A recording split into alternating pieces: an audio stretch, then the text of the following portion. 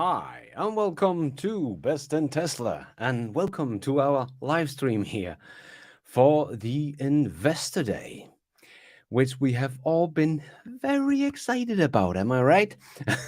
This is going to be hopefully very, very, very excited.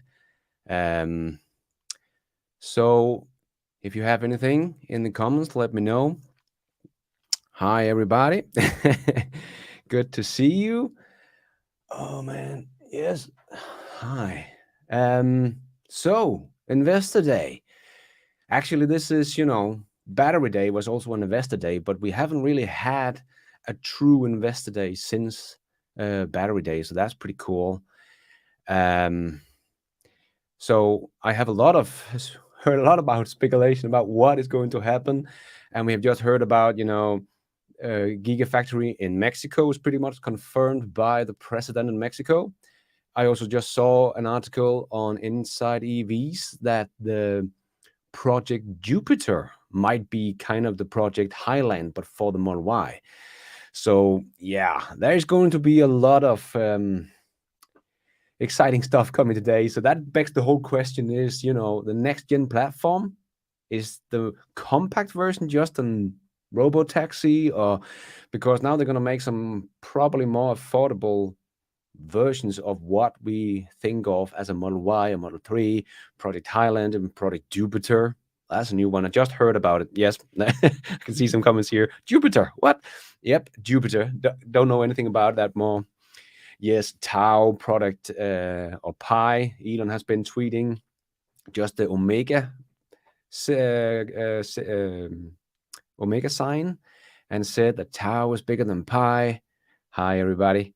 So that's pretty cool. So maybe we're gonna have a Tau Model 3, and maybe a Tau was bigger than Pi? Maybe Tau was just the Model Y, Jupiter, and Pi is the Model 3. I don't know. I'm so excited to hear this. But I think I am probably most excited about just getting to hear about the next generation production, because I think that's what it's all about, especially when you go hear that Mexico was chosen as the next, or probably more, maybe one in Canada, maybe one in Indonesia, who knows? But why in Mexico? My first thought was that that's because it is cheap labor. And when it comes to good evening, hello everybody. When it comes to production of a robo-taxi, it really all comes down to the cost of the car, right? It doesn't really matter if there's an EV incentive for people to buy an electric vehicle. It doesn't matter. All is about getting the cost down of the vehicle. So this is, I'm really looking forward to hear about if that's the case. That's where they're going to build the Model 2.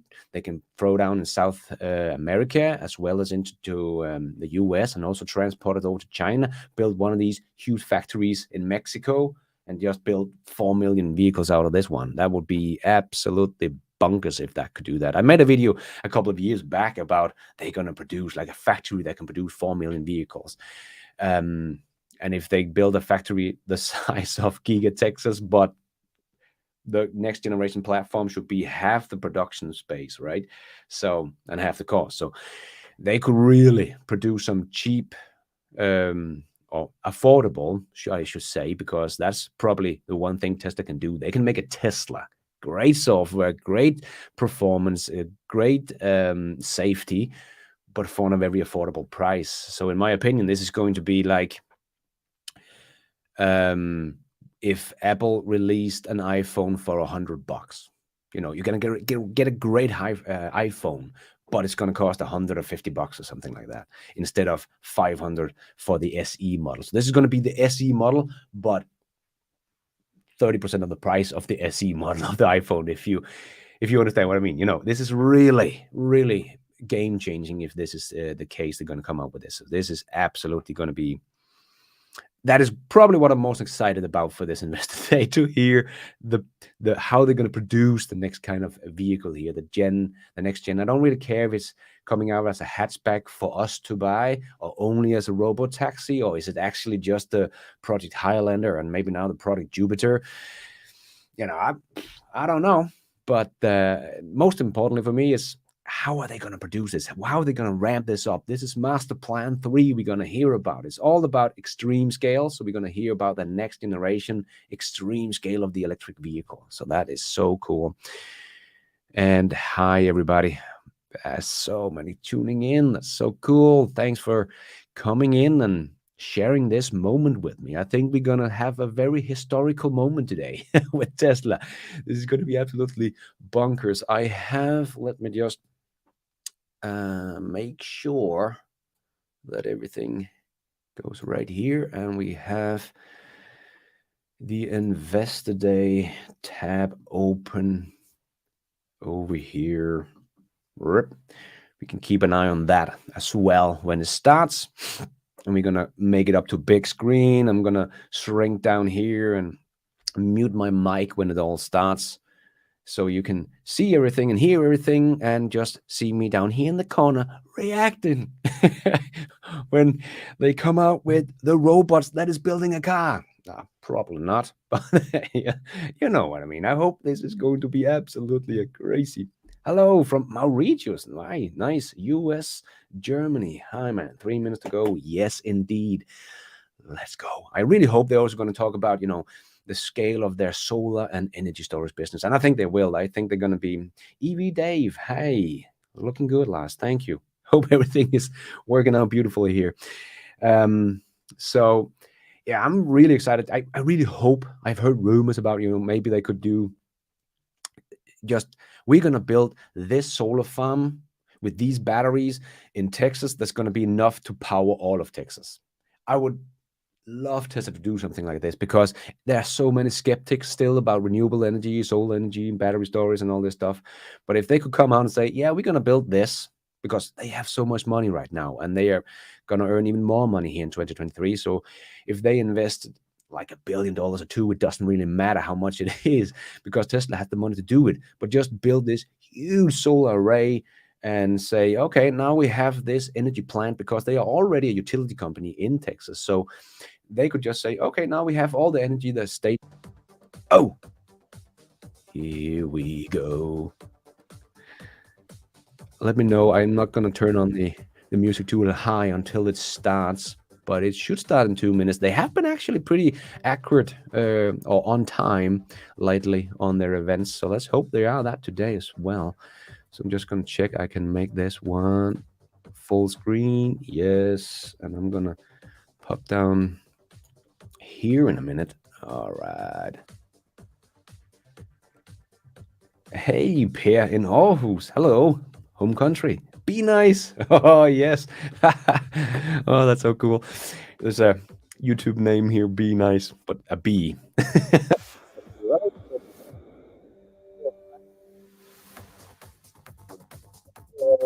Patrons, well, thank you. I'll definitely follow us. Thank you so much for tuning in, guys. This is going to be epic. Oh. I'm just going to mute my mic. Please let me know if you can hear what's going on the music side, the playing of the.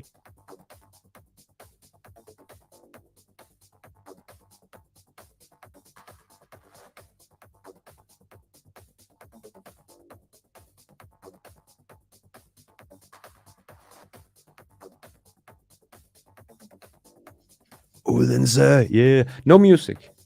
You can't hear the music?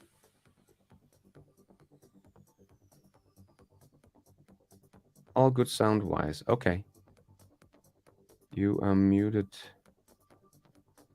Noise in the background.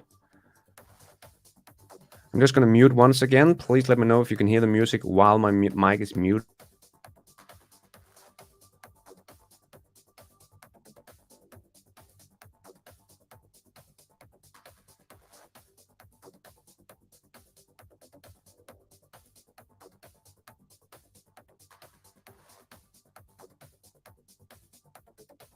Yes, the music is pretty soft right now, so if you can hear it, that's good. I think that's good. It's not very loud.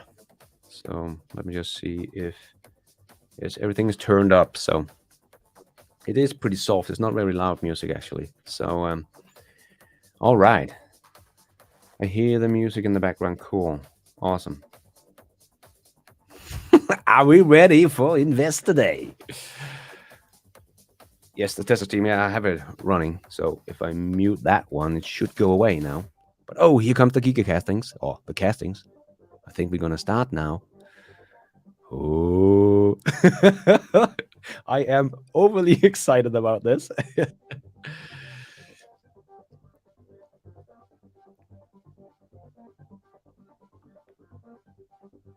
Good, thank you.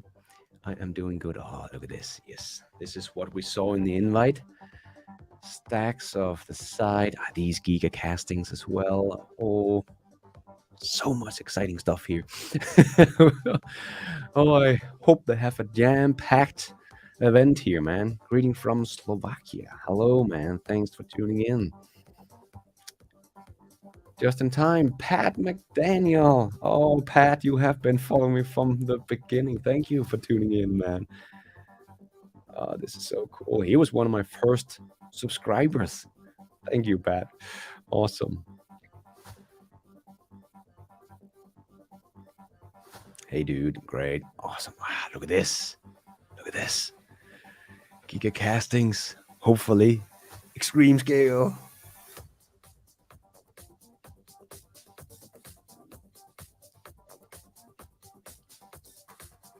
South Africa. Hello. Turkey, Istanbul. Good evening. I love your book. Thank you. Goodil One, also a patron. Hello, members as well. Thank you. Awesome. So cool to see all you guys. Yeah, you two know each other. Awesome. Oh, look at this. Extreme scale. Extreme scale, guys. I am so ready for this. I really, really hope this is going to be as good as we all hope.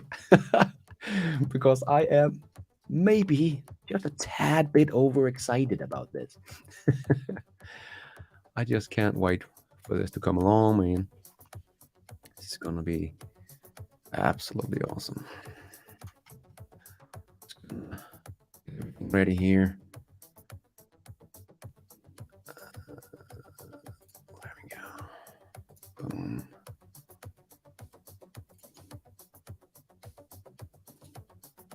Get me a Google Doc so I can write some notes here. Investor Day. Right. Oh, yes. Oh, yes. From China. Oh, cool. Hey, man. Let's go. This is extreme scale. Oh, but I do hope they talk about also their solar and energy business, the battery business, mining, refining, you know, making cathodes and anodes and all that. Okay. Okay. Are we ready, guys? I think. Come on, Tesla. Go live already. Tunisia, Canada, Philippines. Oh, man. You guys are from all over the place. Thank you for tuning in, man. Spending the evening with me. I don't have a tequila shot, but I have some water we can drink. Ah, Sverige. Welcome. California. Texas. Hello, everybody.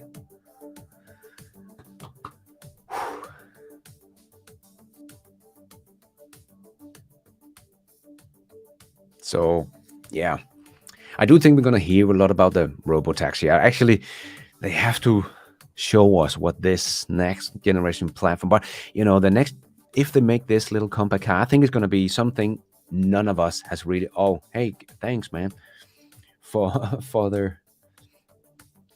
the chat here. It's been exciting. Yeah, Morten, definitely exciting. Definitely. Oh, man.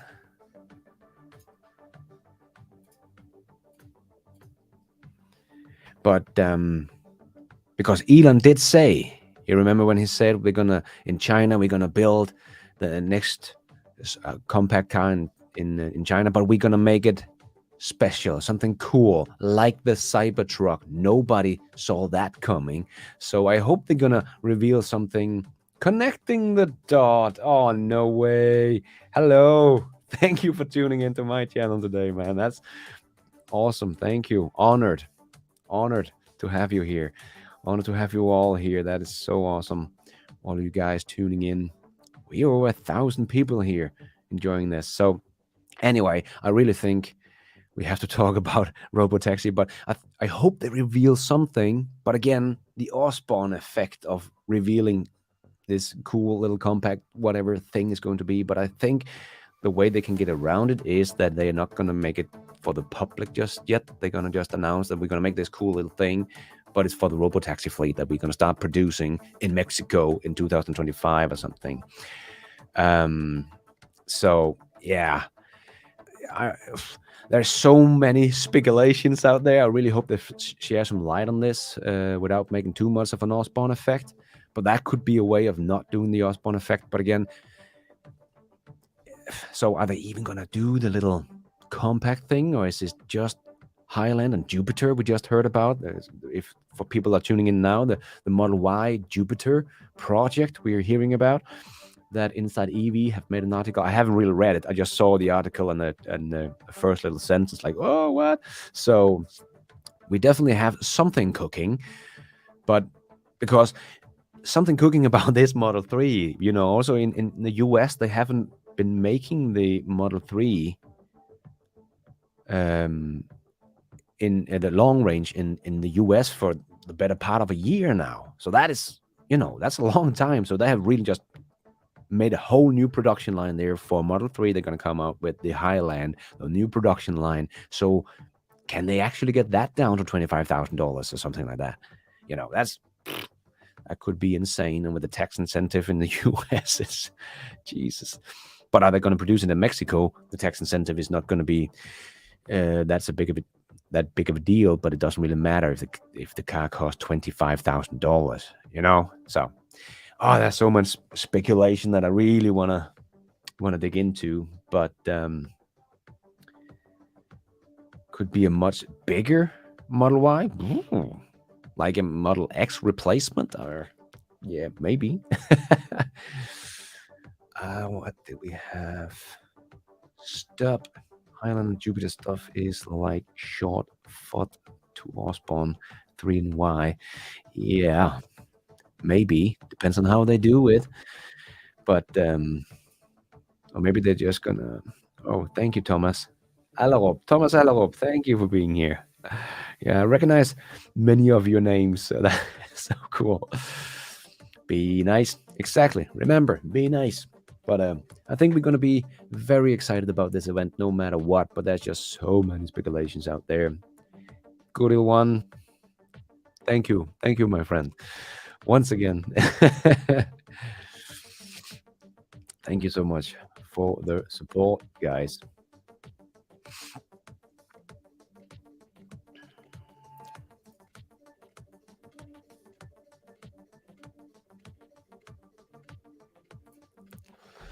Thomas Allerop. No, you have a plate that says Tesla, or what do you? Awesome picture. So cool. Thank you so much for the support, guys. So yeah, so this is probably what I'm most excited about to see. How are they going to handle this? Because the Osborne effect could be really big if they come with a Highlander and a Jupiter that's eating into the owns. I don't know how they're going to do this. I really have no idea how they're going to be able to pull this one off with these Highland and Jupiter projects without doing some sort of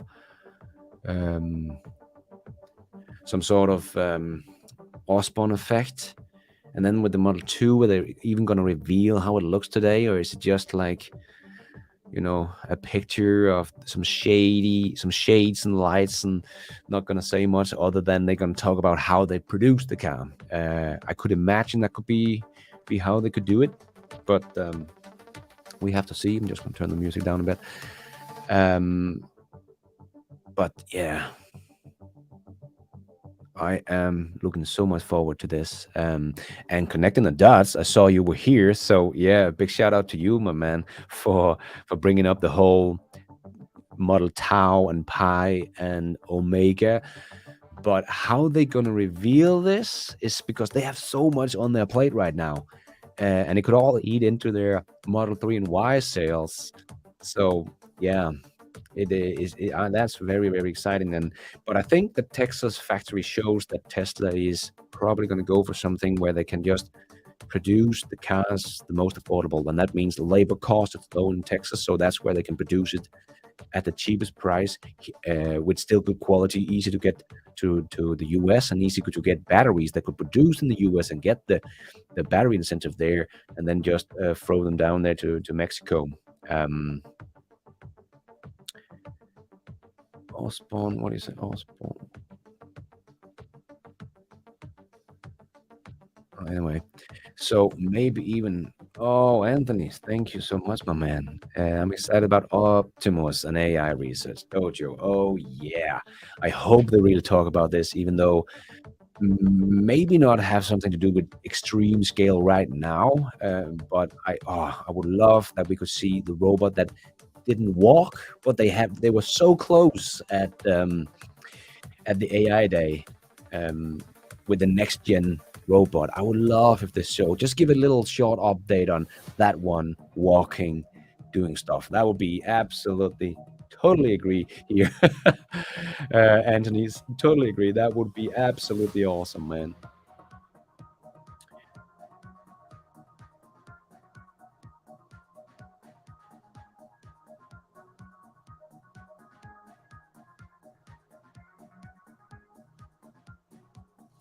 What are you saying? Connecting the dots here. The opening picture is stamping, not casting of chassis. Yeah, probably. Probably. Um, yeah, so, but opening a Gigafactory in Mexico, many thought that would not happen. So maybe Indonesia is also not out of the question anymore, because we also have the materials down there. Tesla is getting into refinery. They're making a cathode building in Texas. So they're really getting into all this, refining lithium, making their own cathodes and anodes. So they could build a factory down there where the labor cost is also cheaper than China, and have the raw material there and start refining and making this material, so they're not so dependent on China anymore for all these uh, refined material that is going to China, and everything is in China. And the whole political um, conflict there is between the US and China could make some trouble. So it could be um, a big risky move to build a huge big factory in China that could produce 4 million tiny models. That could be a big risk. But building it in Indonesia, they could probably make it as cheap as possible and then just export it there to all of Asia, New Zealand, and so on. New multi vehicle platform, not single new model. Yes, exactly. It's a next generation platform, that's for sure. So that is probably one they're going to test out on the Highlander, on the maybe the Project Jupiter. Got no idea about that one. And then the whole next vehicle as well. Maybe they have learned something that they could put into the Cybertruck even to make that not rise too much in price. So if they come back with the prices that it stays about the same price, that would be pretty cool as well, if that could be the case. But China is the biggest car market in the world, so Tesla need to be there. But maybe they don't want to risk because we heard about the extension of that factory a long time ago, and that was pretty much a done deal, and we're just waiting on them, you know, to build this one. But that hasn't happened yet. And yeah, so and they built really fast in China, so they could easily get that up and running pretty quickly. But maybe that is they waiting to reveal the Model 2. I don't know. So yeah, definitely many multiple vehicle platform. It's the next generation platform that they can build multiple vehicles on, but it costs Tesla have to produce. This is going to be absolutely insane. Ah.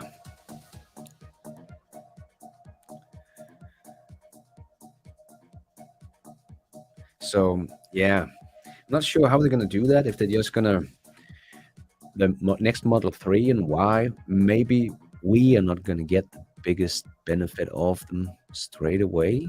Maybe Tesla's just gonna earn big bucks, if they can produce the long range, but do it much cheaper than they did before. They're just gonna take all that profit until they can get all their factories ramped up on this new generation platform for the Model 3 and Y, and force the price down later. Could also be a way of not getting an Osborne effect, but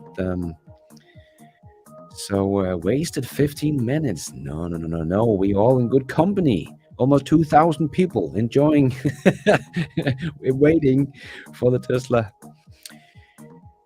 Investor Day to begin. But yes, but luckily it's not like in the middle of the night here where I am. Usually it's in the middle of the night, 2 o'clock, 3 o'clock, 4 o'clock in the night. But today it's 10 o'clock here, or quarter past 10 now. So actually not too tired still. So the kids are sleeping. I think my wife is going to bed very soon. And I am here. Yes, we're going to the moon. Yes, come along. We can be 100 people on one starship, right? So let's go to the moon. But yes, I hope they do talk about their robot and AI, because yeah, it's maybe not something about, maybe it's not in Master Plan 3, and it has not much to do with extreme scale, but it does have something to do with investors and why we invest in Tesla and would continue to invest in Tesla, because of the insane potential there is for robots and AI. That is a whole other level. Like I made a video about where I compared Tesla to Chom, because they're gonna be an insane company with all this.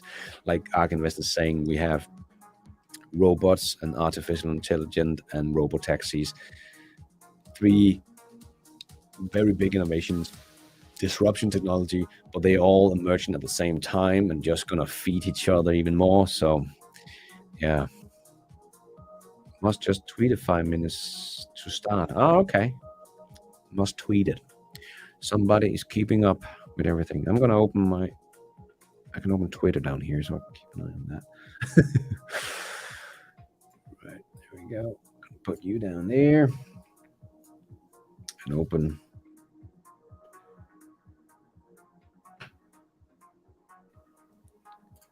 Are you ready? But the street going to, what do you think? Are the street gonna understand what's going on today?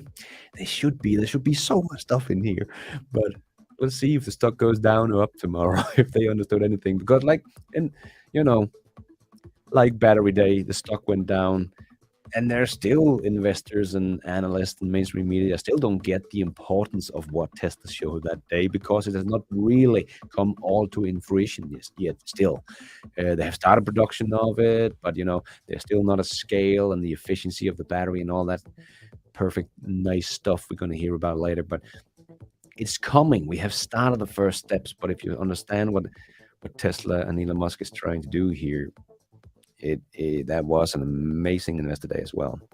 So I am really excited. But I think this is going to be, this could be one of the most important and biggest investor days of Tesla's history, because this is where we have to remember, because this is going to be about production, I think, as well, because that's probably what Project Highland and all this next generation stuff is about. It's all about the production. As Elon say, it's the pace of innovation. That's all that matters. And the product is the factory. So yeah, we're going to hear a lot about this production and how they're going to scale this up.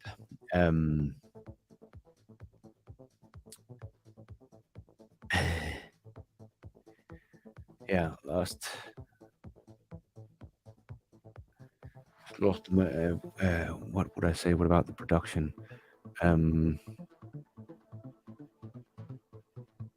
Yeah, I would say we have to remember this is generation 4 for Tesla, and the other guys, the competition is on number one, right? And Volkswagen's number one. Herbert D said they would try to catch up with Tesla's Generation 3 platform, the Model 3, how fast Tesla was able to produce that back in 2021. They wanted to do that in 2026, but now that's been postponed to the end of this decade. And now Tesla is going to come out with their next generation platform that is going to be much faster to produce as well, because I think so, as the production space is cut in half and the cost is cut in half. The others are not making money on EVs yet, and Tesla is going to cut it in half. Yeah, this is just absolutely death blow to the legacy automakers or the auto industry. How are anybody's going to keep up with this? And they could make it as a robotaxi as well. They can make a robotaxi for maybe $20,000 or something like that. And the others are still messing around with robotaxis that cost $200,000, like, 10x. And Tesla has the production, so they can scale it up. The others don't. And like Brian Wang has talked about, you can't even scale up the others yet, because there is not enough LiDAR being produced in the world. Like batteries for EVs, we need to scale that up before we can really get to a massive scale, but we also need to scale up LiDAR if somebody comes up with a robotaxi, full self-driving autonomous car at some point. They can't just scale that up because they don't even have the LiDAR to do so. So, yeah, Tesla just so much in front here in production that like Tesla said, we're going to be head and shoulders above anybody in production. And oh yes, indeed, they are. They are not even, the others are still trying to catch up to Generation 2, the Model S and X, right? But hardly catched up to Model 3 and Y, and it's definitely not in cost and production speed. They're not even close to that. And now Tesla's going to take it to a whole new level. Mind is blown. I think this is going to be such a big moment in the automotive industry history today, when they show the next generation platform, what they are able to do in production. Toyota has just today, or I saw it today anyway, that they were out admitting they ripped apart a Model Y and said that is a work of art. It is unbelievable. Toyota, that has invented lean production, right, was out saying this on the day of Investor Day. They don't know what's coming, man. They are looking at a 2-year-old car, maybe not a 2-year-old car because they innovate all the time, but still, they're looking at the old generation, right? The third generation platform. And Tesla is going to come out now with something more insane, a better work of art, and even more unbelievable. Many people are probably not going to believe it, so that's why the stock could go down tomorrow, because they can't build a factory that can produce 4 million cars or whatever. It can never be that. And Stellantis is going to come out and say they can't be produced. Or Mercedes is going to come out and say it's physically impossible. They defy physics. It can't be that cheap to build a car, 5 minutes, Elon. You said that 8 minutes ago. But don't worry. Full self-driving is going to be here in 2 weeks. Elon and timelines, right? Oh, anyway, there's going to be so much stuff here. I'm just so freaking excited about it. But yeah, I just, but it is crazy that Volkswagen, definitely Herbert Diess was out saying that they can produce the ID.3 that is very inferior to the Tesla Model 3. It takes them 3 times longer to produce that. So they have kind of admitted they're behind Tesla in production. Ford has been out saying, and Ford was out saying that they will never catch up to Tesla in efficiency and cost of producing EVs. That's some big claims there. Like we can't do this. We're not going to catch up to them. Oh, and now we have Toyota coming out and saying, yeah, we have a thing to do to learn from Tesla. What a work of art they have done, and it's unbelievable. Oh, yes. You should have looked at that report that Sandy Munro did on the Model Y 2 years ago, Toyota. Now I'm just afraid you are too late. but we'll see.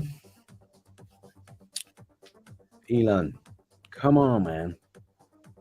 No, we don't want to wait anymore. You said 5 minutes. No, it's dot, dot, dot. Tesla Investor Day. 1 minute ago. He just made some dots. So are we ready? Elon, we ready. Oh, thank you guys for tuning in, man. I really appreciate it. My mind is always blown with the love and cool people in this community, that there are 2,000 people sitting here with me enjoying this moment. Thank you. Thank you guys. Really, really appreciate you all coming here, hanging out. And it's so cool to see some of your names. I do see your comments and some of your patrons and members and followers. And some has been here for a long time. So, yeah, thank you so much for tuning in. 30 minutes. Come on, man. Elon, dot, dot, dot. Yes, we are ready. When you are, let's go. For the next generation platform. Oh, there's so much speculation. I hope we get some answers and not just more question marks after this Investor Day. But oh, here we go. Here we go. I'm going to shut up and mute my mic. Let me know if there's anything wrong with the sound when it all comes on. It should be. Here we go. Here we go. Enjoy, guys. Enjoy.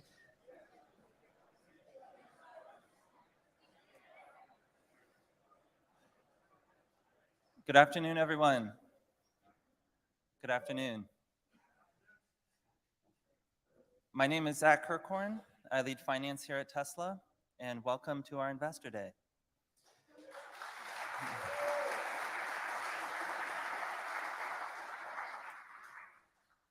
For those of you here in the audience at our global headquarters in Austin, Texas, we welcome you. Thank you for being here and thank you for traveling in.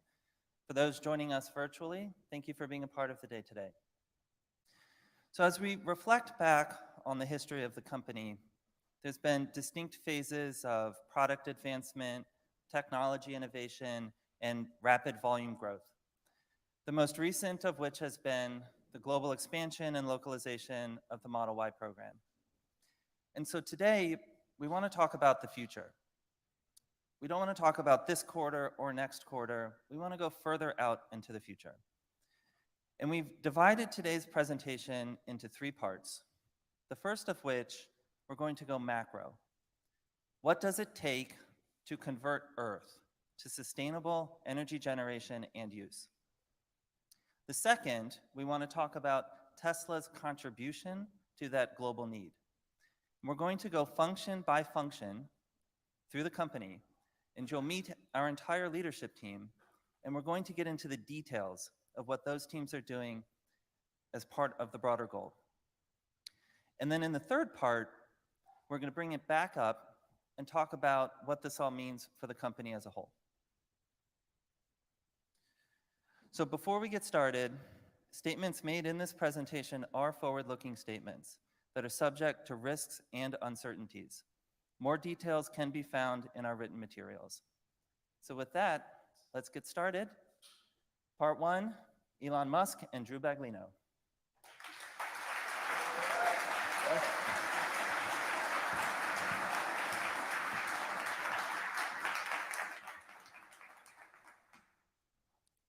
All right, master plan part 3. So as Zach was mentioning, the thing that I think is we wanted to convey, probably more importantly than anything else that we talk about here, is that there is a clear path to a sustainable energy Earth. It's not, it doesn't require destroying natural habitats. It doesn't require us to be austere and stop using electricity and sort of be in the cold or anything. The story, and I think that this holds together quite well, and we'll be actually publishing a detailed white paper with all of our assumptions and calculations, is that there is a clear path to a fully sustainable Earth with abundance. In fact, you could support a civilization much bigger than Earth, than much more than the 8 billion humans. could actually be supported sustainably on Earth. And I'm just often shocked and surprised by how few people realize this.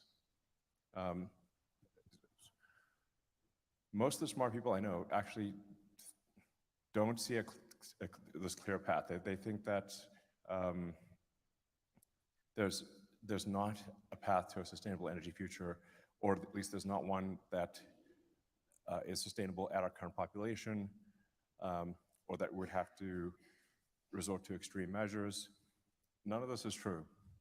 So we're going to walk through the calculations for how to create a sustainable energy civilization. Yeah. And to set the stage, today our energy economy, let's be honest, it's dirty and it's wasteful. Over 80% of global energy, primary energy, comes from fossil fuels, and only 1/3 of that global energy actually ends up delivering useful work or heat. This is the problem statement, but we're here to talk about the solution. Yeah, it's like for some of this I'm going to elaborate because there's a very wide range of technical expertise out there, from people who are like, whatever, level 9 wizards in the subject, to people who do not do engineering at all. So if you have a gasoline car, you're converting less than 1/3, often maybe only 25% of the energy in the gasoline is converted into motion. The rest is turned into waste heat. That doesn't do any good at all. And there's a lot of energy required even to get the oil out of the ground, to refine the oil, and to transport the gasoline to the gas station. So when you look at all that, for a typical gasoline car is actually going to be using less than 20%, fully considered, of the energy from the oil actually goes into motion. So this is when we see people doing calculations for what does it take to create a sustainable energy Earth, they assume that the same energy amount is required for an electrified civilization versus a combustion civilization. This is not true, because most of the energy of combustion is waste heat. And even to get the fuel to combust in the first place and get it to the end use, there's a lot lost along the way. I mean, This is the primary energy consumption, 165 petawatt hours a year. Petawatt hour is a trillion kilowatt hours, so it's a large amount of energy. But the nice thing about electrified economy, there's a better way, we're going to talk about it, is that through end use efficiency and through efficiency along every step of the way, actually the total energy use halves. So this is one of the most enabling aspects of electrifying everything, is that the sustainable energy economy is that much easier to accomplish. It's actually half the problem statement of the fossil fuel economy. Yeah, and we're being conservative here, so it could be better than half, but we're trying to have assumptions that are reasonable, not overly optimistic, in fact, slightly pessimistic. So it's really better than half, but just say it's easy to make the argument that we need half as much energy with an electric economy versus a combustion economy. Yep. So how the master plan works, you want to talk about? Yeah. So the thing that is needed at very large scale that is not currently present is a vast amount of battery energy storage. Our rough calculations are that this is about 240 terawatt hours, or 240,000 gigawatt hours. This is a lot of batteries, but it is actually a very achievable amount. We'll go into details on that. Yep. So that's a combination of electric vehicles and stationary storage. So if you've got solar or wind, you've got to store the energy when the wind is not blowing, the sun is not shining. And so we're assuming sort of an 8-to-1 ratio of stored energy to power. So 30 terawatt hours of power, 30 terawatts of power. Our actual capital expenditure calculation for manufacturing investment is more like 6 trillion, but we made it higher to make it 10 trillion. And this is across mining, refining, battery factories, recycling, vehicle factories, all the things that we're going to talk about needing to invest in to build this sustainable energy economy. Yeah. Now, if you look at the total world economy, it's just under 100 trillion. So if this was spread out, say over 10 years, it would be 1% of the global economy. Over 20 years, it would be 0.5% Very of the doable. global economy. So this is,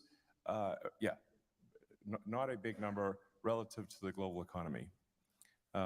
As Drew mentioned, you need about half as much energy with an electric economy versus a combustion economy. And in terms of wind and solar, how much land would be used? It's less than 0.2% of the land area of Earth. Like generally people don't realize quite how much energy is reaching us from the sun. It's roughly a gigawatt per square kilometer. And the sun doesn't shine all the time, but it's if you multiply that by, say, 4 to get the continuous power, 4 or 5, then that gives you the land area of solar. And you can put wind and solar often in the same place. So a lot of places that currently have wind, you could have solar there and you double your energy. You can also put wind offshore. It doesn't even need to Yeah. be on land, so wind is even more flexible. You could put solar offshore too. Yep. So Earth is 70% water. Anyway, the point is that with a really a remarkably small amount of Earth's land area, we can go fully sustainable. Yeah.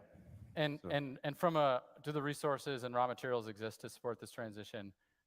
We'll go through that in detail, but we do not see any insurmountable resource challenges at all. In fact, in the end, we should be mining less ore to accomplish this economy than we currently do with the fossil fuel economy, and we're going to talk through that. Yeah, just to emphasize that again, the electrified economy will require less mining than the current economy does. Yes. Less, not more. Okay. So this is the plan, and now we'll get into a little more of the details of the plan. Basically, 5 areas of work. First, renewably power the existing grid. Second, switch to electric vehicles. Third, switch homes, businesses, and industry heating to heat pumps. Fourth, high temp heat delivery and storage for high temp industrial and chemical processes, and a little bit of green hydrogen in there for chemical processes that need hydrogen. And finally, sustainably fueled planes and boats. These are the 5 areas, and we're going to go into detail on all of them. Yeah, I mean, my personal opinion is that as we improve the energy density of batteries, you'll see all transportation go fully electric, with the exception of rockets. That's awkward. But you can make the fuel with CO2 and water. So you can make methane with CO2 and water. So And in you can fact, do that with just electricity. So. Yes, exactly. So, in fact, on Mars, if we hopefully get there at some point, the atmosphere is CO2 and there's water ice throughout Mars. So you can take the CO2 and H2O and turn that into CH4, which is methane and oxygen. So ultimately, even rockets can be electrified. So first, repowering the existing grid with renewables. And this is going to be a consistent theme. You'll see our estimates for the number of terawatt hours, terawatts, and trillions of investment at the bottom of the page. You know, this is already actively occurring in front of us. 60% of the generation added to the US grid was solar in 2022. And actually, on a year-on-year basis, solar deployment is growing 50% year-on-year as of 2022. So this is a serious upswing. And if we continue this trend, this is going to be behind us before we even know it. Yeah. Second, switching to electric vehicles. Again, 21% reduction in fossil fuel use by doing this alone. Obviously, Tesla is heavily engaged in this activity, along with many others. Overall, EV production grew 59% year on year in 2022, and EVs hit an amazing 10% market share. I mean, it's an awesome milestone. I'm super excited to see that. I gotta.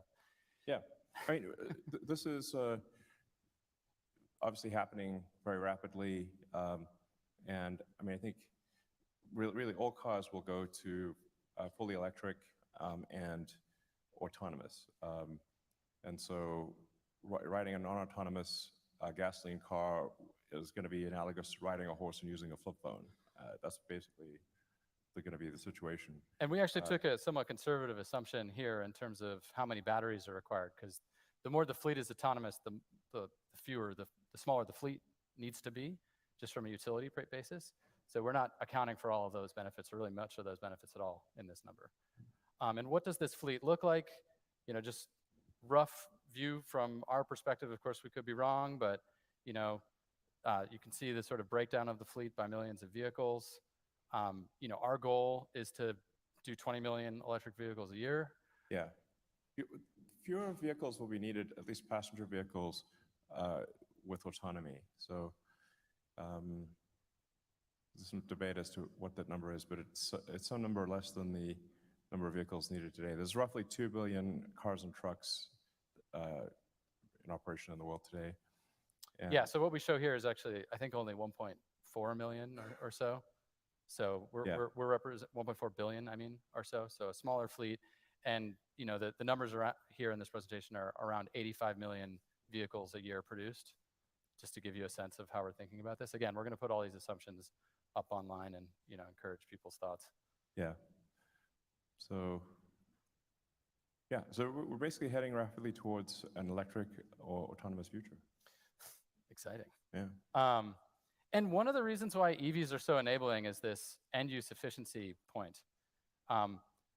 Tesla Model 3, it's 4 times more efficient from the well to wheel than a Toyota Corolla. And that's all about the efficiency of getting the electricity into the car in a sustainable energy economy, and then how efficient the car is in transferring that stored energy to motion on the road.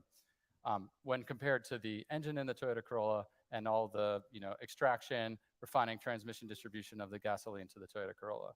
And just for, this is a fun reference, Model 3 can drive over a mile on the energy it takes to boil a pot of water for pasta, and then it can drive another mile on the energy it took to cook the pasta. And that pasta is 1 pound, and Model 3 is like 4,000 pounds. Just to give you a sense of just like, it really doesn't use a lot of energy to move a Model 3, that 4,000 pound object, down the road. Also, heat is a lot more energy than motion. Yeah. Yeah. But people, you just boil a pot of pasta, you don't even think about it. It's just interesting how efficient these cars are. Next, switching to heat pumps in homes, businesses, and industry. Right now, heat pumps meet 10% of building heating needs. Install rates growing 10% year on year. It really needs to accelerate. Heat pumps can serve, heat applications up to 200 C in businesses and industry.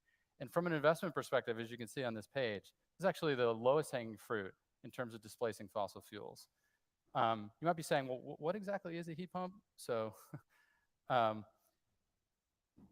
heat pumps don't move heat, don't create heat, they move heat. When you think about like the natural gas furnace in your house, like it is generating heat itself, but what the heat pump is doing is actually moving heat from outside of your house into your house.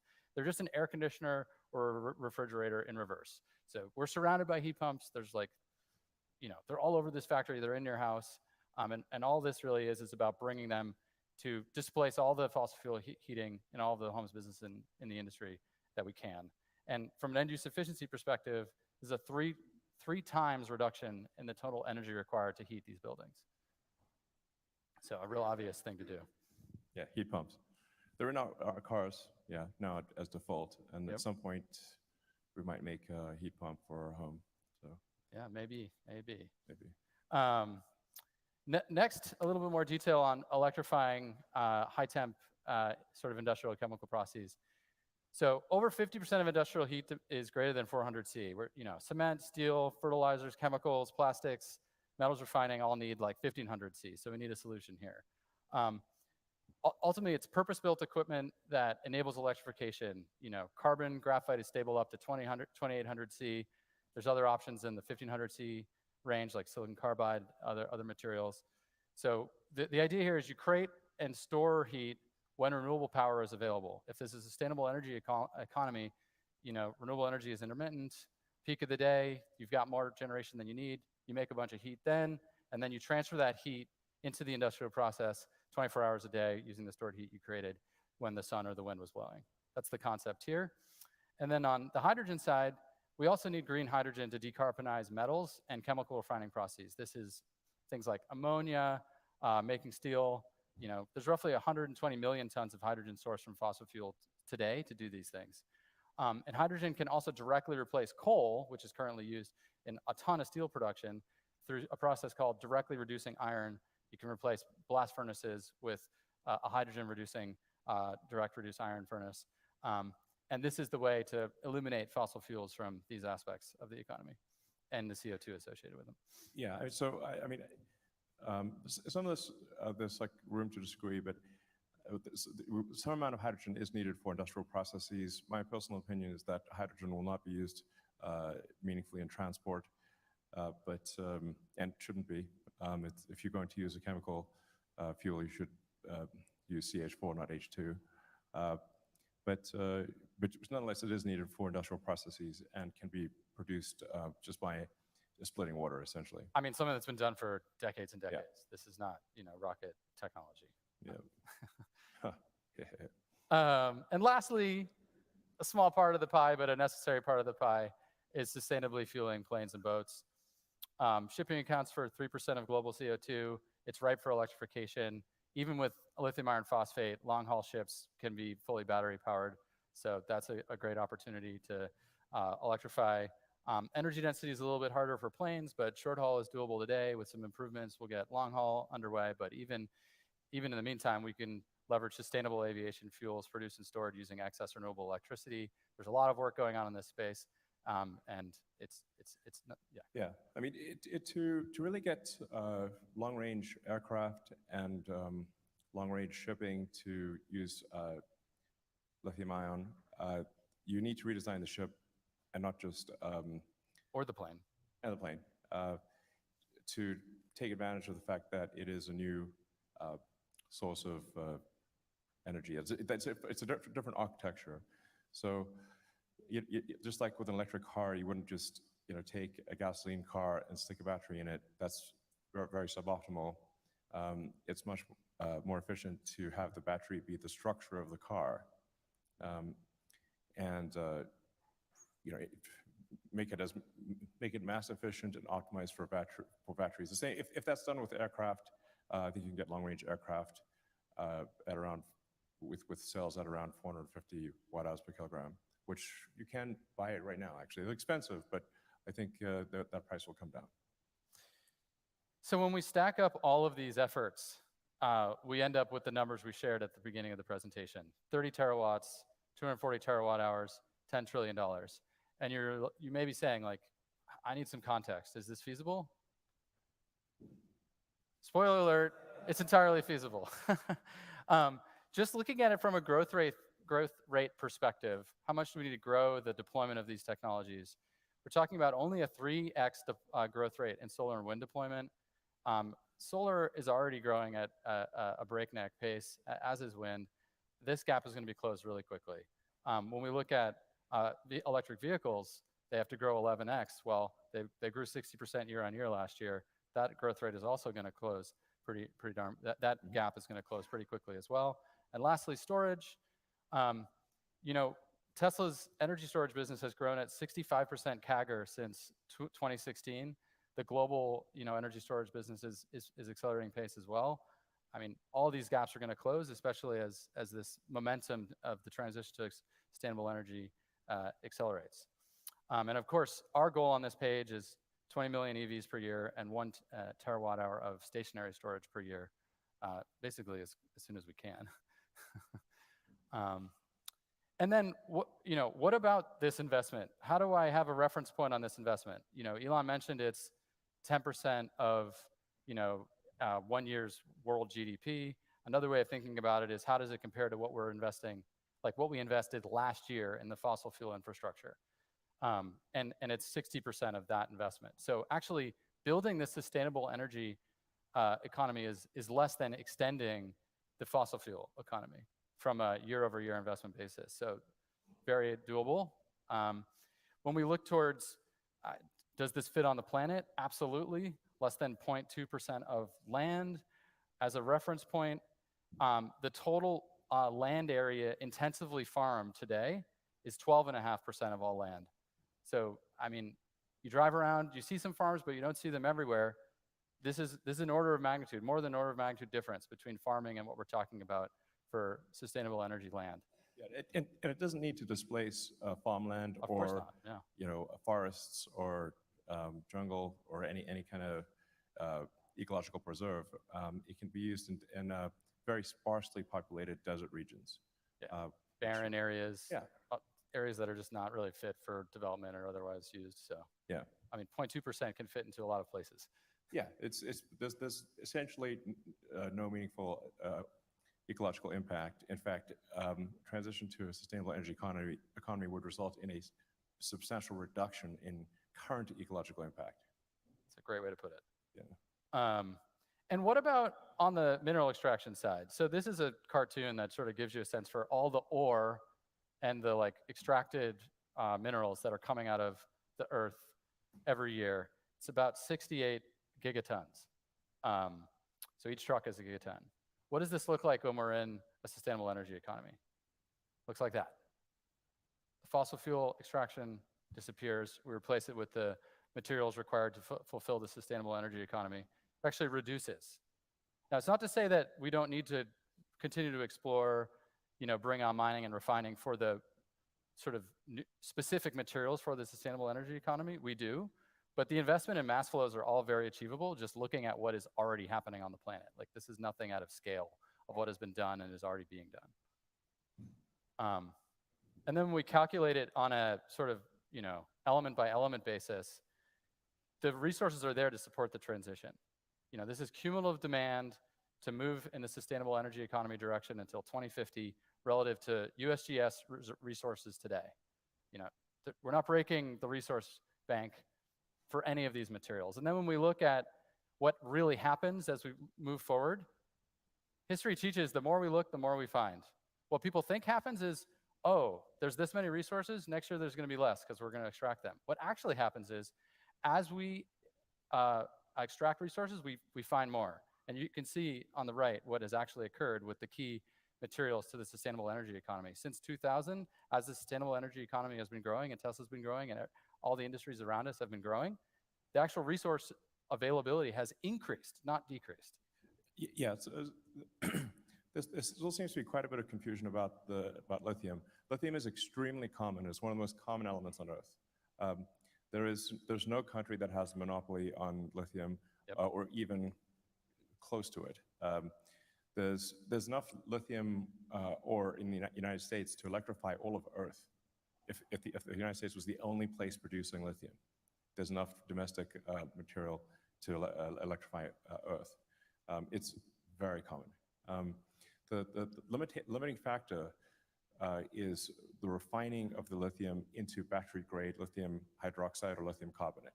That's the actual limiting factor. And the same is true for these other materials. Yes. And this is, again, these are not like crazy technologies. It's just the investments need to be made. And the investments, they're not gigantic. They just need to happen. Right. Nickel is maybe of them all the trickiest one to solve. But as we showed with the graph there, maybe need like 30% of the world's known nickel reserves. So. And the nickel reserves have actually grown since 2000. So. There is more. Yeah, exactly. So. And you only need nickel for basically aircraft, long-range boats, and very long-range cars or trucks. But the vast majority of the heavy lifting for electrification will be iron-based cells. And iron is actually literally the most common element on Earth. So, a little trivia point: if you say, like, what is Earth made of? By mass, it is made of iron more than anything else, and second, oxygen, and then everything else after that. So basically, we're a muddy rust ball is what Earth is. So an iron cathode is sort of, you're definitely not going to run out of iron. There's so much iron, it's insane. So that's it, yeah. So.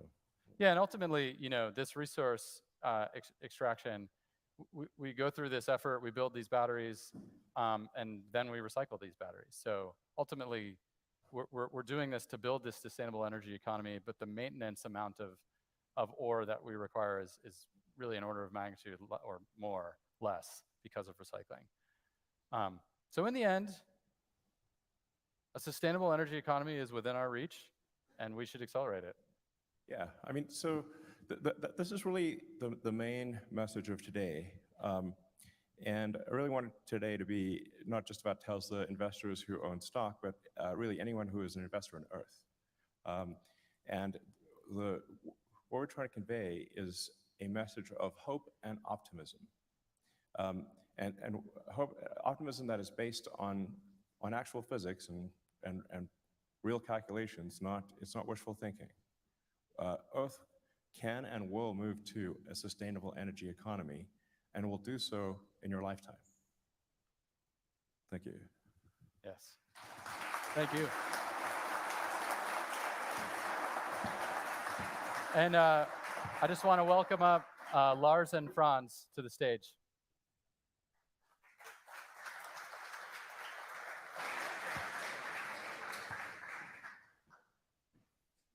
Hi. Hi, I'm Franz. I lead design at Tesla. And I'm Lars. I've been doing vehicles with Franz for almost 13 years now.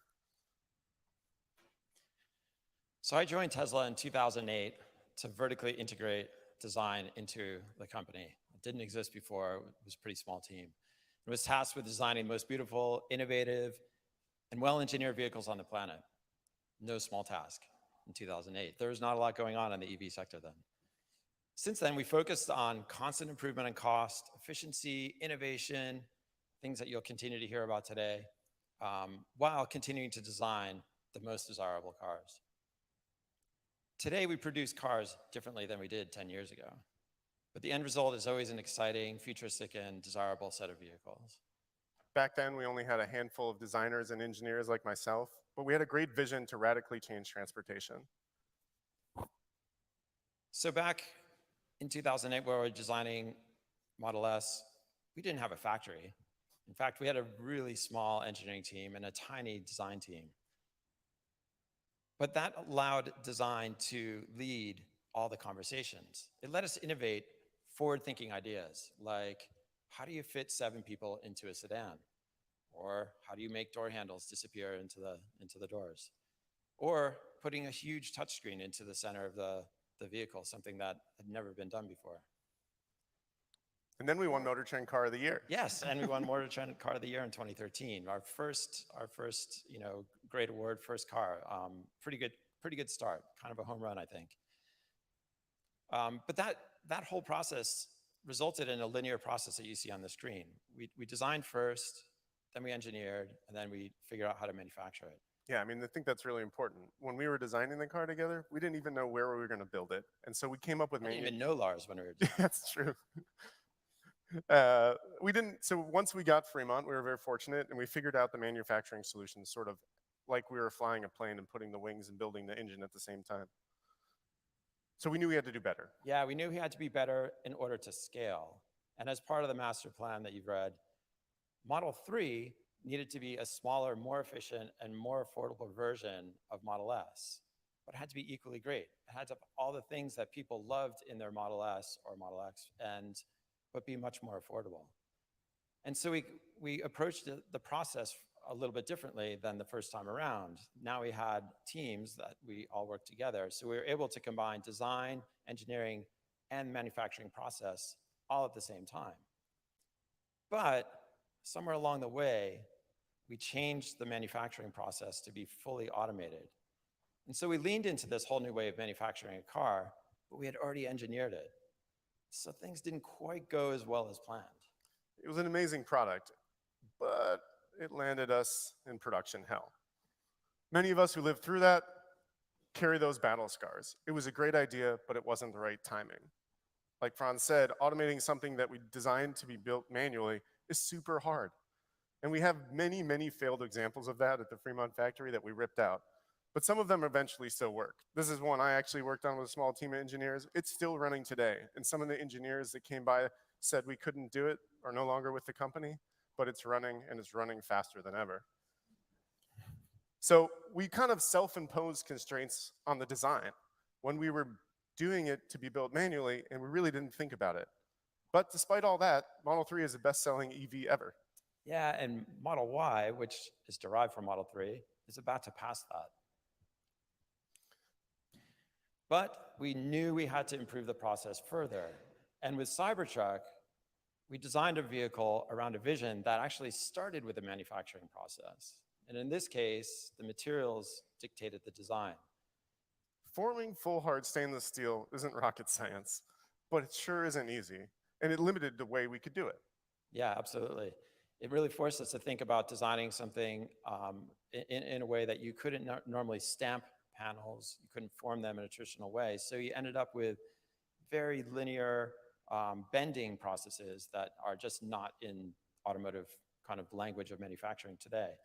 But it actually created a very efficient process and one of the most dynamic designs ever, I believe. It's definitely something that's going to change the road landscape. Hopefully you guys saw it down there and you experienced it. It's definitely real. Those are real trucks. We're on our way to build them. But what that stainless steel opportunity did for us, it has let us rethink the factory footprint. We don't stamp those. That's a huge part of it. We don't even paint them. So our footprint got smaller, and we started to think about innovative ways to take those constraints and make great products. But that constraint didn't really change the end result of the truck. It's a super dynamic truck, and it has all the functionality you would expect out of any of the other competitive trucks. And the best thing about it, it's coming this year.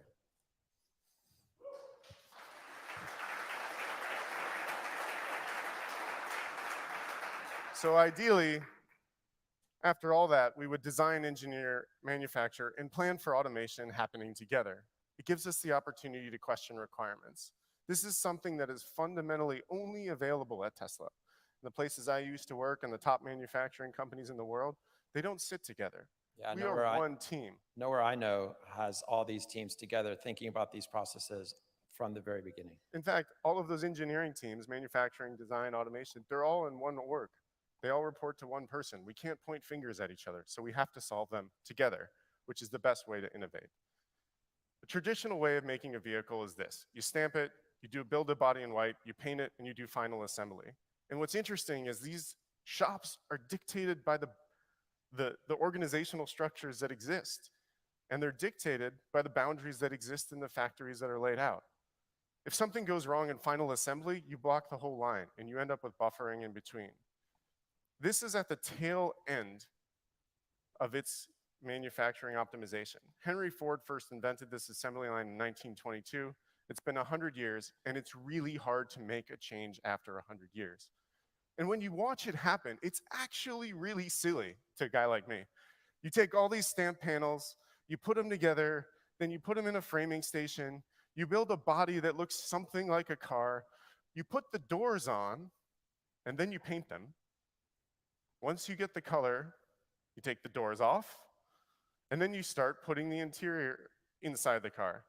It comes in through the openings that already exist. I wish it went in like this big piece like this, but there's actually people coming in and out of the car. There's awkward movements. Then we lift the car up, we put stuff from underneath it, we put it down, then we put the seats in the car, and finally, we close it all out with glass, and we bring those doors that went away for a trip, and we put them back in the car. Most of the time, we're doing this with a big, giant car and moving it and doing really nothing to it at all. What's funny, though, in this kind of whole process is that just recently, Toyota just called this an engineering work of art. True. The Model Y. That was humbling, but at Tesla, it's not good enough. If we're going to scale the way we want to do, we have to rethink manufacturing again. As part of the master plan, we have to make another step change in cost. We started this on Model Y when we made these huge gigacastings, and we deleted hundreds of parts. We simplified assembly with the Model Y structural battery, where we decided the floor should be a part of the car. The battery is the floor. We put the seats and the interior on the battery, and we bring it up through a big open hole, and we assemble it. And this allowed us to do things in parallel, fully rethinking the process and reducing the final assembly line by about 10%. And we thought maybe we could do this other places. Yeah, I mean, in a way, the constraints become part of the solution rather than a problem. So when you think about what I'm trying to say, I really want to hammer this home. When you have a car that's about 5 meters long and you have people working around it like we did in Model 3, and we change that to this process where we take different parts of the car and we can do more at the same time, like we did with the Model Y structural battery pack. What you see here is us doing that on the front part of the vehicle or the rear part of the vehicle. That means we can get more people working on the car, or robots, working on it at the same time. That means we have better operator density, less time doing nothing. I call that space-time efficiency. It has nothing to do with quantum mechanics. We can have that conversation later.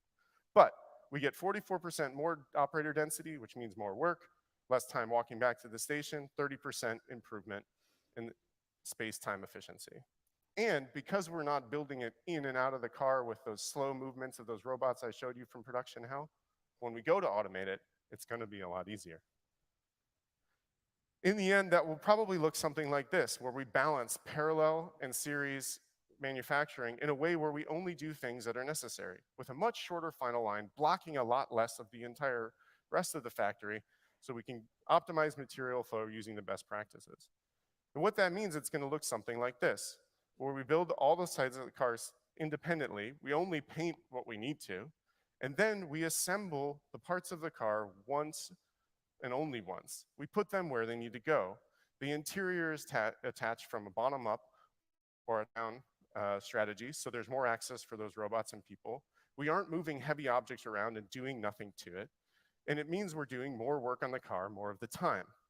And then when we take all of these tested sub-assemblies and we put them together, we finally assemble the car only one time, putting the sides on with all of their parts to a front and rear that was already assembled, carrying the floor in with the seats, and finally boxing it out with the doors one time, just like Cybertruck. So in the end, you get the same car, but it's not going to be a Model Y. Yeah, this is not. Yeah. This is a Model Y for illustration, not the next gen vehicle. In the end, what does that mean? To increase the scale and adoption of electric vehicles on the orders of magnitude that we just showed you, we have to make constraints part of the solution. It leads us to greater than 40% reduction in footprint, which means we can build factories faster with less CapEx and more output per unit. Faster, less CapEx, more output per unit dollar. Zach's going to go into more details on this later, but it also means through this innovation and some of what my other engineering colleagues are going to talk to you about in the future, we'll reduce costs as much as 50%. This is the 2-for-1 concept you hear me and Elon talking about on earnings calls. Yeah, so I think our track record proves that we can deliver the best cars, and we deliver the best cars in spite of, because of these constraints. And I'd love to really show you what I mean and unveil the next gen car. But you're gonna have to trust me on that until a later date. And I promise we'll always be delivering exciting, compelling, and desirable vehicles, like as we always have. Have we ever not? We always do. But what else is Tesla known for? Speed. So with that, I want to bring on Colin, who's in charge of making our cars go fast.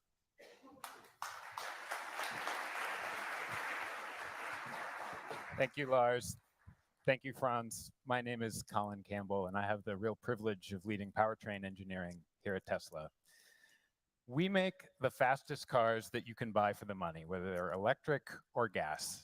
And the Model S Plaid that we're looking at here, it has more than 1,000 horsepower, and pound per pound, the motors in that car are as powerful as jet engines.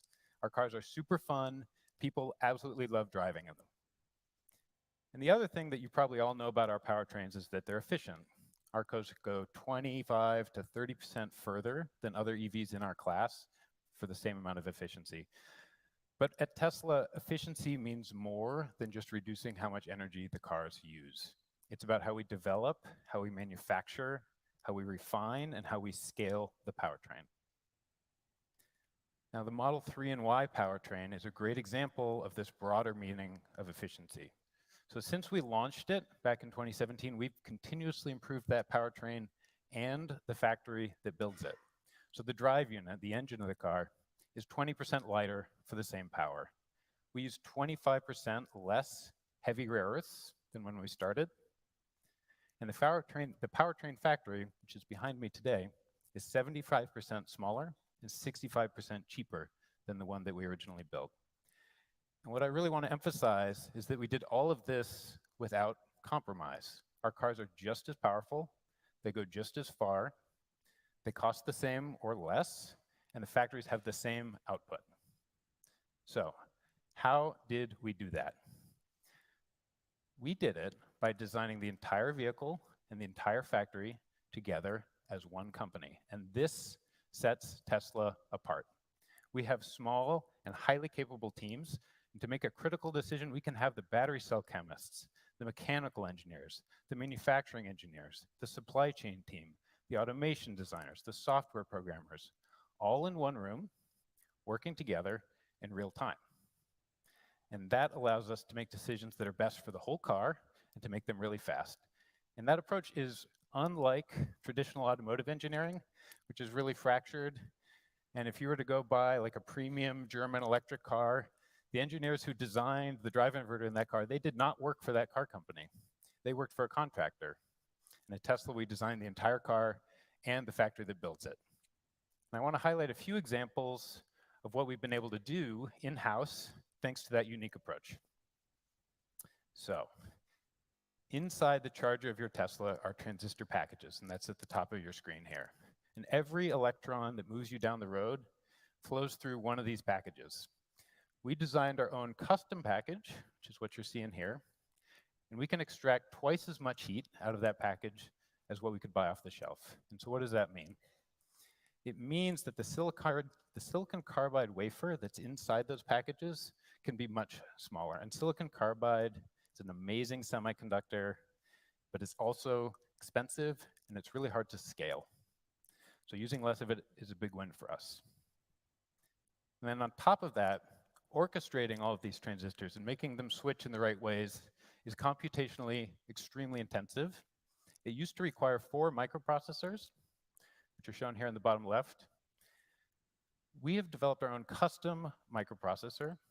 It's purpose-built for high-power electronics. It's half the cost, and it does, in just one, the job of all of those 4. And these are just 2 examples of many that I could use to showcase our expertise in high-power electronics. And that expertise has allowed us to take the cost of the chargers that were in our Model S when we launched it in 2012, both the cost and the mass, and cut both of those in half. And even more important, the power electronics, they're central not just to our cars. They're also central to our superchargers and to our energy storage products, and Rebecca and Mike will be talking more about that. So in addition to the work that we've done in software and hardware, we've also done a lot of work in-house on software. So this is the drive unit for Model 3 and Y, and if we take a cross-section, we see the stator and the rotor, and they're responsible for the core function of the drive unit, which is converting electricity into motion. And our custom software lets us simulate the rotating magnetic field that is responsible for that conversion. And getting that simulation exactly right, it's central to the cost, the weight, the size, and even the sound of the drive unit. And now, you can buy software that will do all of this, but our tools are faster, and they're more accurate, and that was not easy to do.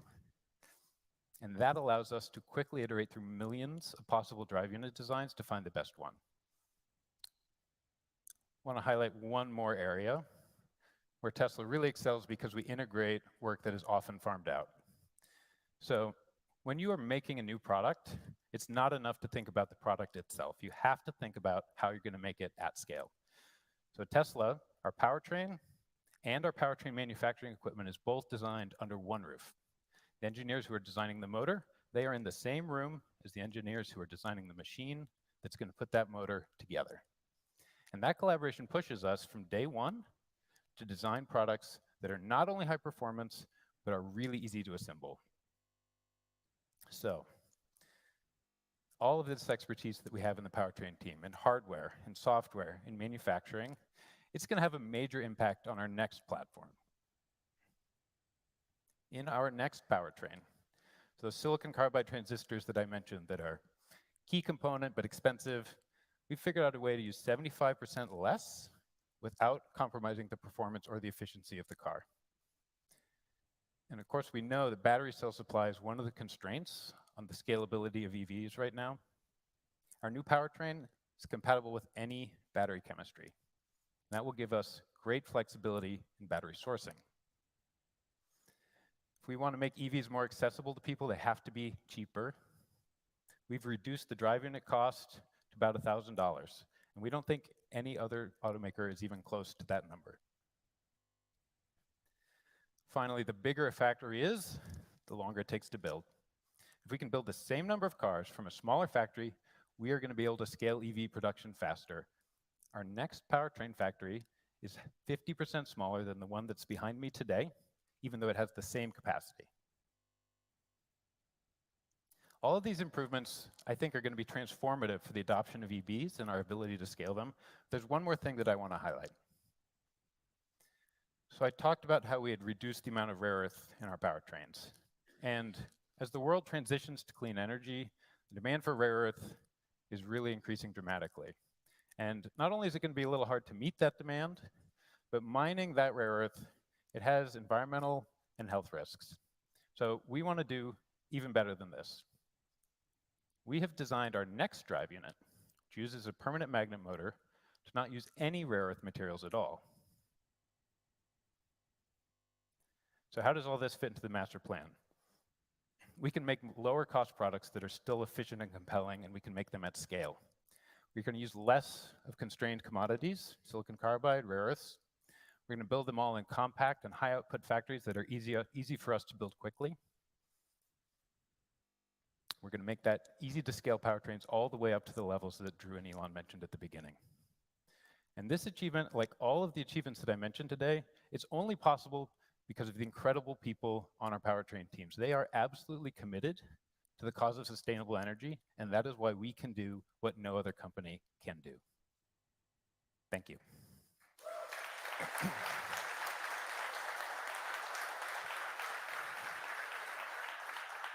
So next, I'd like to welcome my colleagues Pete Bannon and David Lau. Thanks, Colin.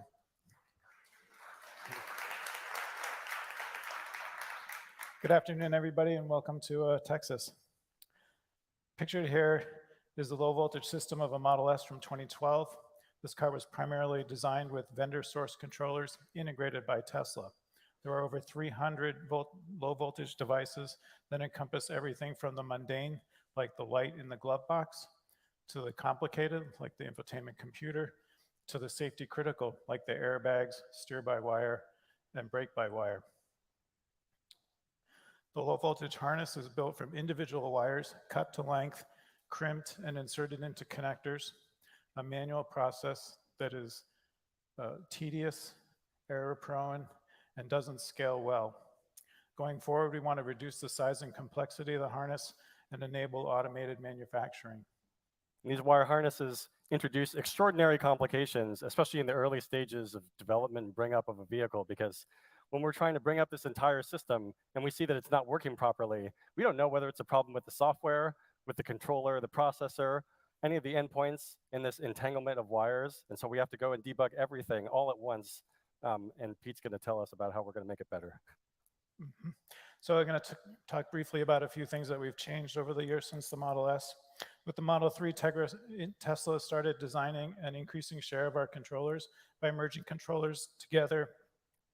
And we were able to simplify the design with a significant reduction in wire count and weight.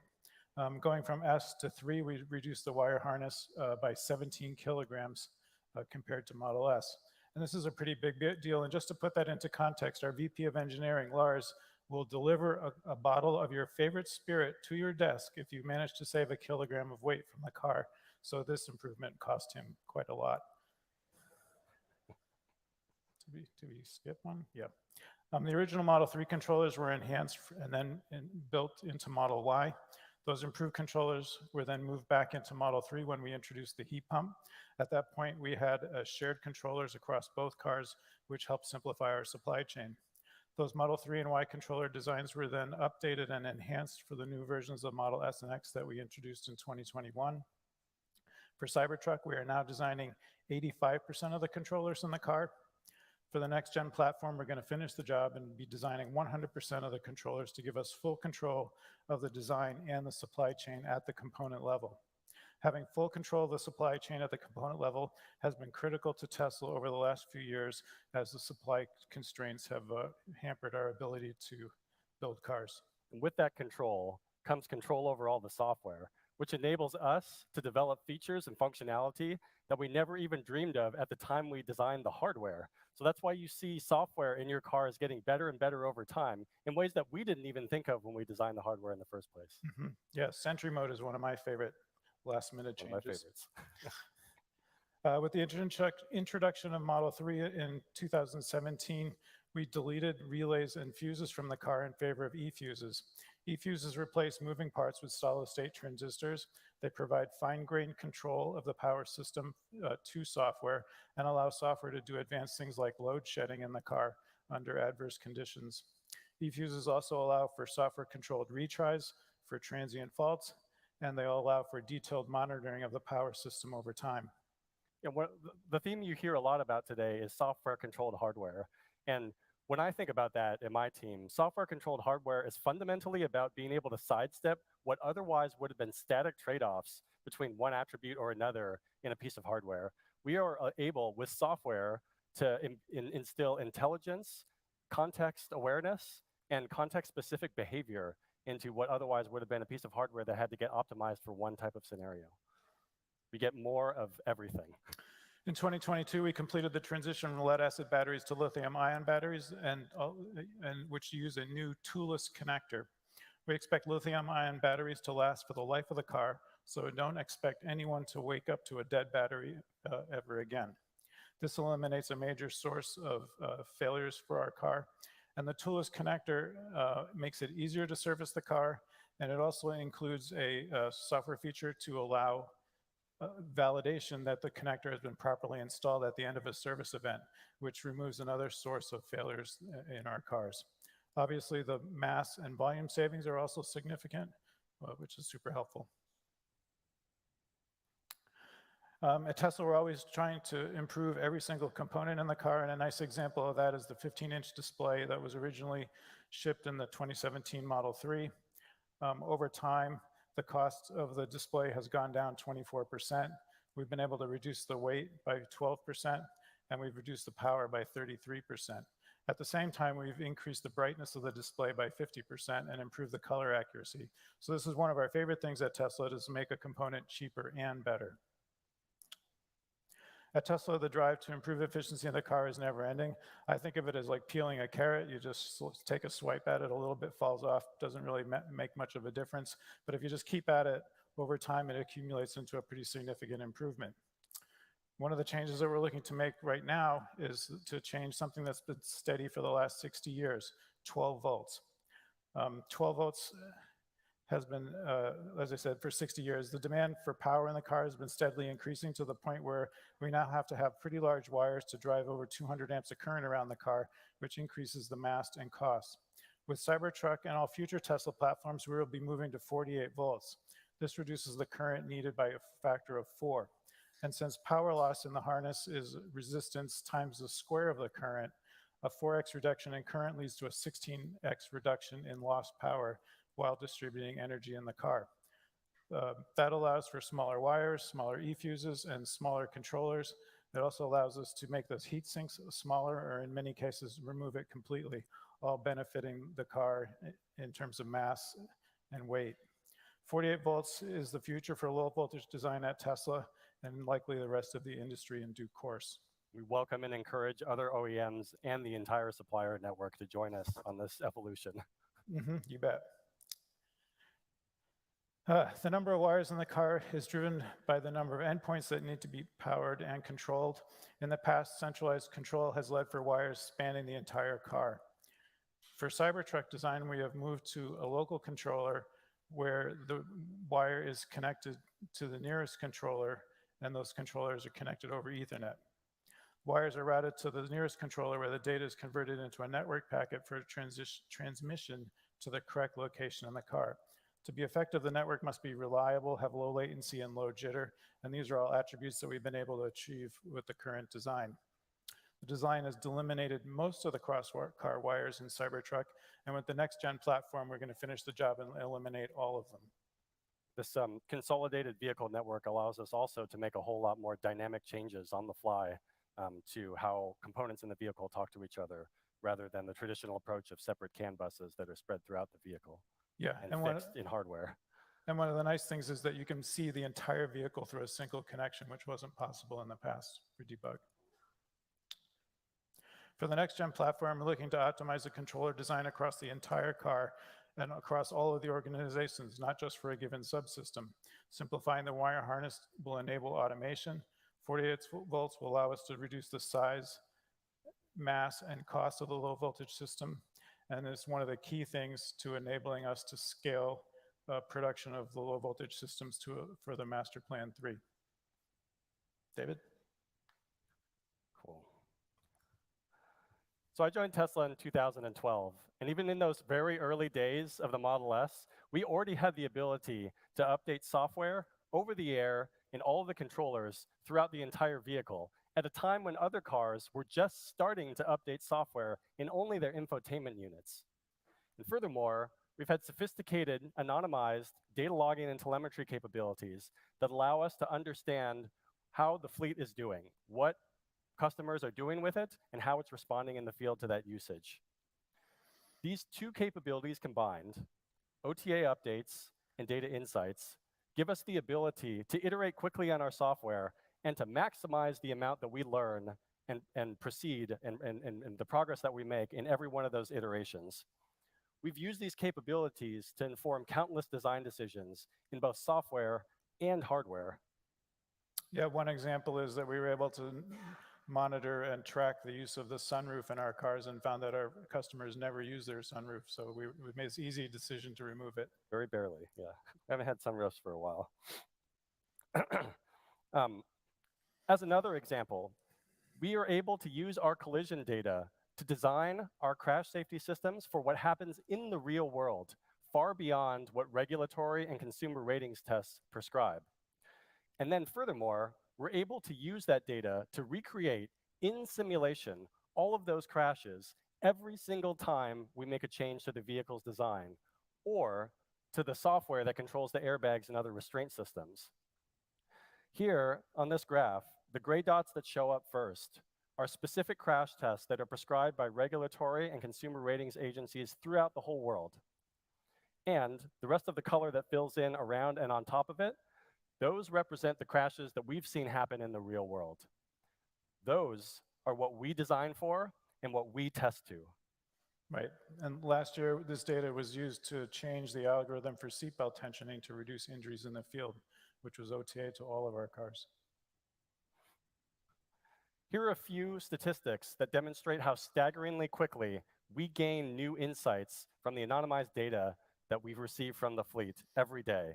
Every day, 123 million miles driven, 1.9 million charge sessions, and those rates are only increasing as we deliver more and more cars into the world. As another example, we've analyzed patterns in the way the fleet drives and charges to optimally size battery packs for our next generations of vehicles. And you'll hear lots of other examples throughout the rest of the day about how we're using data to inform decisions in the product and in manufacturing. So you've heard a lot from Pete, Colin, and others about how important vertical integration is for us in hardware, but it's especially important for us in software. And this is extremely difficult from the way the rest of the traditional automotive supply chain is set up. In most situations, all the controllers in the car are delivered by different Tier 1 suppliers, whose software is written by Tier 2 suppliers, who farm some of that software out to different Tier 3 suppliers, and so on and so on. Making a change that spans multiple components takes months of coordination before any work can even start. And furthermore, integration of software in the server side with what's happening in our vehicles has always been a core part of our DNA and enables us to do things that nobody else can. Most engineers think about the vehicle as a complete, consolidated, fully contained system. But in the software team, we think about the system as including the vehicle as well as all of our back-end server-side applications and infrastructure and the resultant feedback loop from the entire fleet that informs all the decisions we make as an engineering team. For example, we recently released a feature in Model S and X that automatically, predictively adjusts and raises the suspension for ride comfort before the car hits a section of rough road. We do that by leveraging the fleet to generate a map of road roughness everywhere our cars drive. Sounds pretty simple, but requires coordination of software across a number of different components inside and outside of the car. The restraint control module, whose inertial measurement unit senses the road roughness, the autopilot computer, whose GPS module and localizer figure out where the car is in the world, our navigation server, which aggregates the anonymized telemetry from the fleet and annotates our map with things like updated speed limits, lane topology, and now, road roughness. The onboard navigation engine, which looks ahead of the route that the car is traveling on and determines whether things are about to get rough. And finally, the air suspension controller, which takes all of those factors into account and decides continuously whether it is appropriate to adjust a suspension for ride comfort.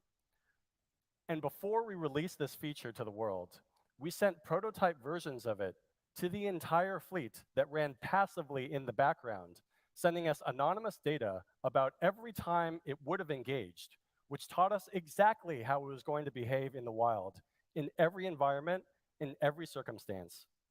Yeah, being able to test new algorithms in the background without impacting the car is really critical ability for us, especially for safety critical things like automatic emergency braking. And we've used it to iterate on early versions of our stability control algorithms, which were introduced to the entire Model 3 fleet in 2017 with extremely high confidence, even on a very foundational and safety critical function. Okay, so far you've heard me talk a lot about how we leverage our software systems to iterate quickly on the customer-facing product. But what I haven't talked about, and what we haven't said much about publicly in general, is how we leverage these capabilities in our own internal operations.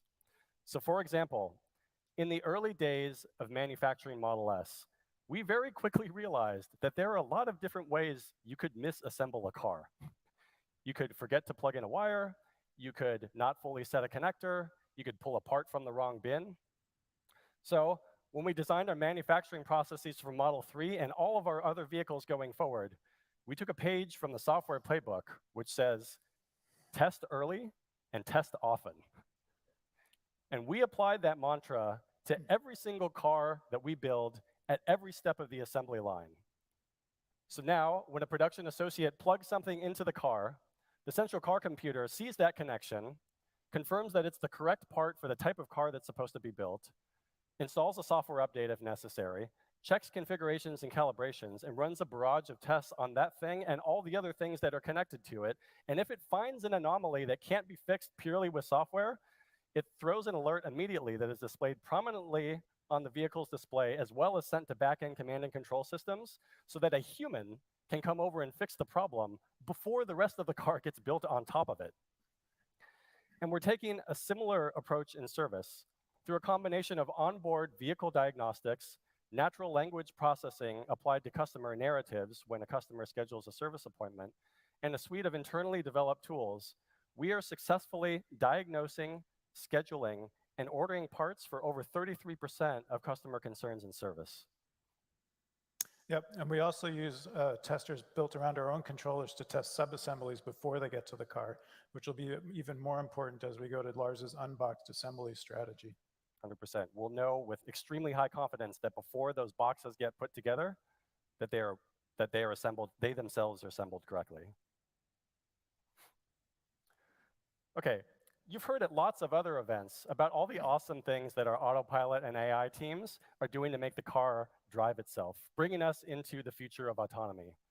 But we've also been thinking for years about all of the other pieces that we are going to need to manage a network of autonomous vehicles. A lot of this has been happening behind the scenes in the form of platform-level functionality that we'll leverage later. But you've seen some of it surface already in terms of features that our customers and our internal operations teams can benefit from. Like in 2021, we built on top of our mobile app phone key and gave our customers the ability to share their car with anyone by sending them an invitation in a text message or an email. Last year, we introduced profile synchronization, which synchronizes your seat, steering, and mirror positions, as well as your settings, media favorites, and stored navigation locations across all vehicles in your account.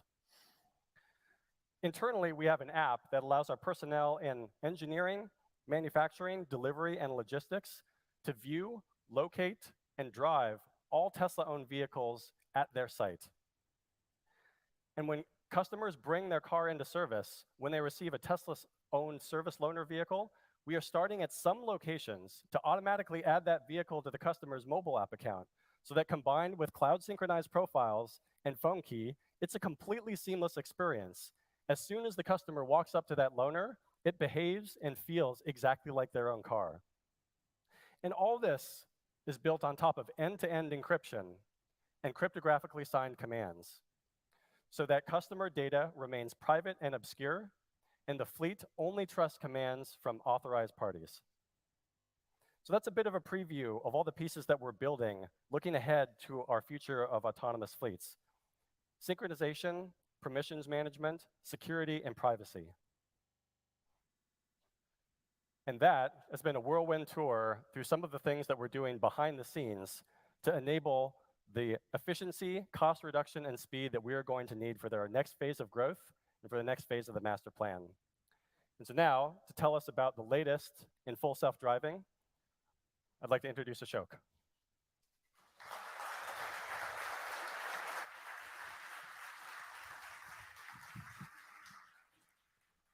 Thanks, David and Pete. Hey, everyone. My name is Ashok Kelliswamy. I work on autopilot and self-driving at Tesla. I joined Tesla back in 2014, so I've been working on this problem for almost 9 years now. Yeah, some of you might be wondering, hey, what's the self-driving got to do with the plan to a sustainable future? But it's actually a critical part of this plan, and here's why. Currently, when the car is not being used, it is sitting idly in parking lots, not doing anything. But when autonomy is truly unlocked, this car, instead of being idle, can go serve other customers. This fundamentally reduces the need to scale manufacturing to extreme levels, because each car is being used way more. But this is no trivial problem. Building a scalable self-driving system is, I think, one of the hardest real-world AI problems out there right now. Nonetheless, we at Tesla have made significant strides in making one of the most general systems at solving this problem.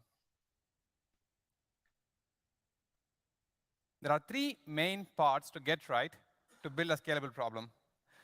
First is the architecture of the AI system. Second is the data. And third is the compute. We'll start with the architecture. At Tesla, we are betting on AI, machine learning, neural networks to help us build a general vision and planning system. In the early days, we used to have single camera, single frame neural networks that produced some outputs. These were stitched together in some post-processing steps for the planner. But this was very brittle and was not leading to great success. So what we did in the last few years is transition most of our stack into this multi-camera video neural networks. These neural networks take in the live feed from the car in real time of the 8 cameras in the car and produce a single unified 3D output space.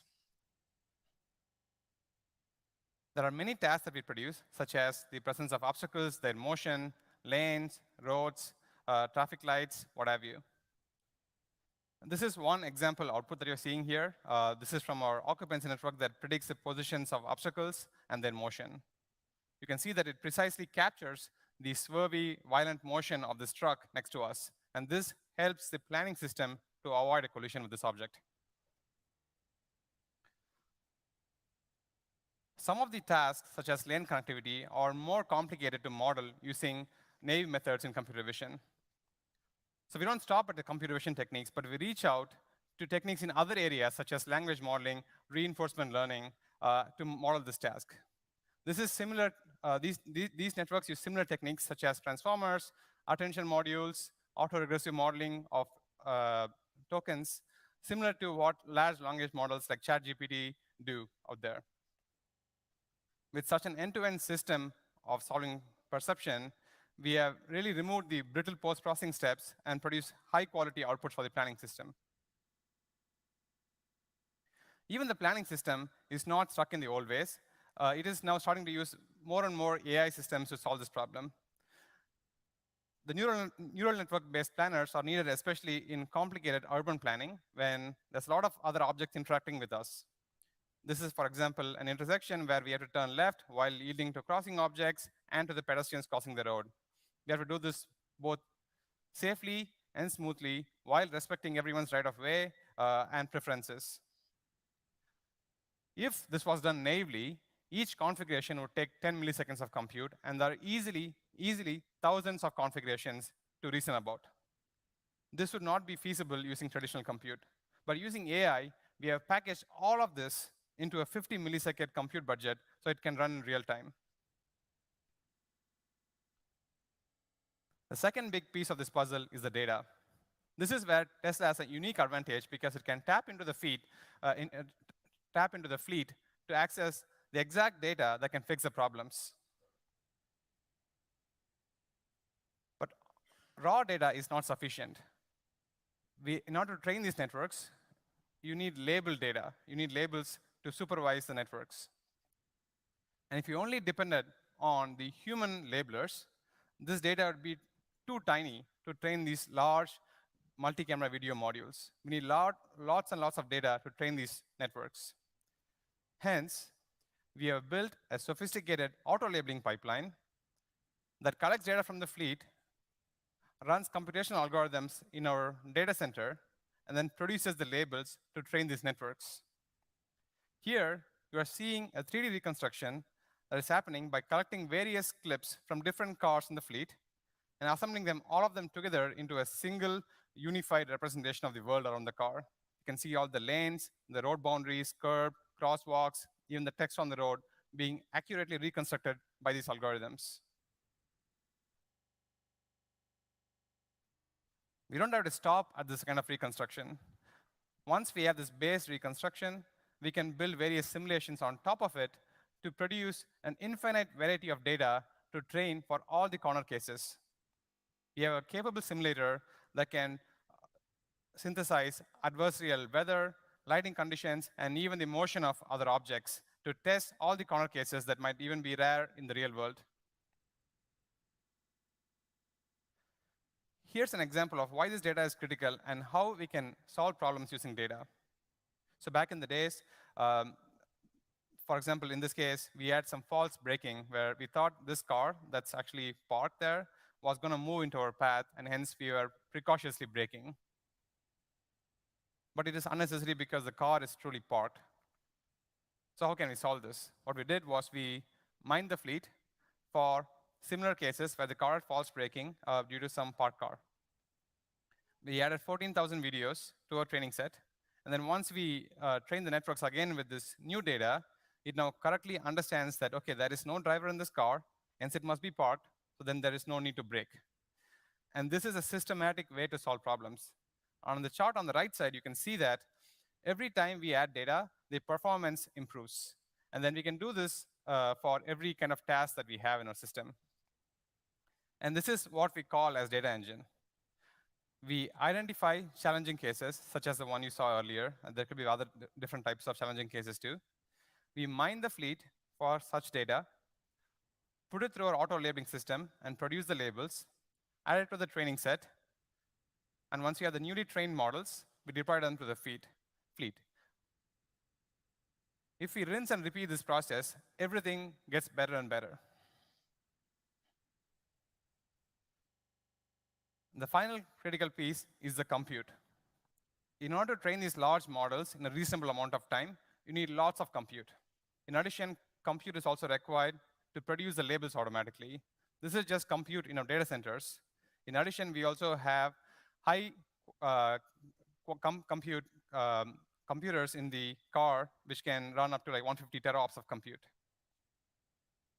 On the back end, we have a 14,000 GPU cluster, and roughly 30% is used for auto-labeling, and the remaining 70% is used for training. We also have a 30 petabyte of video cache, and this is growing to 200 petabytes. All of this is going to significantly increase once we bring Dojo, which is our training computer, on board into this.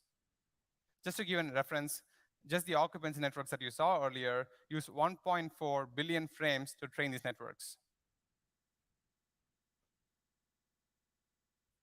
We have already shipped our FSD beta software to pretty much everyone that has bought it in United States and Canada. This amounts to roughly 400,000 customers who can turn it on anywhere, and then the car would attempt to drive to the destination. It's still supervised, but it can already handle turns, stop at traffic lights, yield with other objects, and generally get to the destination. We have observed that people who use FSD are already 5 to 6x safer than the US national average. Like I mentioned earlier, the solution to scalable FSD is getting the AI architecture, the data, and the compute just right. And we have assembled a world-class team to execute on this. We're pushing the frontier on these 3 items, and as we improve the safety, the reliability, and the comfort of our system, we can then unlock driverless operations, which then makes the car be used way more than what it's used right now. With that, I'd like to introduce Elon back on stage to give some more updates.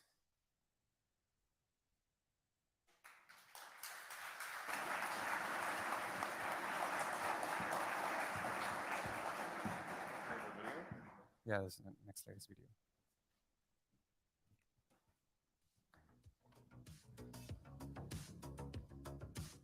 It's kind of weird seeing the arms and legs just separate.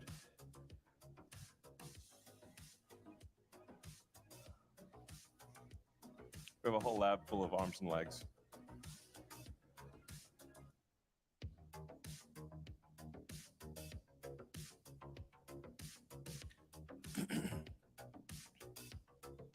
Worth bearing in mind that when we did AI Day,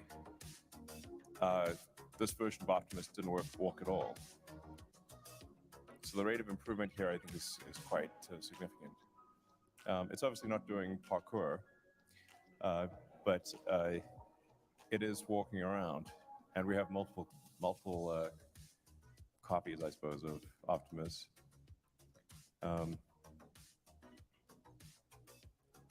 The thing that I think Tesla brings to the table that others don't have is that we have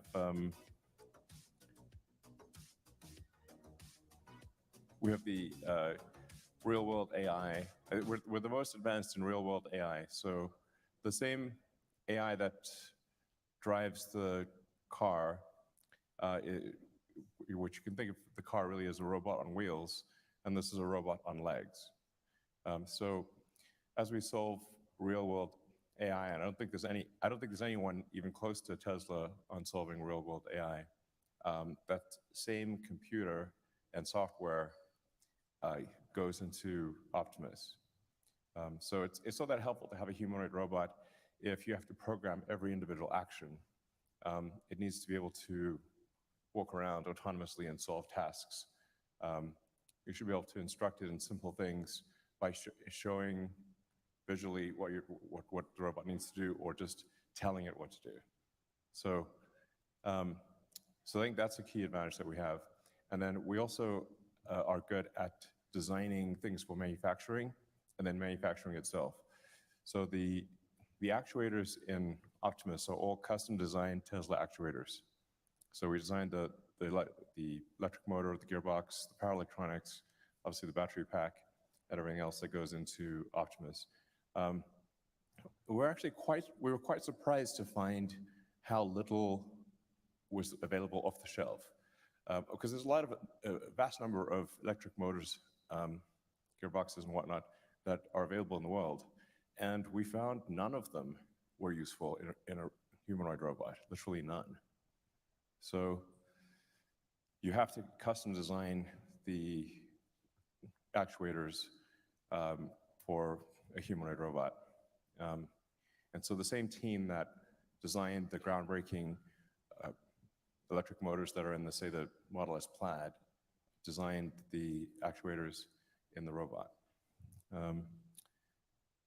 So, I mean, for practical purposes, what this means is that we should be able to bring an actual product to market at scale that is useful far faster than anyone else. And assuming the things I'm saying are true, or at least you can put it, I think they are true. It's just a question of the timing.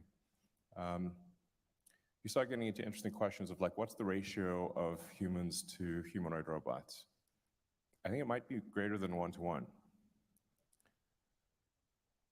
You know, because you could sort of see a home use for robots, certainly industrial uses for robots, humanoid robots.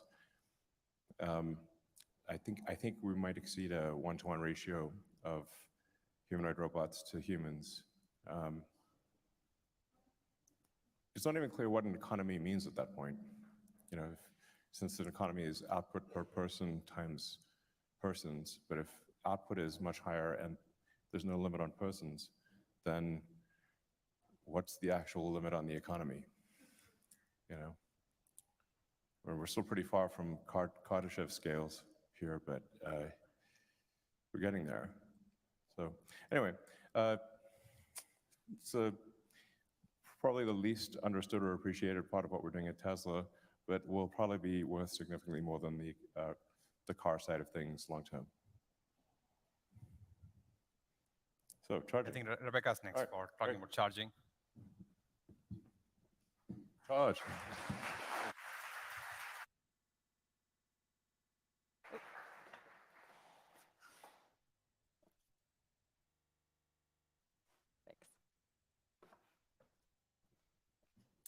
Hi there. My name is Rebecca Tanucci, and I lead our charging infrastructure teams here at Tesla. And at Tesla Charging, we have understood since day one that a great charging experience is the linchpin to electric vehicle adoption. And that understanding has meant that we've always taken a holistic approach to charging. That's a word that you've heard a lot here today, but what it means for charging is that we've considered every use case. We think a lot about what it means to charge at home, even if that home is an apartment or condo. And we spend a lot of time thinking about what does it mean to charge away from home, including if that's for daily commuting or if you're going on a road trip. And this holistic approach has led to some pretty incredible results. In 2022, we provided 9 terawatt hours of charging across our various charging methods. Over 50% of that was supplied via convenient AC home charging. And when our customers are away from home, they can visit one of our 80,000 charging points. That includes 40,000 of our beloved superchargers. Now, getting here has meant that we've spent 10 years building charging infrastructure when basically no one else in the industry would do it. And while we certainly have a lot of areas that we want to improve, those 10 years have afforded us the opportunity to get pretty good at charging. First, we have the industry's lowest deployment costs. Our costs are often 20%, if not 70% lower than alternatives, and that goes for both our supercharging hardware and deployments and our AC charging product lines. A lot of reasons that we're able to achieve this, you've heard a lot of them here today. We're vertically integrated. We manufacture and engineer all of our own charging equipment. We share components across our different product lines. And on the supercharger side, we also install and operate all of our own sites. And that's led us to be pretty obsessed with finding new ways to innovate around installation. As an example, we have recently extended our excellence in manufacturing to how we build supercharger sites. We are pre-building 4-post supercharger units at our factory in New York. We load them on a truck, we truck them to site, and then we crane them into position. This method saves us 15% on our deployment costs, and we can install a site in a matter of days.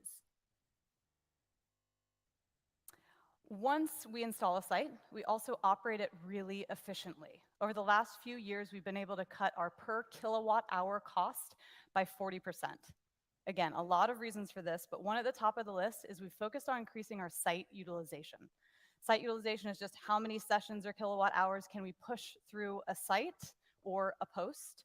And basically doing that allows us to spread our cost over more sessions, thus lower cost per kilowatt hour.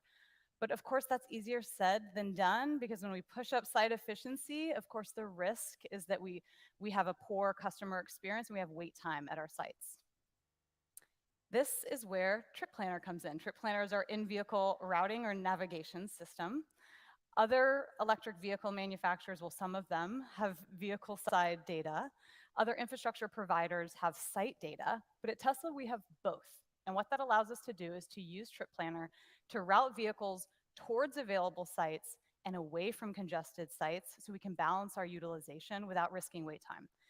And the results speak for themselves. Over the last few years, we've been able to drive up site utilization by 30%. That means lower per kilowatt hour cost, while also cutting our wait time in half. And we think this can get even better. Today, we're feeding Trip Planner with real-time site information and information about vehicles currently at sites. Going forward, we'll be moving that to projecting site occupancy based on the understanding of what vehicles are currently routing to those sites. And ultimately, our vision for Trip Planner is that it's the air traffic controller for electric vehicle charging across all infrastructure on a global basis. And the last thing we focused on to get here is quicker charge times. We're really proud of what we've been able to accomplish here. We've shaved off 30% of our charge time, average supercharging site time, visit time over the last few years. This has taken improvements on the hardware side, with our software, on our vehicles, and on our infrastructure, and we're really excited to continue pushing this trend down. Looking forward, the job does not get any easier. As you heard earlier, we aspire to a fully electrified global fleet. That fleet, from an industry standpoint, needs 9 petawatt hours of charging on an annual basis. And while Tesla charging certainly doesn't have to supply all of that, it does require that for our part, we have a few new focuses in order to scale. First, if you want a fully electrified global fleet, all of those vehicles have to have a great and reliable charging experience. So as many of you know, recently we have started opening up our networks on a global basis. Over 50% of our superchargers in Europe are currently open to other electric vehicles. We've also opened up in Asia Pacific with our first sites in Australia. And just yesterday, we opened our first 10 supercharger sites here in North America and the US to other electric vehicles. We've also invested a lot to be able to make this a really easy experience for our new customers. All you have to do is sign into our Tesla app to unlock a post and start charging. We've also, on physical site changes, we've also added hardware to our sites. They're called Magic Docks. And basically that is installed in areas where we have different charging standards, and they allow for other electric vehicles to come to our site without having to bring their own adapters or hardware. We've also just started installing our 4th generation supercharger posts. Those are being installed in Europe first. And while it's not a big mention, not a big thing to mention, they do have longer charging cables so that we can more easily reach the charge ports of different vehicles. The second thing we need to make sure we do when we talk about scaling all of this charging infrastructure is we need to make sure that it's powered from renewable sources. We're very proud that over the last 2 years, we've procured enough renewable energy to offset the amount of charging we've provided to customers. But as we look forward and we talk about this fully electrified fleet on a global basis, we really want to make sure that the demand for charging more closely follows when renewable sources are available. Now, this chart is on an aggregate basis for the US, and it varies based on what your renewable generation sources are locally. But basically, what this shows is we want to kind of move that charging curve, and for solar and wind in this example, it means more daytime charging. And we think the best way to go towards daytime charging is to install AC charging that is convenient and low cost everywhere vehicles are typically parked throughout the day. So that's really the plan. While supercharging and home charging definitely stay a big part of the puzzle, our teams are currently scaling to install AC charging everywhere vehicles charge during the day so we can power them from renewable sources. So summing it up, while we've spent 10 years installing infrastructure that is low cost, it's efficient, and it provides a great customer experience, we're really just getting started when we talk about supporting Master Plan Part 3. We've got to scale capacity on an industry-wide basis to 9 petawatt hours on an annual basis. We've got to open up to non-Teslas and make the charging experience for everybody really great. And we've got to power all of this via renewable sources. And one more thing, yes, we've got to scale our infrastructure. And yes, we want to power it via renewable sources, but we're Tesla. So we also want to make sure that we're continuing to focus on providing really incredible charging experiences. With that, I want to welcome up our leaders of supply chain, Roshan and Karn, to talk a little bit about that topic.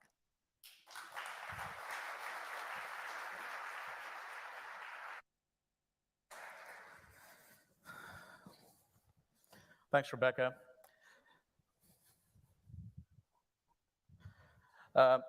Hi, my name is Karn, and my team leads supply chain for electronics, powertrain, and battery at Tesla.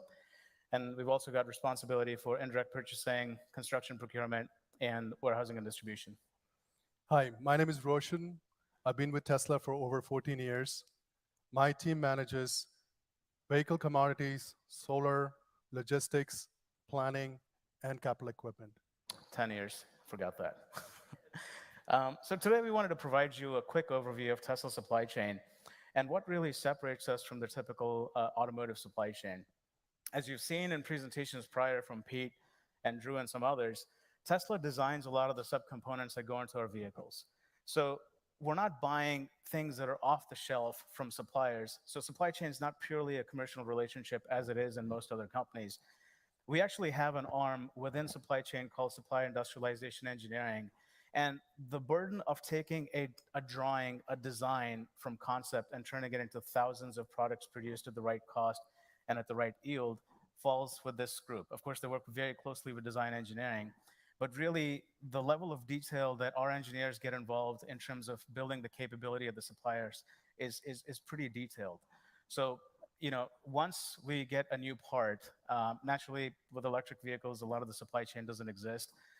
Our engineers would basically take the drawing, turn it into a manufacturing concept, do the equipment selection, and physically go to the supplier and stay there for weeks or months, however long it takes, to basically do the line bring up. Once the line is brought up and we're hitting the right rate, the right quality, at the right yield, then we work on things like automation and yield improvement and those types of activities. So there's a big group of mechanical, electrical, industrial, you name it, engineers within supply chain, and it's their responsibility to take care of this. Now, this is a huge strategic advantage because we manage every detail of our supply chain, because we're so integrated with our partners that we know about issues before they happen. It's almost live. We've got dashboards, we've got connections, and across the 10,000 or so factories across the world that are making our components, we have a pretty good view of the health of those suppliers. And this has been a key asset in how we've been able to kind of manage things through a lot of different issues over the past couple of years. So, you know, supply chain is a game of perfection. Perfection is a passing grade. It's like you know, if one part doesn't show up, that line goes down, and our CEO finds out about it in less than 20 minutes. Tesla is very different than Apple. They outsource manufacturing, we do it in-house. So supply chain is kind of right in the middle. And perfection is increasingly elusive and very expensive if you kind of look at all the issues we've had to encounter over the past year. And today we're just going to talk about how we got through the past, and then what are we going to do going forward, and how are we going to get there. So let me draw your attention to this slide. On the left, you'll see a portfolio, our existing portfolio of products, right? At the top, you've got the S and X platform. In the middle, you've got the 3 and Y. I think everyone's more than familiar with those. And then the Tesla Energy platform, which is a very high rate of growth for us. And don't forget the solar and superchargers. And solar and supercharger. Thank you, Roshan. And you'll see a reduction and then we basically got the tier 1 and tier 2 parts. This might be boring, but a tier 1 supplier is any supplier that builds and supplies parts directly for consumption in our 5 factories. And our tier 2 supplier basically does the same thing for a tier 1 supplier. So they are the supplier to our supplier. And depending on the supply chain of any one of these products, this can actually go down to the tier 6 level. So for example, if you're talking about the battery cell, we really get involved with the mines of like where we're procuring the lithium, the cobalt, and all that sort of stuff, because we're procuring such high volumes of it. So you'll see a reduction in the number of parts on the S and X platform to the 3 and Y platform. And this is because of the great work our design engineers have done of making the car simpler and easier to manufacture. In parallel, we actually had a similar strategy in supply chain. We had cast a wide net to a lot of suppliers for the S and X platform. There's a lot of suppliers that we invited to partner with us. And we used that platform as sort of a filter to see which suppliers have the technical, financial, and cultural capabilities to match us, right? Who do we invite to the party when we really scale things up? And we really dramatically reduced the number of suppliers that we were dealing with for the 3 and Y platform. And this is an approach we'll continue to do for future platforms as they come along that are even more high volume. So this has really been our approach. It's made things a lot easier, and we could figure out the suppliers that were capable of moving at our pace, and then the ones that didn't have the desire to or the capability to. You need both desire and capability. Secondly, the complexity on the tier 2 level is very high, right? These are the suppliers to our suppliers, and there are a lot of components. So think about silicon, think about resistors, capacitors, diodes, all the little assemblies. All the raw materials. That's even further down. Yeah. But all these little sub-assemblies that have to come into Tesla, the complexity is immense. So even though at the tier 1 level, we're talking about 8,000 parts total, it seems like a lot, but it's not a lot. The management of the tier 2 is really where we excel. And I'd like to illustrate that with an example. Meet the car computer. Very innocent sounding name, and it's anything but. This is an absolute monster to manage. So I think you've all seen the picture on the left of the autopilot board. That's the top of the autopilot board. The autopilot board also has a bottom, and the bottom is populated heavily with components. On the other side of the heatsink, you've got the MCU, the multimedia cluster board. This board is equally complex. It's also double-sided, 8-layered. And these boards, these computers run so hot at peak operation that they have to be liquid cooled through a heatsink. So this assembly requires taking those 2 boards and then bonding them to a heatsink that's hermetically sealed as an assembly, of course, flashing the software and all that sort of stuff. And then that's one part number that comes to Tesla. So this is an example of one tier 1 part number that's a very complex assembly to manage at the tier 2 level. And there's more than 7,000 components here. There's as we stand here, a component's being assembled onto a car computer every 1.4 milliseconds. The line that builds this computer is the length of a football field. So it's quite complicated. And initially, when we first started building this board, due to the complexity of it, we had to rely heavily on labor. But once we dialed in the quality, the rates, and the yield, we started focusing on making this more efficient. The only way to control cost is by removing labor. The first step is removing labor. The second step is fully automating. The third step is turning off the lights and letting the factory run, ideally. And that's going to be the goal for us here. So 95%, but our work is not done. We're going to be going a lot further than this. So this illustrates the point that a part is not a part. A part has a lot of complexity underneath it. Supply chain is a game of multiple tiers. And what's made us successful is our involvement in all the details with our supply engineers that are Tesla employees. They're Tesla supply engineers. So they're like on our payroll that go and ramp up these capabilities that are suppliers. And then just managing each and every attribute of it. 7,000 a day through the chip shortage, through the pandemic, through all the other stuff that we had to deal with, was very difficult to manage. But because we had all the details, we were able to pull this off. Of course, supply chain is not just about parts. It's also about logistics and a lot of other things. So I'll hand it off to Roshan for sharing some stats. Yeah, so talking about inbound complexity, just over the course of just last year, we moved about 16 million pallets from our suppliers to our factories. Just to visualize that, if you put those pallets side by side, it could cover the half the circumference of the Earth.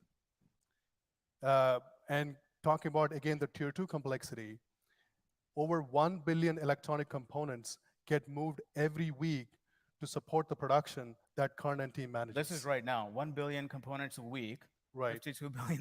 This is going to go up, by the way. And on top of that, we also have the responsibility to make sure the right component is supplied to the right service location to support the growing fleet of our vehicles. And we have about 685 service centers that these components need to show up just in time. And then we've also been, as a result of pandemic and even before that, we're working on dual sourcing and triple sourcing some of our critical components. As a result of it, we have suppliers around 45 countries in the world. Yeah, our approach really has been to bring the manufacturing of subcomponents closer to the point of consumption. It makes the supply chain more green because you're not burning diesel, moving stuff around. And it also gives us the security of supply of having multiple sources in case one factory gets taken offline. And that's how we got through pandemic also. Yep. So last 3 years were incredibly hard. Karn and I used to look a lot younger pre-COVID. But on a serious note, pandemic really changed the game of supply chain management. We were just not being a regular supply chain person. We were rolling up our sleeves and negotiating with state governments, city managers, mayors to help kickstart our suppliers to restart their operations. There are some really inspiring stories where our supply chain team really fought hard to make sure that the factories don't go down. And it's also a testament to the resilience of our supplier partners. Having said that, it was not all about resilience and never give up attitude. We had also laid the foundation of having dual sources, and also, in many instances, we had many, things that we had simplified, the parts that we had simplified, the supply chain design that we had simplified, due to which we were able to get through the pandemic in much better shape than rest of the automotive.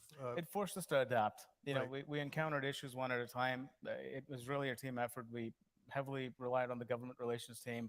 You literally had to, the COVID pandemic, as you're aware, happened in different countries at different times. But unfortunately, you need all the parts to make the car. So at any given point, there was one factory that was lying down. There was Right. one jurisdiction that was being, that they wanted to shut down a factory because you had an outbreak. So learning the rules, understanding, coming up with argument points, leveraging the team, and getting those. It was a difficult but good experience. Exactly. We learned a lot. Yeah, and as we were just figuring out to work with COVID, then the port congestion hit on the West Coast. Logistics lead time went up by twice the amount, and we were operating with less than 35% accuracy in the system. That means at any given point, the ETAs of the vessels were 75% off. So we figured out how to work with that, and then the chip shortage hits. Yeah, the chip shortage. That was a nightmare. But we got through it. I mean, I think it's a testament to the tenacity of the team and the resilience of our supplier partners. It's mostly behind us, and I think the results speak for themselves. Tesla was able to grow production volumes at a time where the rest of the industry had a hard time staying flat. I think they shrunk, actually, cumulatively. And we're often asked the question, how do we manage through it? And the answer is very much kind of baked through the presentations today. First, we design our own electronics. So in order to control cost, we really had to go and build relationships with all the tier 2 suppliers to negotiate them directly. So these relationships were formed, over 10 years ago, and we've really gotten to know them well. So when a shortage hit, we knew, who to escalate to, who to call, who to ask for help, and really kind of swarming the issue at the point of constraint. So the best team, strong relationships with vendors, and then we also have a pretty sophisticated capacity planning function. Tier 2 capacity needs to come on earlier than Tier 1 capacity. Tier 3 capacity has to be even earlier. And our team does a very good job of having that strategic alignment with all our partners to make sure that the capacity is ready before we need it. We're a mission-based company. Our goal is to put as many EVs out there. We did not let the pandemic phase us. We were full throttle, and it was pedal to the metal in terms of our demand signal. That also helped. The silicon industry has very long lead times. They invest billions of dollars in sophisticated fabs that take years to build. So that stability and demand is something they appreciated, and it's something that is very, very much a Tesla thing. So this was looking back, right? This is how we got here. This is how we got from 0 to 40,000 cars a week. Let's talk about how we get to 20 million. So the question gets asked, is Tesla going to basically break the chip industry if we grow to 20 million vehicles? The answer is no. But let me walk you through a logic on that. So as it stands right now, a Tesla enabled with a full self-driving computer has 4 times the silicon content of a regular vehicle. So at about the 2 million run rate, we're consuming about 700,000 12-inch wafer equivalents. That's the industry term that's thrown around for capacity in silicon. That's how much we're using, so a little bit below 1 million. And the global wafer capacity, based on the estimates we've seen, is about 135 million. So we're about 0.5% off the industry. Not a lot. Now, if you get to 20 million, when we get to 20 million, And if we don't make any simplifications in terms of part count, which is also a separate work stream, I think Colin talked about it, Pete talked about it, we're not going to have all these different components. We're really going to simplify the architecture because simpler is better. But even if we don't do that, and we take the most pessimistic case, we're going to need 8 million wafers, okay? And the industry is going to scale to 20 to 200 million by that point. So still, we're less than 5% of the market share. And if we run the same offense we ran all along, and continue to work with our partners and invest in fabs and invest in capacity, we'll have the capacity ready by the time we need it. So I really don't see this as an impediment from a supply chain perspective to get to 20 million.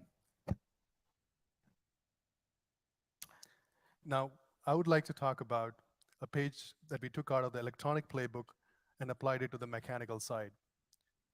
Our vehicles use currently the heat pump-based technology for the thermal system. But before heat pump, our vehicles used to have a dispersed thermal system connected by hoses. Engineering was inspired from circuit boards and then created a system which was extremely integrated, where 60% of the system was the size of a basketball, where it contained about 100 components, 50 sealing interfaces, and several different manufacturing processes, all were packaged into this tight size. Now, why are we talking about this? Well, we launched this system right during the outbreak of the pandemic in Model Y. The team was forced to manage 100+ components from different suppliers around the world remotely. So there are 4 videos playing at the same time.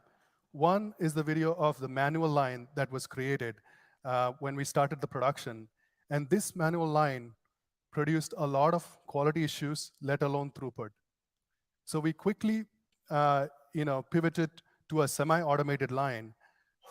But in spite of that, although the throughput was great, the quality issues sustained. So our team decided that fully automated is the only way to go. So before we automate the line, we created a 3D simulation. Now, not many companies or teams have this capability, where at this point, now when a part gets spec'd, we have the ability to create a 3D simulation of all the complex subassemblies that would be involved in making the part, and tell the suppliers exactly what equipment to purchase, what to test, and create an end-to-end line in simulation. And that's what we did here. So with the help of the simulation, we had a very detailed subassembly cell, which was juxtaposed with the supplier's factory layout. And then we, after a back and forth of iteration and optimizing the processes, we implemented this fully automated line in less than 8 months. And the results were remarkable. 99% reduction in labor force. So a line that would need 1,000 associates to build the super manifold in full volume now just takes 10 associates. And the quality also went up by an order of magnitude. We have a defect rate of less than 0.05%, and a super manifold rolls out every 7 seconds because we have created many automated lines. And these factories are the size of 2 football fields, by the way. Roshan had to one-up me on that one. 99% 2 football fields. So why are we talking about this? In a world where labor costs are increasing, labor participation is decreasing, there's a huge turnover, and the cost of implementing automation is going down by 3x in the next 10 years. This is how we are thinking about complex assemblies, and we are going to push this type of thinking into our supply base more and more, who will be building our complex assemblies. This is the only way we think we can confidently scale to the 20 million vehicles target. To summarize, we have laid the foundation in getting ready to execute Master Plan 3. Our strategy is supply chain design simplification, We are going to make sure that we have more control into the tiers of the supply chain. We are going to grow responsibly and sustainably with our long-term partners, and we'll automate. Yeah, it's like, going from 0 to 40,000 cars a week was tough. I mean, it took a lot of trial and error. It took a lot of learning. There was a lot of pain. There's a lot of mental scar tissue, as Elon calls it, through that process. But now that we're at that level and the foundation is set, going from 40 to 400 it doesn't really faze us. We have a capable team. We've got capable external partners that have gone through hell with us. Our leadership team is galvanized behind the mission, and we're going to get it done. So I'd like to thank you for your time and hand it off to Drew and Tom for the next presentation. Thank you.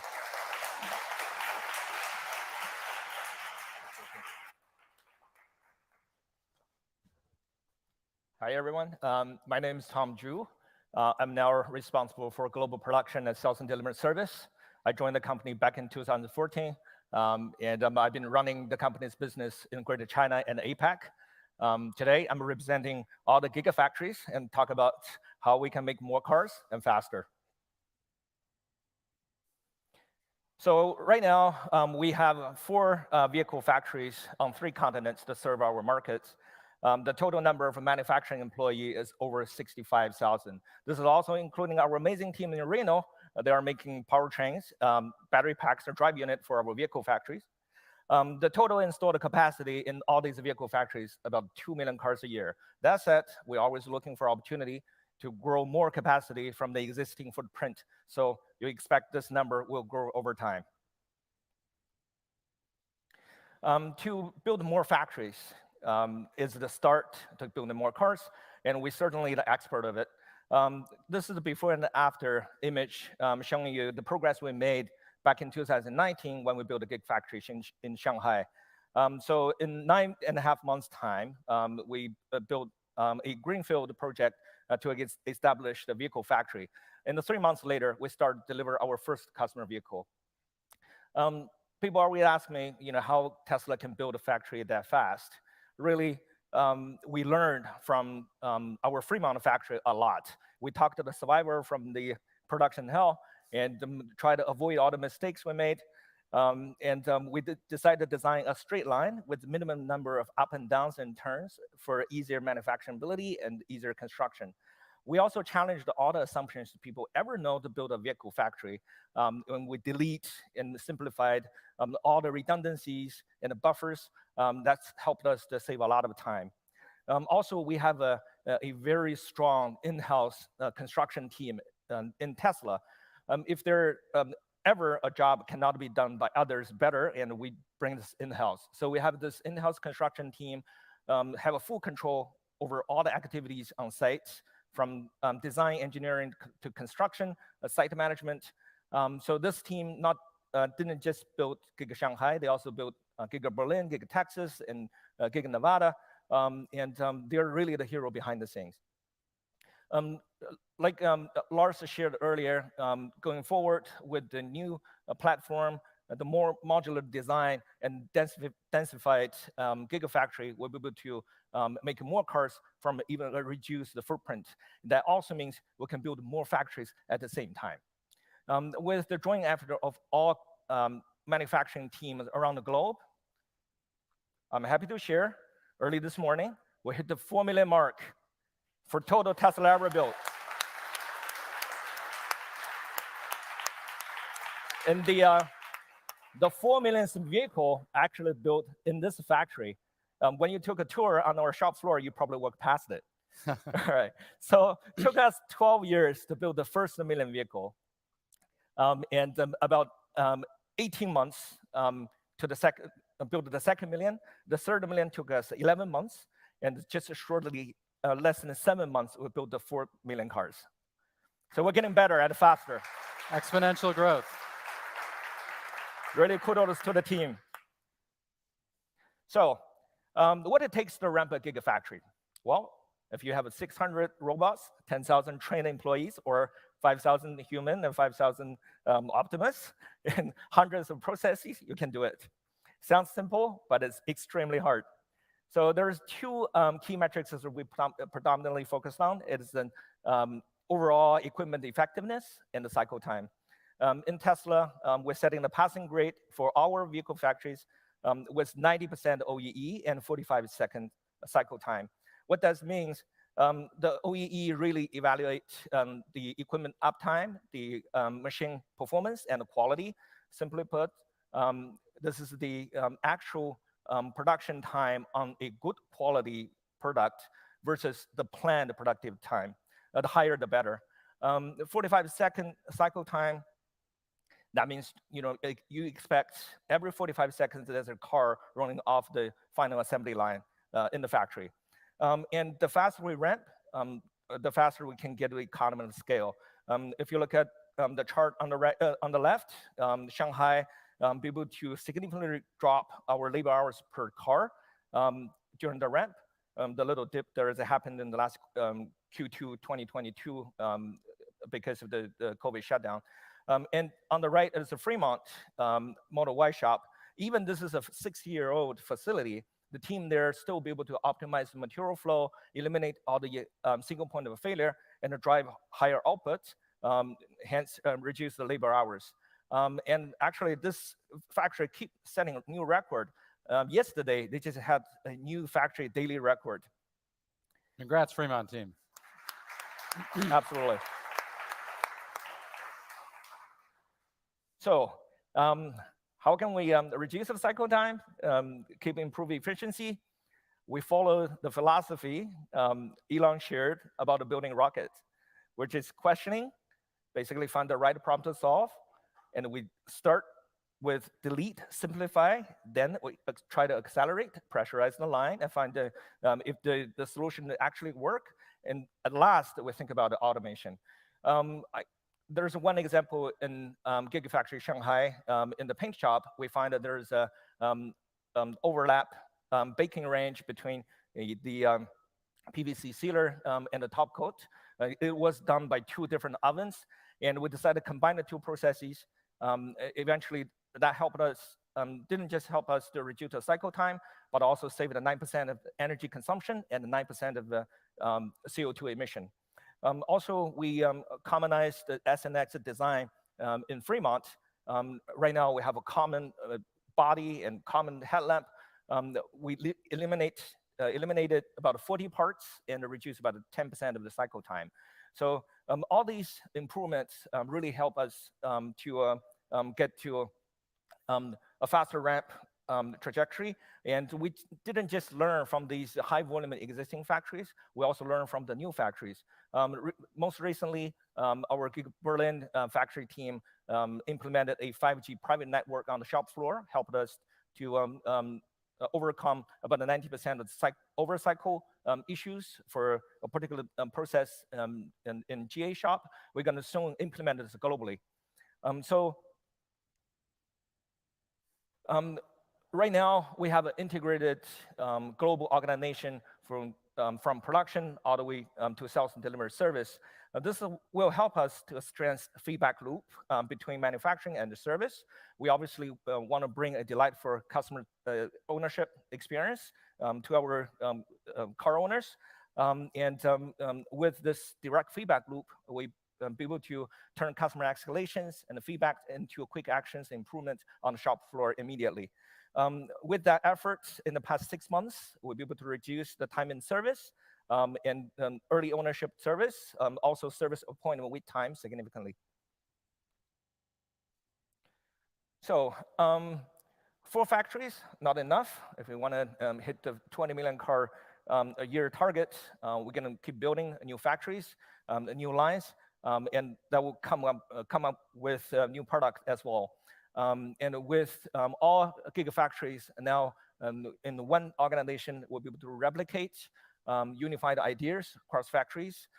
Also, we will help the new factories that ramp faster and also produce a better quality at a lower cost. Now I'm going to hand over to Drew and talk about the cell manufacturing. Thanks, Tom. Yeah, we're not just talking about new vehicle factories, but also new cell factories.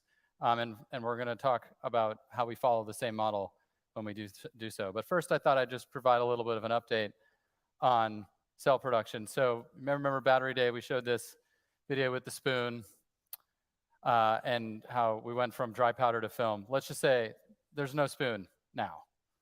So many of you in this room saw this on your tour today, but here is our dry electrode machine here in Texas, one of the lines we have installed here. Fully automated, no spoon, from powder and foil in to coated electrode out. From a peak productivity perspective, per tool perspective, this is over 20 times the productivity of the tools that we showed folks on the tour in Cato back in Battery Day. So we've made a lot of progress on one of the key parts of the cell manufacturing process. And we've also continued to focus on refining the way we make cells and the factories that the cells go inside.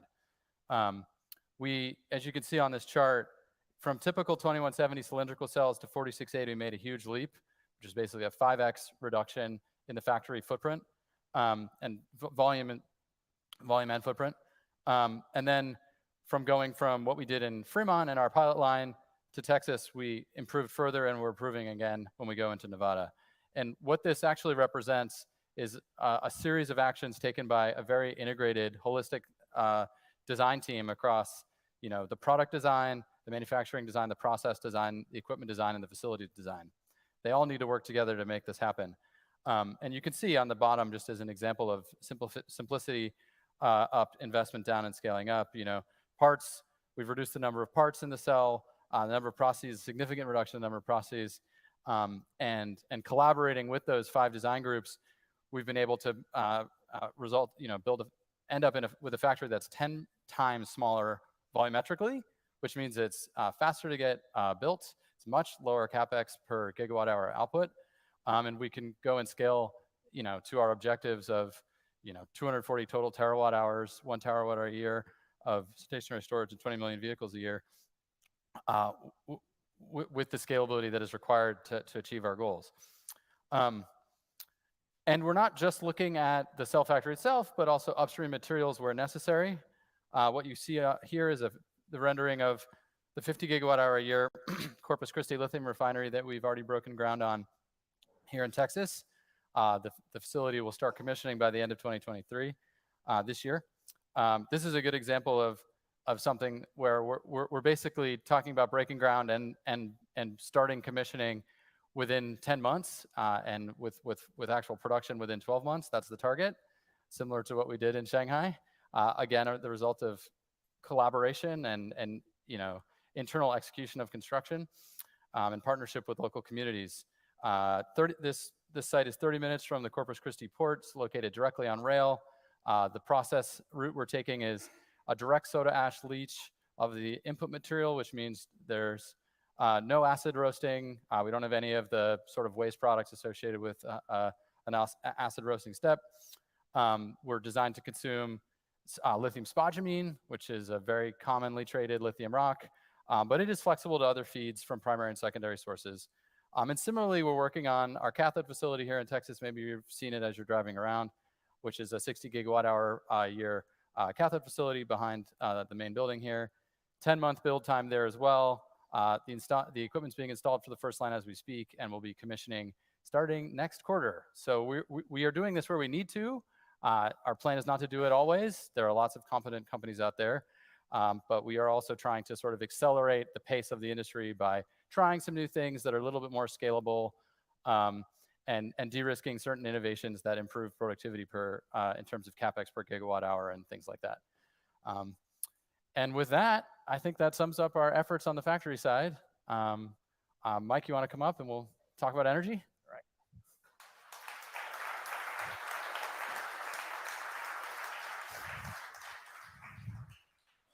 All right. Take it away. All right. Here, you can. Hello, everyone. My name is Mike Snyder. I lead our Megapack organization. I've been with Tesla for almost 9 years. I'm excited to talk to you today about the Megapack product and the business and some of the exciting things we have ahead of us. From the beginning with this business, we have always focused on building successful projects for our customers and not just the batteries in the box. We've built a hardware and a software platform that is able to adapt to environments all over the world, and that is able to scale from small island projects to large gigawatt-hour scale batteries. We've invested our time and our talent to best understand every aspect, every step in the process, and every risk of a project to ultimately provide a solution that is thoughtful, intuitive, provides great value to our customers, and is as plug and play as possible. And yeah, just looking at these projects, it's incredible to see them all come together in one montage. Seeing the future. Yeah. Compressed. It's 10 years of building these projects, and it's incredible to see the impact and to see what we have in front of us. Absolutely. We're on our 6th generation of our industrial product, which is the Megapack XL that we're building out of Lathrop, California. We've deployed over 16 gigawatt hours of industrial and residential products across 50 countries. And really, Megapack is a market leader. It's best in class in efficiency, reliability, energy density, and easiest to install, lowest cost to install. And we call it XL because it is actually the largest, heaviest object that you can transfer around the roads of the world without having to shut them down and get crazy permits and things like this. So it is extra large, and there is not going to be an XXL. Let's just say it that way. There's been incredible demand for the product. 2023 is going to be a great year. We have gigawatt-hour scale projects being built. The Lathrop factory continues to scale and ramp up, and there's new products on the near-term roadmap. So a lot to look forward to. How did we get here? Number one, a maniacal focus on all aspects of delivering stationary storage. What do we mean by that? What are some examples? As you see here, the Megapack enclosure, for one example, we designed the wireways directly into the base of the enclosure. So typically you need to install a bunch of conduits and cables under the ground. Now you can lift them up and install them directly into the base, increasing the speed of deployment and lowering the cost. Next, we see the batteries and the power electronics. And the power electronics is really the beauty and the elegance of the Megapack. So this is what converts the DC power to AC power on the grid. The brain is built directly into the product. It is able to connect to any grid in the world right out of the box. It allows all the Megapacks on a given site to work as one unit. And really, it's what makes it what it is. I think it's the most incredible feature of the Megapack. As you build out the full site, what we end up with is the most energy-dense solution on the market, upwards of 300 megawatt hours per acre. And just as a frame of reference, this solution is 2 times more power dense than a typical gas peaker plant. So this is the future. This is where we're going. This is the product that retires the fossil fuels. Yep. 1 power plant at a time. We talk about power electronics a little bit more.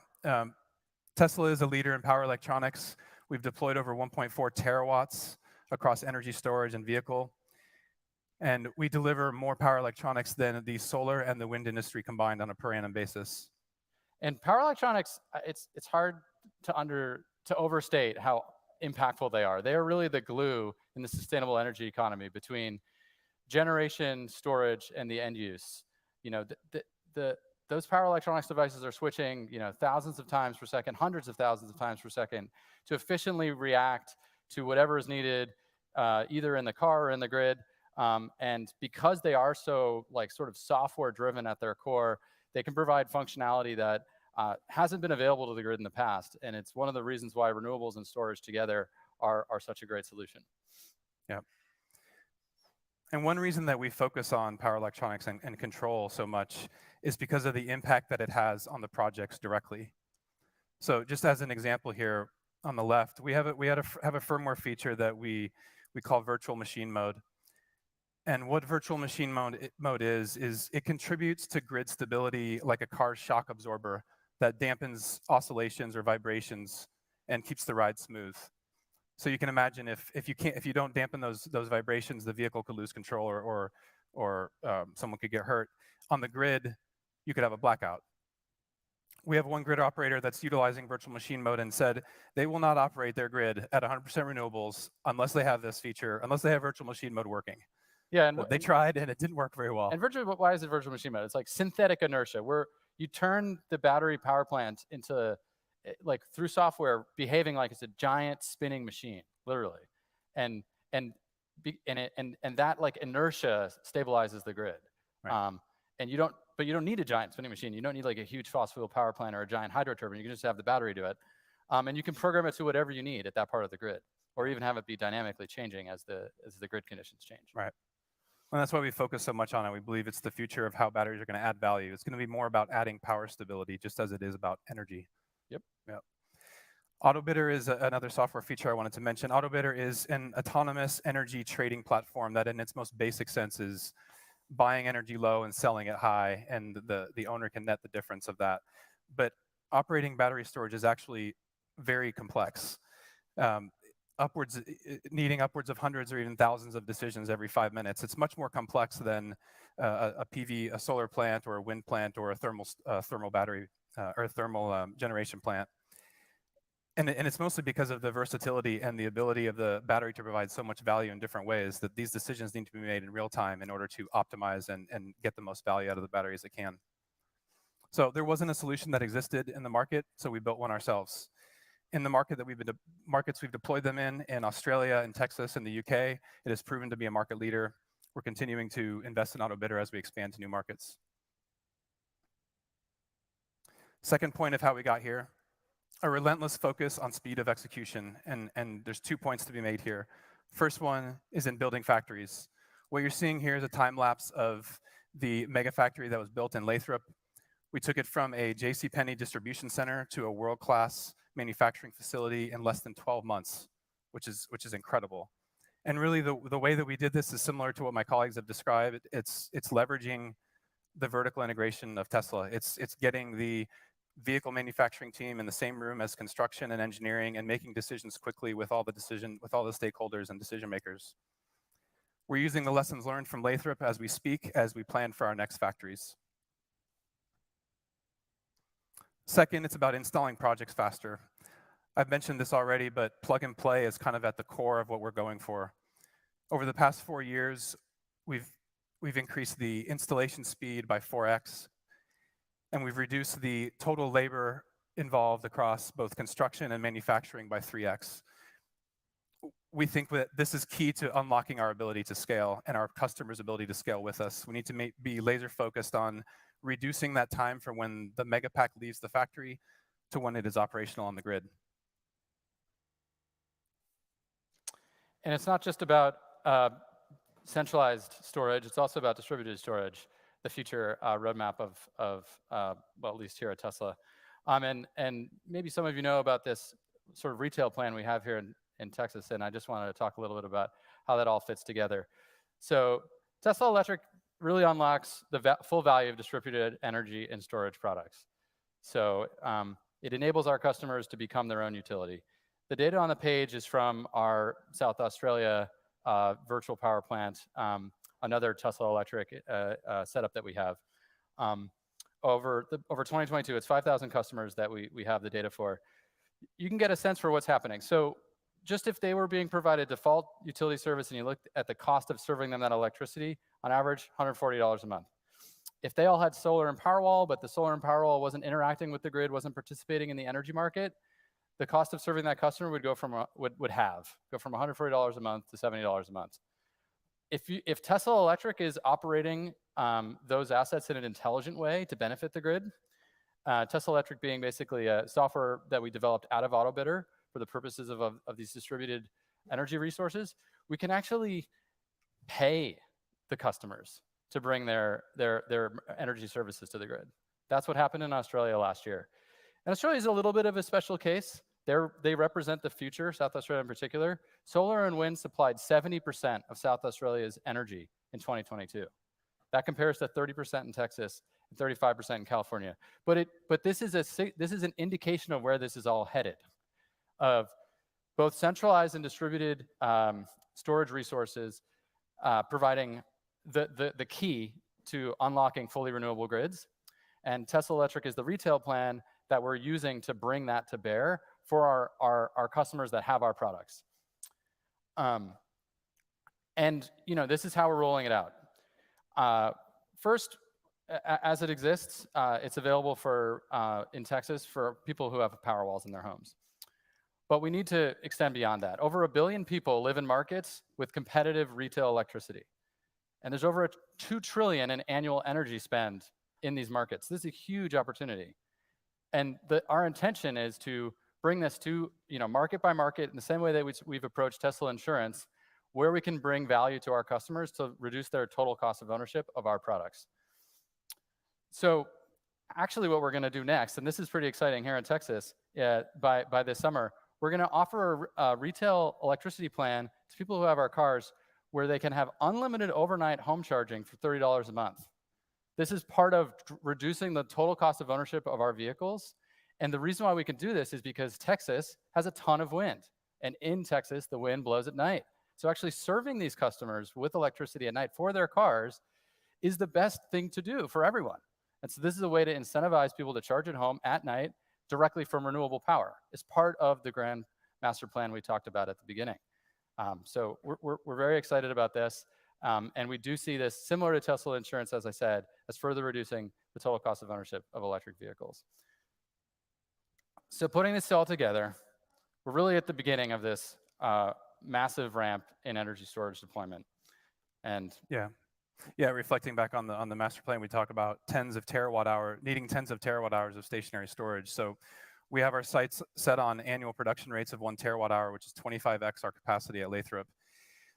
In the near term, we see really strong demand for the Megapack product, over 100 gigawatt hours per year in 2023, and growing by over 100 gigawatt hours per year over the next few years. So the demand is there, and naturally, as we continue to focus on cost and speed and value, the things that we've mentioned, it's clear we need to build more capacity and we need to ramp it quickly.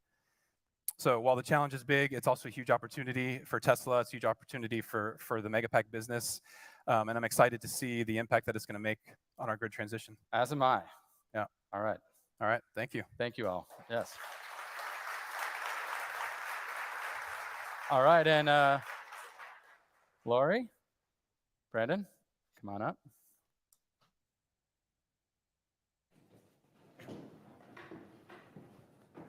Hi, I'm Brandon with the legal team.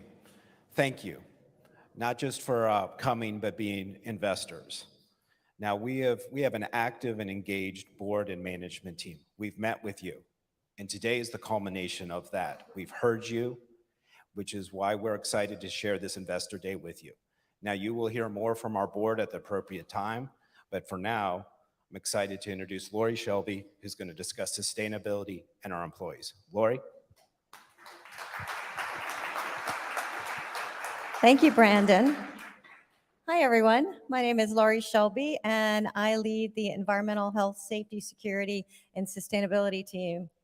I've been with Tesla for 5.5 years. So I'm going to talk about Tesla's impact. And of course, that starts with our awesome team members. So you've heard a lot today about our amazing products, our process, our software. You've seen lots of numbers and lots of graphs. You've also heard a common theme, and that common theme is that Tesla's team is what drives our success and makes a difference. Whether you're in our factories, in our sales, service, and delivery centers, our warehouses, or in the field, you can see and you can feel the collaboration that's happening.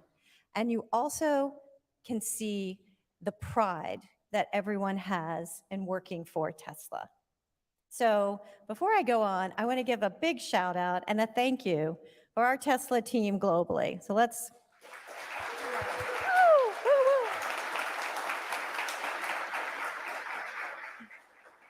That was great. That was great. Thank you. So we are creating a lot of meaningful work through our jobs.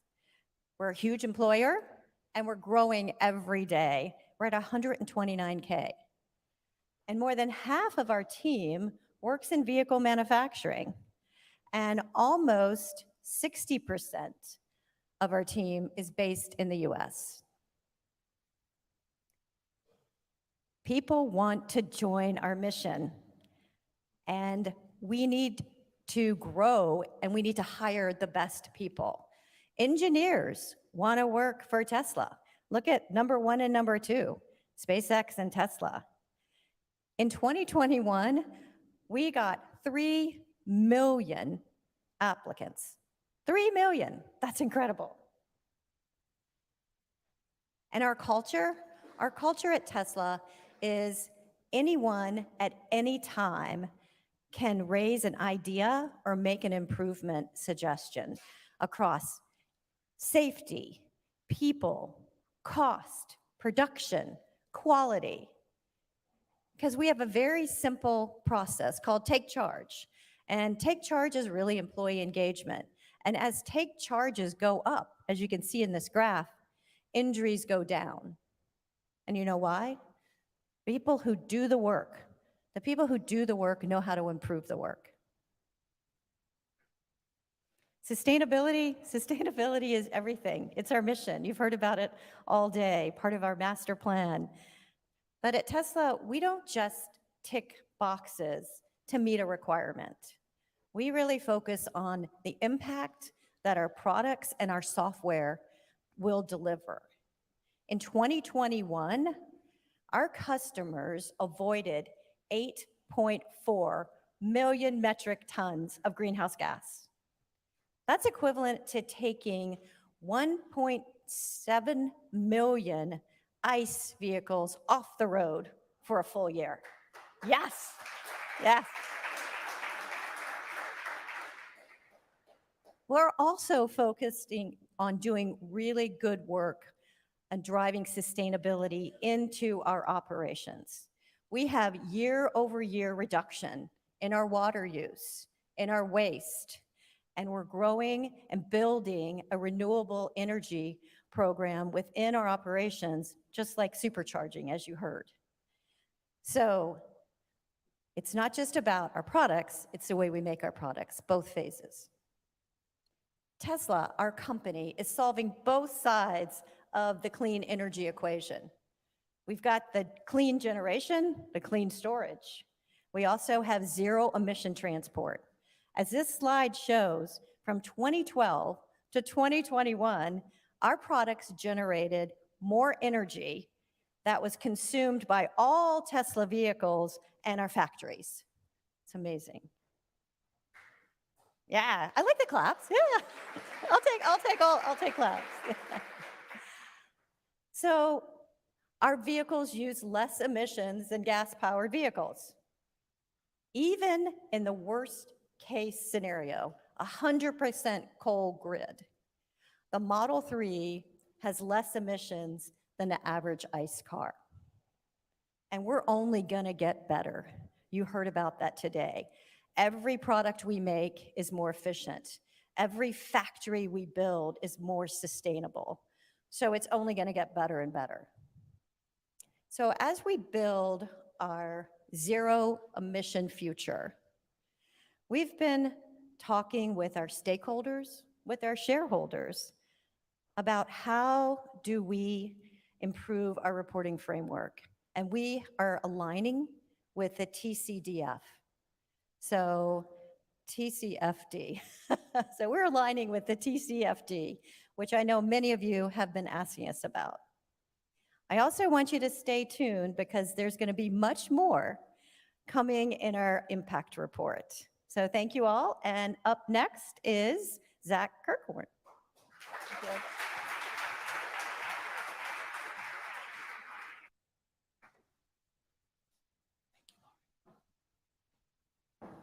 Thank you, Lori.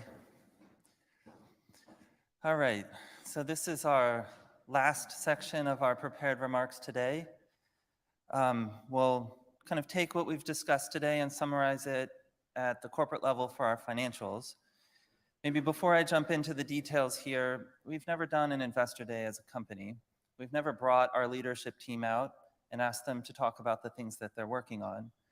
So, I feel very fortunate to be able to work alongside this group of people and support their teams. And I also just want to thank them, they're in a room in the back listening to this, for all of the work that they put into today and getting the company to where it is today. So thank you to the Tesla team.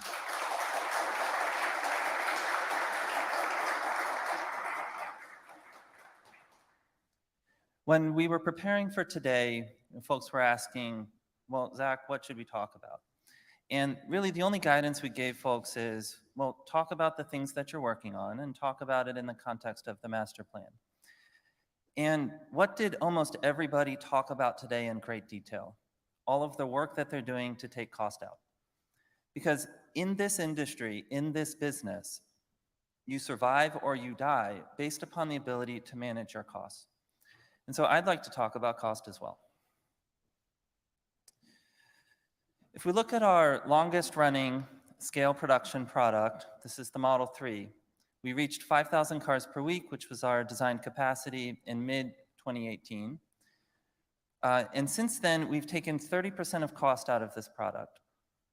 And there's 2 points I want to make about this. The first is that cost reduction, as you have heard throughout the course of the day, is deeply ingrained in our culture. And I think one of the most important reasons why we are here today as a company. The second point that I want to make is that when we're working on cost reduction, it's easy just to take cost out and make our products worse. But we have to take cost out and improve our products at the same time. This is the hard thing to do, but it's the necessary thing to do to continue to move forward. And if you look at a version of a Model 3 that we built today, and you compare it back to a Model 3 that we built in 2018, there's a long list of improvements that we put into the car while also taking cost out of the product. Cost reduction doesn't just come from one place. There's no silver bullet here. And we pushed the boundaries on volume with the Model 3 program, increasing volume 3x over this period of time. We've improved productivity. So in our Fremont factory, we are twice as productive now as we were in mid-2018. We've made a lot of progress on overhead efficiencies and product improvements, as we've discussed, and a long list of other things, including localization, our factory in Shanghai. And as we ramp up volume and as we find efficiencies, we work with our suppliers to do the same. And that leads to material cost reductions that improve the affordability of our products. And as we look forward to our next-gen vehicle, our target is to reduce 50% of cost, and we've talked about that a bit earlier today. Going from the Model S and X platform to the 3 and Y platform, we took out 50% of cost, so the task here is to do it again. And this is very important because as we improve affordability, the number of customers who have access to our products dramatically increases. And as we link this back to our master plan, it enables an exponential growth in our volume with linear reductions in the cost of our products. The second point I'll make here is that, and again, cost reductions don't come from any single one place. And so you can see the buckets here on the vehicle side, battery and powertrain, manufacturing cost reductions, and others. These buckets are relatively equal in size. And so in order to take 50% of cost out of the product, we have to go through everything. But more importantly than just the cost of the car up front, when we're transitioning to a sustainable economy, particularly with vehicle ownership, it's really important to think about the lifetime cost of the products. And this chart here is showing what the total cost of ownership per mile is over the course of 5 years. And we have to think about financing costs, insurance costs, the cost of power. Drew talked a little bit about that with the plants that we're doing in Texas, wear and tear and maintenance on the cars, et cetera. And we're already at a place today in the US where a base Model 3 on a cost per mile basis is less than a Toyota Corolla, which is the highest selling car in the world. And as we move towards our next-gen platform, we will continue to reduce this. And as we work on robotaxi variants of this platform, this cost will come down even further. And so this is a product that we expect to have substantially lower cost per mile than the highest volume products in the world. The next thing on cost reduction I want to talk about is operating expenses. We spend a lot of time on our earnings calls talking about gross margins and product cost. We don't spend a lot of time talking about OpEx, but I think this is one of the really important parts of our story. So since 2018, we've reduced our non-GAAP OpEx 60% as a percent of revenue and 75% on a per delivered car basis. This is quite staggering, and I want to go into the details about how we've done this. The first component of OpEx, which is R&D, the single most important thing here is that we constrain the number of programs that we work on, so minimizing the number of programs that we're running in parallel. And the key here is to maximize the revenue and cash generated from every program that we work on, and also maximize the technology sharing between the programs. So we talked a little bit about how power electronics in our energy business is shared with power electronics in our vehicle business. If we look at the SG&A side of this, I think the story here is pretty dramatic. So we're showing here a comparison of SG&A per car delivered compared to the traditional auto industry, which is both an OEM and the dealership network. And our estimates are that we're 60 to 70% lower on a per car basis. And if you turn this into dollars, this is many thousands of dollars per car. This is part of the reason why on the last earnings call, I made the comment that we think about operating margin more so than gross margin as a company, because the integration that we have here on the SG&A side, particularly with vertical integration into our dealership network, this provides efficiencies that give us a competitive advantage from a cost structure standpoint relative to other companies. The other thing that I'll note here is that this wasn't always the case. And it wasn't that long ago where these bars would be inverted. And if we go back a little bit in time, and we talk about when we launched Model 3 in the Fremont factory, we went from 2,000 cars per week, which was S and X, adding 5,000 a week to that for Model 3 got us to 7,000 cars a week. You've heard some folks here today talk about production hell. What I don't think we've ever talked about as a company is back office operations hell, which also happened at the same time. And 7,000 cars a week, 350,000 cars a year, we want to go to 20 million cars a year, and we're struggling at 7,000.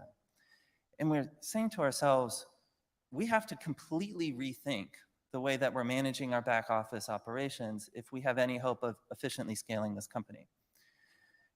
And so this began a process that we're still continuing to work on today, but it's something that we refer to as the Tesla operating system. So in the same way that we're vertically integrated into the software that manages our cars, we've also vertically integrated into the software that runs our company. And all of our major departments in the company are using, not all of them yet, but almost all of them are using our in-house software. Most recently, we removed third-party recruiting software, and we're now running our own recruiting software as a company.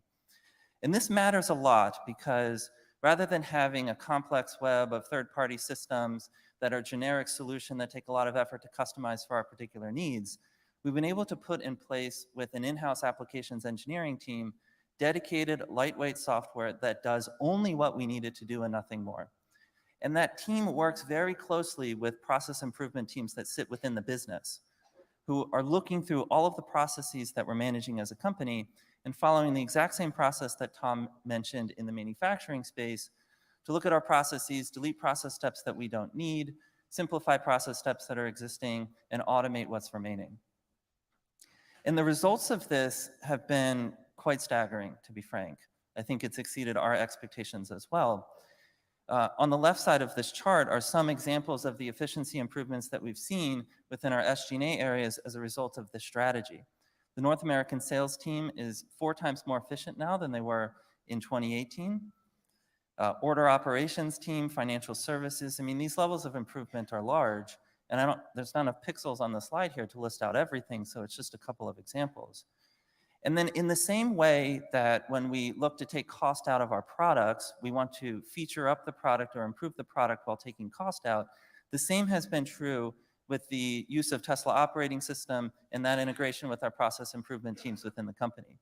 And so we've increased performance and added capabilities while also dramatically reducing cost on a per car basis. There's a list of self-service functionality that we've put in place, which customers like. It also simplifies our operations behind the scenes. We've used the Tesla operating system to expand into our captive insurance space, which we are fully vertically integrated into. We run our own in-house software. We have our own agents, our own claims software, and claims folks who run our insurance business. This is also very important because as a technology company, data is very important. And we use these systems and the access to the data in those systems to pull out extremely granular and targeted reporting that enables us to see every aspect of our business in real time so we can make adjustments to our operations as needed. And there are sometimes examples where we say, man, I wish we were tracking this piece of data.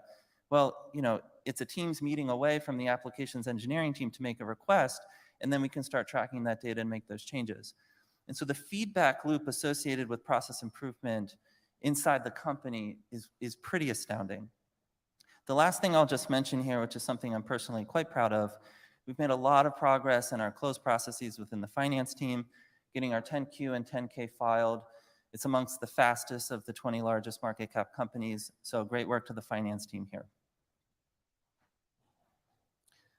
So all of this work on cost reduction is extremely important because we have a lot of money to spend ahead of us to achieve our goals within the master plan. So we've mentioned over the course of the day today, 20 million annual vehicle production as our target, 1 terawatt hour of annual energy storage production, and then expanding cell production, service, and charging in line with the growth of those other businesses. And so we've estimated what we think the total cost to get there will be. And there's certainly error bars around these numbers as we continue to progress and innovate. But of this, we've spent about $28 billion of that so far in the history of the company.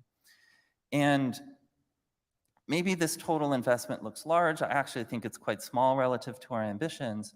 And if you look at our 2022 operating cash flows and you just say, well, let's assume some modest growth to that, maybe not all that much if you're being conservative, but the ability to pay for this level of investment from the forecast that we have is very achievable for us. I'm often asked about capital allocation. I think our strategy here is very straightforward. I touched upon it a little bit in our last slide, but just to be explicit about it, obviously the priority here is to ensure that we're using capital to run the day-to-day operations of the business. This is a working capital intensive business, and this has to be managed very carefully. And so, over the course of a quarter, there can be multi-billion-dollar swings in our cash balance up and down, just depending upon the timing of when we build and deliver cars. So we obviously have to have money set aside for that. Downside protection is another really important area where we have money set aside for that. And over the last couple of years throughout the pandemic, I think this just highlights why being ready for downside protection is important.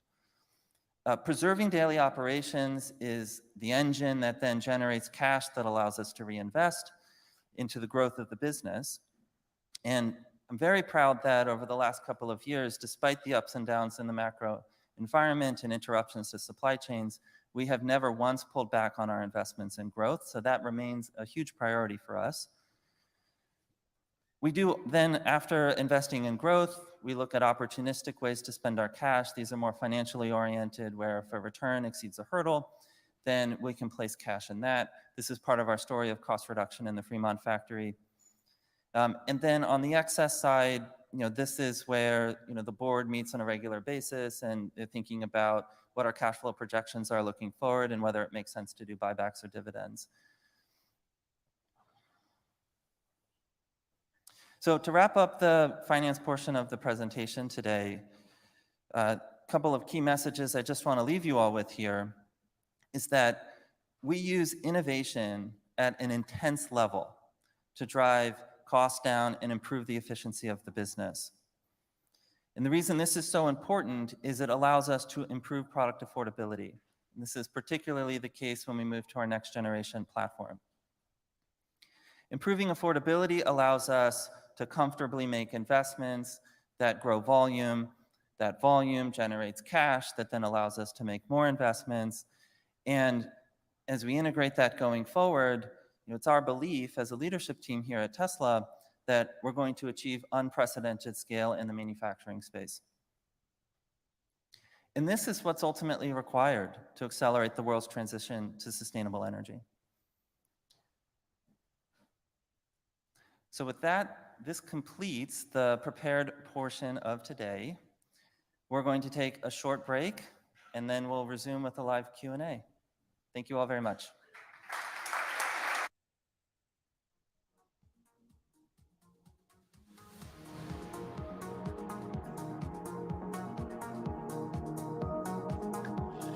Ooh, that was a long one.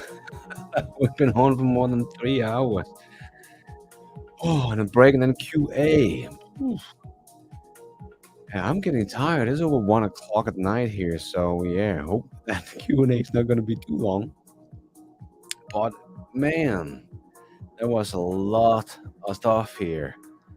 So, of course, we didn't get to see the next generation platform. They didn't talk about the Project Highlander. They didn't talk about the new Jupiter Model Y we are hearing about, and they didn't talk that much about the robotaxis, actually.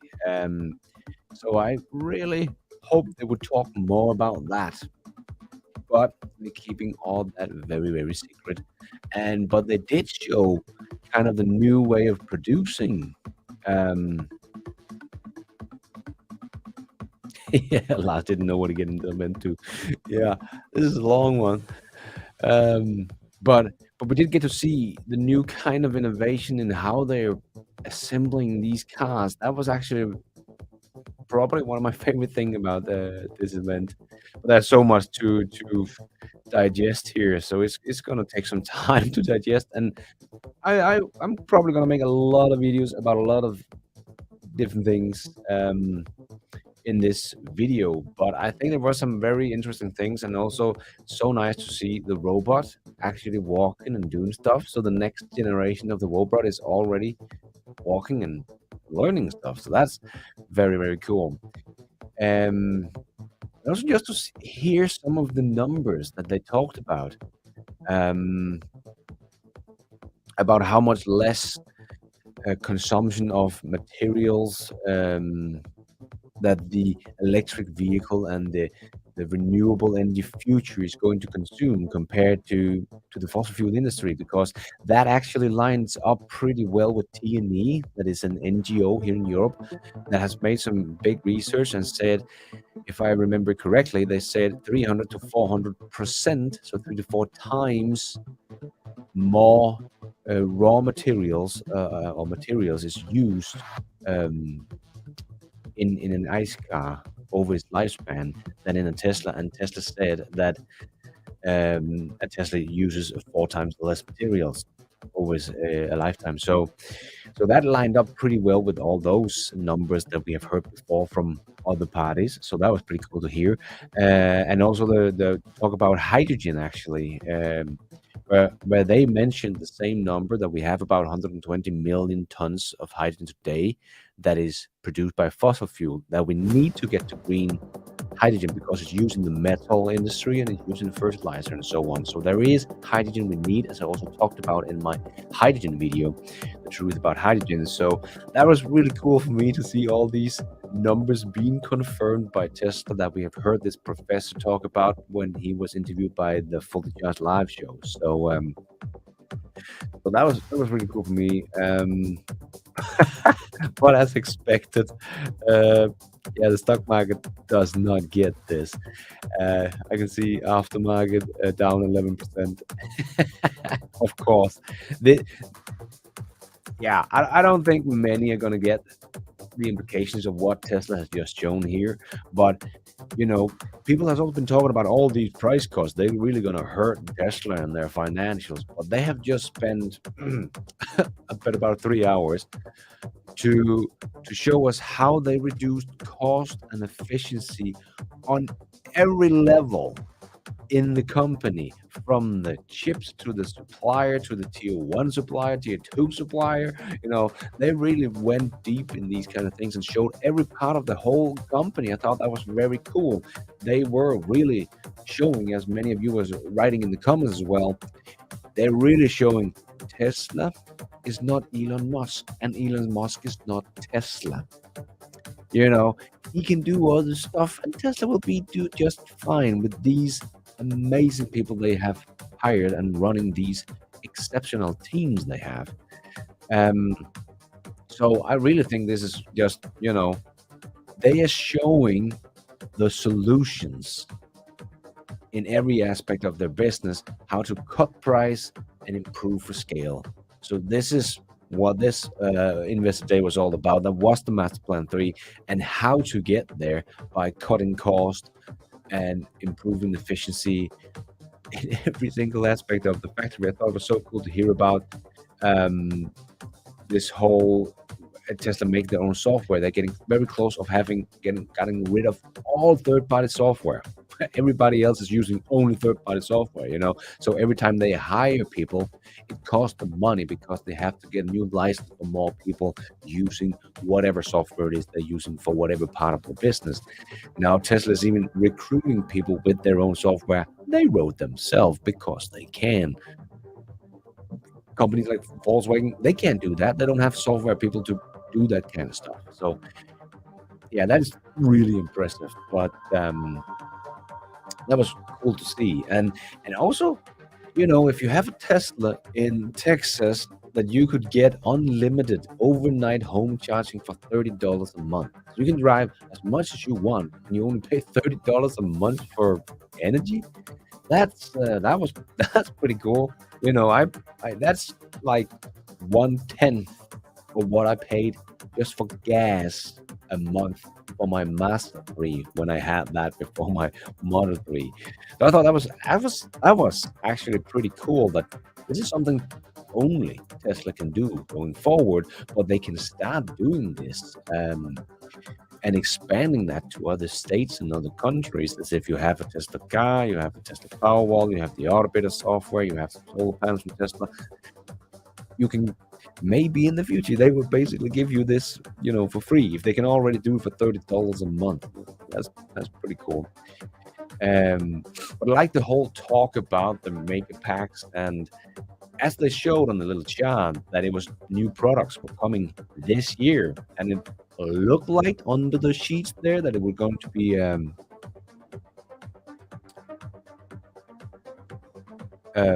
it's going to be a Powerwall. It was like a thin little thing, so probably a new Powerwall is coming. That would be cool, and looks like a big new mega pack. So hopefully 2 new products there we can see soon, and I really hope the Powerwall will soon come to Europe because I really want solar panels and Powerwalls on my house as well. So that was cool. And cool to hear that their lithium refinery refinery factory in Texas will start producing this year. Thought it would be 2024, but apparently not. They have from breaking ground to starting production would be about 12 months. That's pretty cool. And next quarter they'll produce cathodes at the Texas factory. So that cathode building is pretty much done, and they're putting in machinery and stuff to make the cathode. So that's going to be ready really soon. So that's pretty cool as well.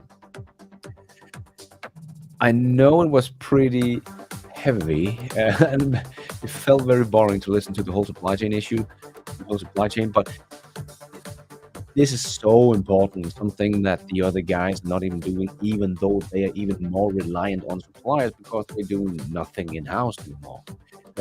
And Tesla is just so far ahead on all this than any other company on earth, you know. And just in the supply chain, they also talked about the chip that they made, where they reduced the labor force with 99% from how they made it in the beginning to now is fully, almost fully automated.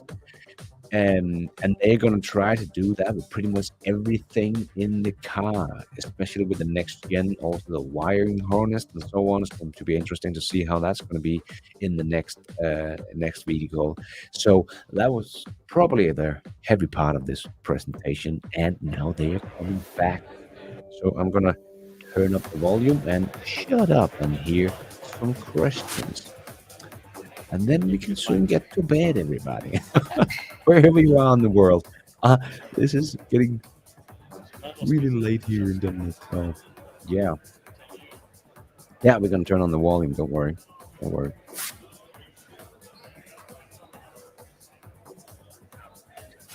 Live stream at GM and phone to you. No thanks. All right. Oh, I can talk. Let's see what they have to say. All right. Talk to you later.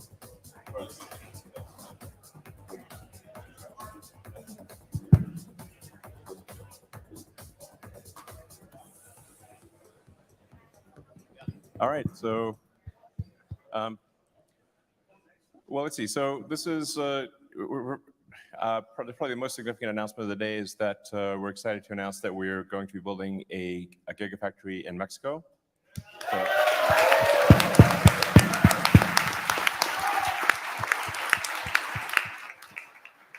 So yeah, and we'll have a obviously a grand opening and groundbreaking and whatnot. But we're excited to announce that the next Tesla Gigafactory will be in Mexico near Monterrey. So super excited about it.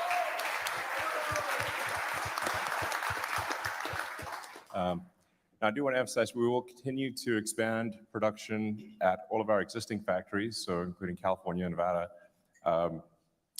here in Texas, obviously, and Berlin, Shanghai. So we intend to increase production at all factories. So the Giga Mexico would be supplemental to the output of all the other factories. So this is not, to be clear, moving output from anywhere to anywhere. It is simply about expanding total global output. Yeah, so it's gonna be good. So peanut gallery. Anyway, so I think that's yeah, we're quite excited to announce that. In fact, I believe the governor is here. It's hard to see. Welcome.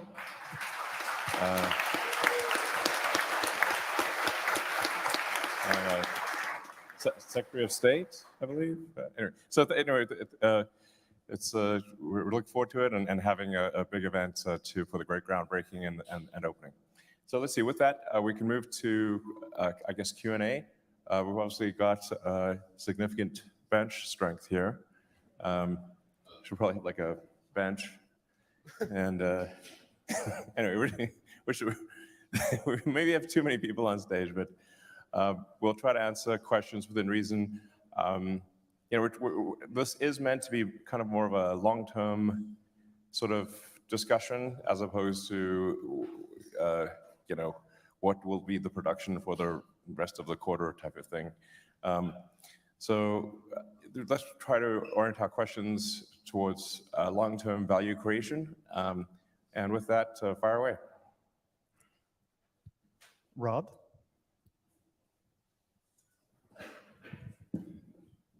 Hi, it's Rod Lash with the Wolf Research. Very exciting plans about the next generation vehicle and powertrains and batteries. I was hoping you can maybe talk to us a little bit about the timeline for deploying this. And it sounds like it's more than just a vehicle. This is a kind of a paradigm change on how vehicles are assembled, how batteries are put together and everything. And does that also just get reconfigured into everything that you do? So the Model Ys that are being built here will be built very differently in the future. Maybe just give us some feel for what happens from here and what's the timeline for implementation. Well, I'll talk a little bit about that, but broadly speaking, the most profound architectural changes will be in future vehicles. Retooling a factory means bringing the factory down for an extended period of time, and that would prefer not to do that, I think. But there are variants in how Model Y is produced. So we've got variants where there's rear casting, where there's a front and rear casting, and we have the structural battery pack. And then there are a number of smaller improvements that occur. But I think for really, really big changes, those would be future vehicles. Yeah, I don't know, you guys want to add? Lars, maybe? Me? Yeah. So I mean, as far as I agree with you 100%, Elon. It's really easy to put innovations in new vehicles, but long term, we'll obviously bring them back. We've always talked about that, but we don't want to take our factories down. As far as the timeline goes, we're going to go as fast as we can, left to right. As always, Elon alluded to the fact that Mexico will build our next gen vehicle, but we will also be doing that in our other plants. And so it's really about getting them all up and running. We expect that to be a huge volume product, and we're going to move that quickly over the next couple of years.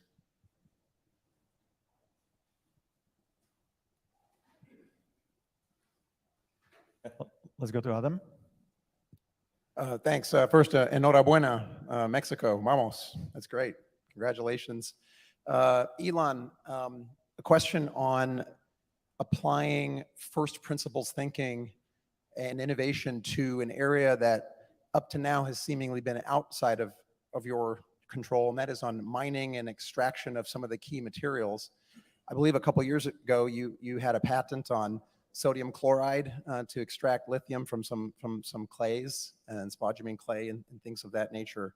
How does that fit into the plan of maybe bringing real innovation into a mining sector that could use a little, maybe waking up and getting those costs down, because that could be a real gating factor, it seems. Well, we're going to address whatever we think the limiting factor is at any point in time. So we would like to do the least amount possible. So we don't want to get into the mining or refining sector. We will do that if we have to. I do think the focus really should be on refining capacity. We need to make just a very giant amount of anode cathode lithium hydroxide, lithium carbonate. It's really the refining capacity that is the biggest choke point. Yeah, so that's why we're building a lithium refinery in Corpus Christi. In terms of the mining companies that are out there and looking at that part of the value chain, so we do have large suppliers of lithium right now, and they are aware of how we're approaching the Corpus refinery and the technologies we're trying there. And the reason we're making them aware of it is because we think they're fundamentally more scalable. And as we prove them out, we plan to share that with them. Because as Elon says, it's not really like we want to do these things. We're doing them because it's not happening fast enough. So if we can prove that it can be done faster, the intention is to transfer that knowledge to our current suppliers. And the same is actually true. It was actually a clay process that we're playing with and we continue to work on. Same is true on that. So we've worked with our suppliers as well on trials and we're sharing knowledge there. And the intention is just to help the whole world do this better. And ultimately, this here is getting the lithium out, or whatever it is, out of the ore. And we're obviously building a cathode processing facility just adjacent to this building. So a little further down the road, you'll see another large construction. That's for cathode refining. But like I said, we'd really prefer if others did that. We're doing it because we have to, not because we want to. Yeah, and in that case, there just isn't really any large-scale cathode production in the United States, and it needed to be done. And again, if we're going to do it, we're going to try to do it from a first principles perspective. So we have tried a bunch of new things there. We're confident that they will work. And as they prove out, again, we want to bring them back to our suppliers so that they can build new facilities more quickly with less investment. All right, let's go to Ben. Hi, Ben Kaler for Baird. So similar on the renewable side, is there more that you can do in Tesla to nudge the rest of the renewable industry to speed up, since it's such a big pillar of the Master Plan 3? Well, I mean, I don't know what more we can do, but I can say that if there's entrepreneurs out there that want to have a guaranteed chance of success, it would be refining lithium or anode and cathodes or any materials whatsoever for lithium-ion cells. It's a no-brainer. Yep. I think we're doing everything we can. So yeah, on the renewable energy thing, the thing that we can do, Tesla, is the more we reduce the cost of storage, the more we reduce the cost of stationary storage, and the more we bring flexible load to the grid in the form of cars charging at the right times, the more valuable renewables are. Because in Texas right now, I wasn't joking, there's a lot of wind, and at night, there's almost too much wind because they don't want to turn the nukes off or whatever. So bringing really low-cost storage onto the grid makes renewables more valuable, which ultimately will accelerate their deployment. So that's how we focus on it, I guess. Yeah, Felipe?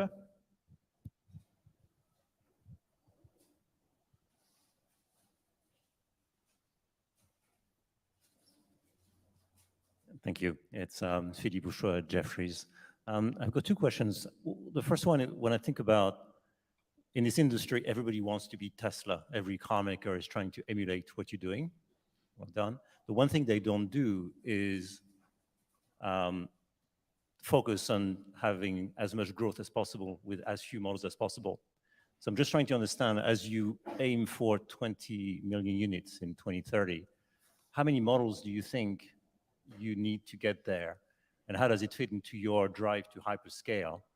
How do you manage this? And also the fact that probably consumers at some point don't want to see a Tesla or the same Tesla at every street corner. So I'm just trying to get your sense of that.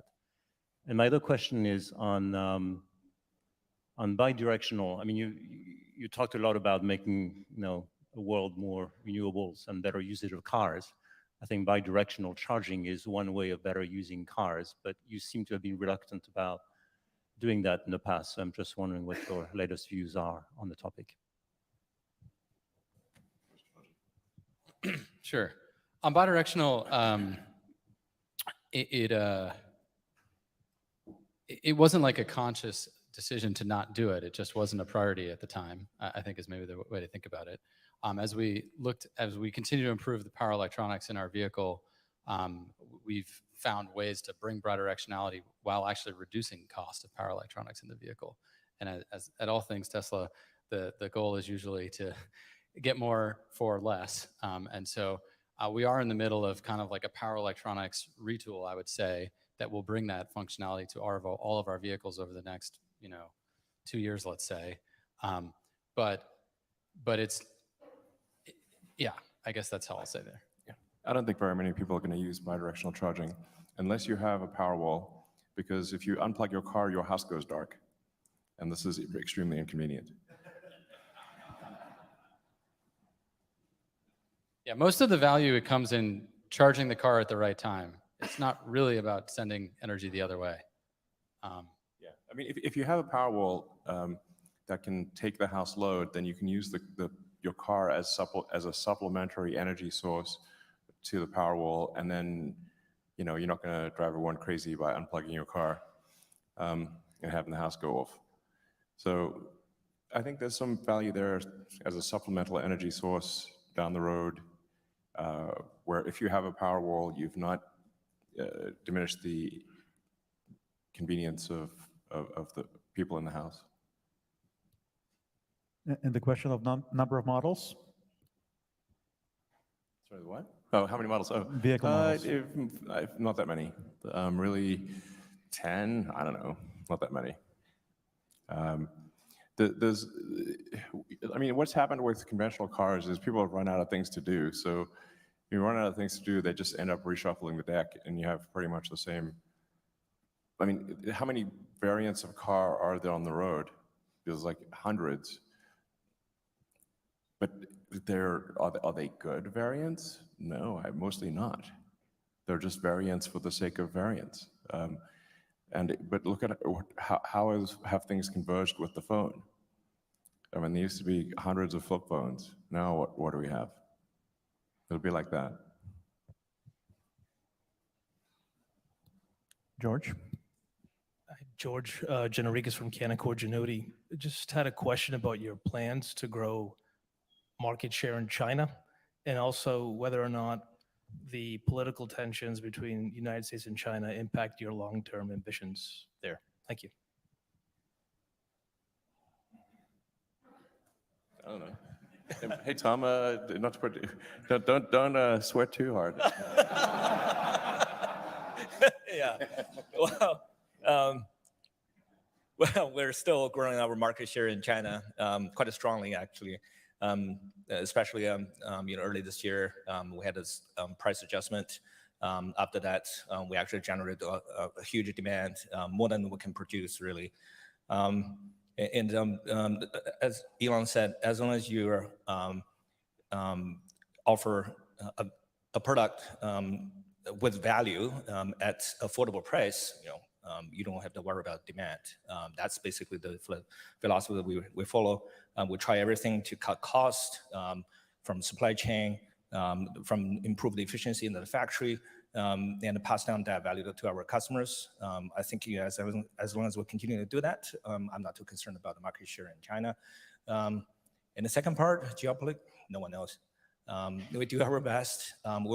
We actually create a lot of jobs to the local community, and we generate also with at our suppliers factories, we'll create a lot of jobs as well, and will contribute a lot to the local economy. I think, as long as we're needed in this country, I don't see there much of the risk of that. Colin? Colin Rush from Oppenheimer. One of the things I was struck by in the presentation was the operational efficiency metrics that you guys are talking about. Could you talk a little bit about the velocity of learning cycles and how you guys track that and think about that as an organization as you work into a variety of other areas from an innovation perspective?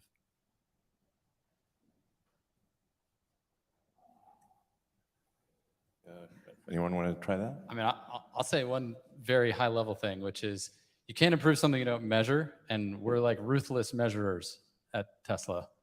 And once you start measuring things that contribute to operational efficiency, you actually have a path to doing something about it.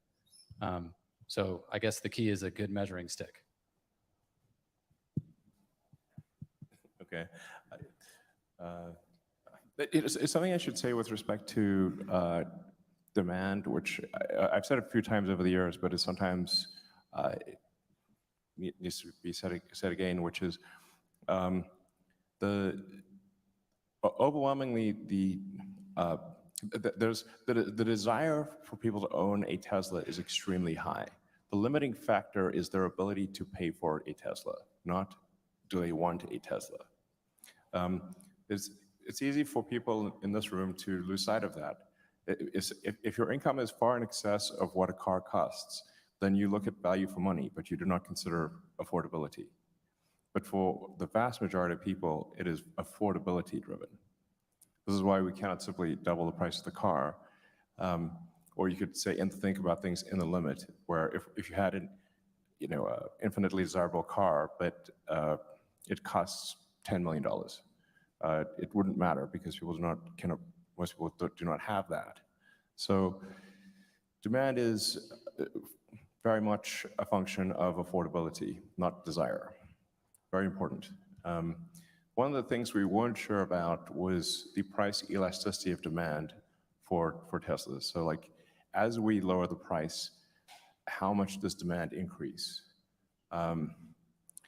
And we found that even small changes in the price have a big effect on demand, very big. So that was a good thing to learn. Yeah. And then as this autonomy question is very, very big, because you could potentially have, 5 times the utility of the asset that you currently have. So if passenger car is 10 or 12 hours a week of usage, plus a lot of parking expenses, an autonomous car could be 50 to 60 hours a week or something like that. And you could get rid of a lot of parking expenses. So,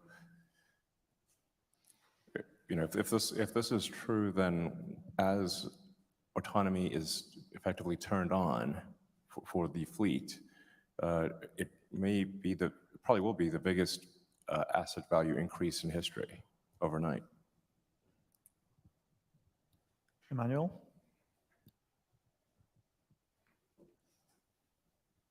Thank you so much, Emmanuel Rosner from Deutsche Bank.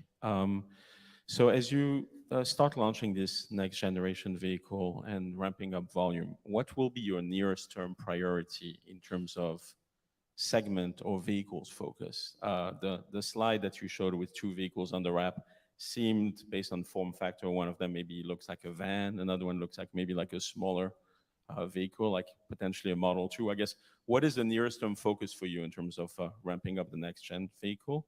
And how do you make sure that by lowering the price point so much because the cost is going down 50%, you're not cannibalizing demand, for your existing vehicles?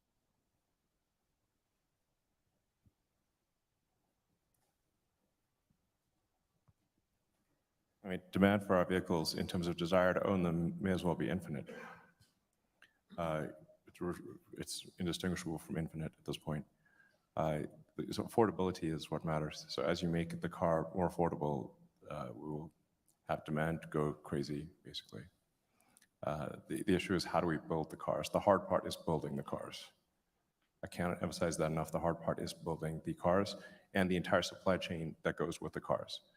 This is a logistics challenge of extraordinary difficulty. All the things that have to go into the car have to scale with the car, while everything is doing an exponential ramp. And if you miss even one of those things, doesn't matter why, earthquake, flood, fire, revolution, I thought I've heard them all. I mean, any part of that supply chain gets interrupted. Then you have a seizure. The hard part is building the cars by far, and the supply chain that goes with it. Do you guys want to talk about supply chain stuff? Well, they might. I think, in the presentation I'd mentioned perfection is a passing grade. We really need everything to happen perfectly, and the strategy for mitigating the different risks, some of which were anticipated and some weren't, is really bespoke to the situation. And really you need subject matter expertise and a deep knowledge of the particular supply chain you're managing to come up with those strategies. So we've seen everything from, as Elon mentioned, first the tariffs that flew back and forth, then the ocean logistics issue, a chip shortage, COVID, floods. There was a fire in a fab in Japan that knocked down. There was a massive COVID spike in Malaysia where a lot of the chips, the back end of a lot of chips was down there, and more. This was one that Elon was involved with as well. And yeah, it's nerve-wracking, but somehow it works. Yeah, and although it's difficult, I think we have been laying the foundation to be as intimate to all the tiers of the supply chain, building that control and directing the different tiers of supply chain. That's the way we are trying to mitigate the risks that come with it. Again, dual sourcing, triple sourcing, having redundancy is the way we've been trying to mitigate for it. Yeah, on that point, when we think about vehicles, when you think about 3Y as an architecture, SX as an architecture, our next generation platform is more than one segment. And really, we're thinking about all the segments that are available that we haven't captured and where the market would be, and designing it with our supply chain partners so that we can go quickly through those segments for where we need. But to Elon's point, if you make a car desirable and affordable, oftentimes it doesn't necessarily matter what segment it's in, because it's one that you want. And we've seen that with Model 3 when a lot of people thought the sedan was not going to be a great hit, but we sell tons of them. So the next generation platform is not one vehicle. It is multiple, and it's on a segment that we will really try and focus on that affordability and desirability point moreover than where we started. Yeah, I mean, there's I think, it's an old saying, like, battles are won with tactics, wars are won with logistics. The logistics challenges here are enormous. And when you start being a very significant percentage of an industry, you can't overcapacitize. It's not realistic. And some of these things, like you said, you dual source or triple source, you can do that maybe for small things, but you can't do it for big things, because if you're triple sourced, and it's like having a plane with 3 engines, where if any of the 3 engines fails, you crash. It's like, so and you have to either overcapacitize, which drives your CapEx up, and it has idle suppliers somewhere and big warehouses, or you design to some overage that's reasonable, and then you have expedite costs because inevitably something goes wrong somewhere and you got to fly things around. So it's really just the rate of progress is the rate at which we are able to scale 10,000 logistics problems. Most significant of those is the cell production. And so we actually deliberately try to overdo cell production or cell supply to have that exceed what is needed in vehicles. Because if it goes below what's needed in vehicles, then the factories stall. But then what do you do with all these extra cells? It's like, well, okay, so the much easier thing to scale up and down is Powerwall and Megapack output, stationary storage. So we can then overcapacitize in cells and packs and scale production of stationary storage, which is much easier to scale than vehicle production. So that's strategically, I think, a good thing. Yeah, I mean, the CapEx for Megapack is tiny compared to CapEx for vehicles. Also, Megapack demand is quasi-infinite. It basically, as long as we are competitive with utilities, we can sell as many like, it's yeah, quasi-infinite demand for that, really. Or many terawatt hours. And we got a long way to go to get to many terawatt hours per year. Dan? Let's go to Dan. Thank you. Dan Levy, Barclays. I think we know competitive dynamics differ significantly by region. You know, cost dynamics differ by region. We saw that with your China Gigafactory, far superior cost to what you had at Fremont. I realized it was a new factory, but there are clearly different dynamics. So to what extent are the cost strategies that you've laid out today, do they differ by region, or is there more of a global one-size-fits-all approach on reducing cost?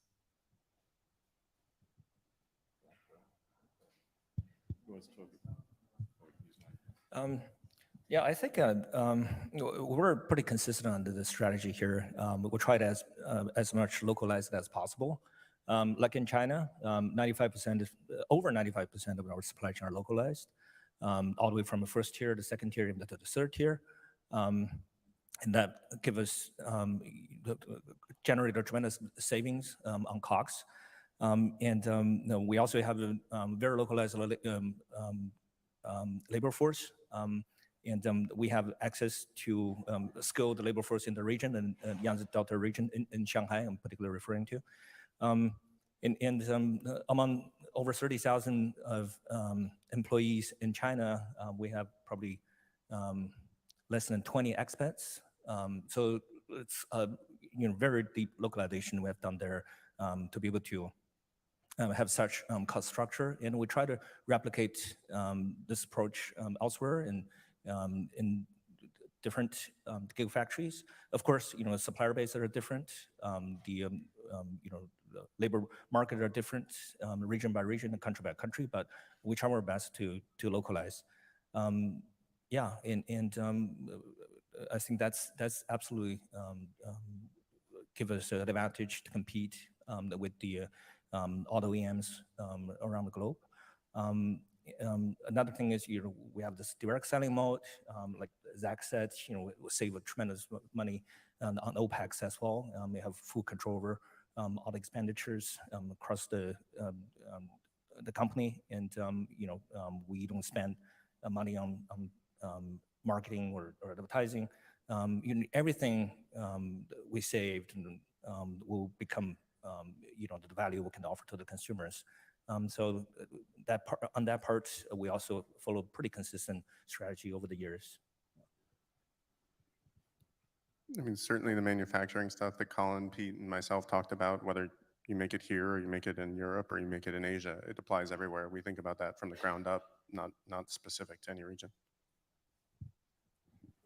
Yeah, just one thing I would add to Tom's point about localization and to Lars's point here. But I would actually say that we're moving in a direction of more standardization in terms of our factories and our processes and our cost reduction approaches. So as we've been thinking about the next generation platform, we've been thinking about the volume that we aspire to build against that, how many individual factories do we need to build, and what is the fastest possible way to expand that footprint around the world. What we've done with Model Y is each factory is an incremental improvement of the previous factory, which requires engineering hours, engineering spend for each factory design, and then you end up with factories that are slightly different from each other. And as we move towards the next generation platform, I think the term you used, Lars, is copy-paste. So to get it right from the first time, certainly there will be things that we learn and we replicate and we make adjustments to, but try to have as much standardization and commonization as possible, which allows us to go as quickly as possible with expansion. Overaka on this side.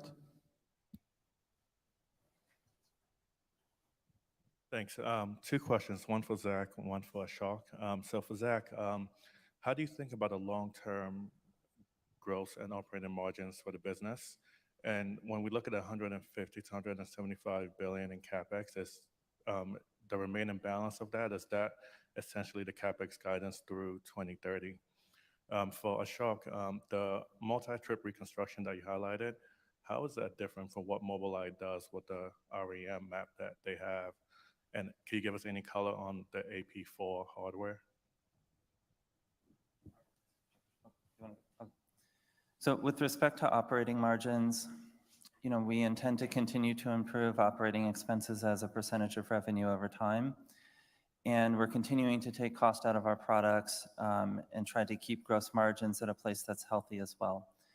And so, from the hardware perspective of the business, it's our expectation that we'll continue to stay in a healthy place over time. And then there's a software portion that's added on top of that. And so Elon has commented on this many times about the impact that full self-driving software can have on the economics of the business. And in that space, profitability, operating margins would be impacted dramatically.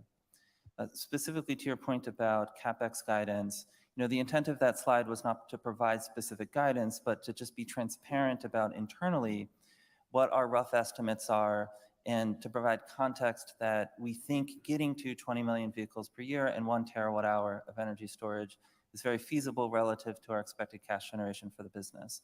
That's a number that will move as we learn. We may choose to vertically integrate more into things. We may find efficiencies elsewhere. To the whole conversation we were having earlier about do we do mining, do we not do mining? But the entire point is to say that this is something that's entirely possible based upon our forecast. Regarding the multi-trip reconstruction, my point I was trying to make was that we want to auto-label most of the data, and we can collect data from the fleet and then reconstruct local areas that can act as supervision for those clips. Since we want to build a scalable self-driving system, we don't want to really rely on HT maps or anything, even though we could trivially build something using the same technology. But this is mostly for auto-labeling, and this provides precise 3D labels for all the video sequences involved in the reconstruction.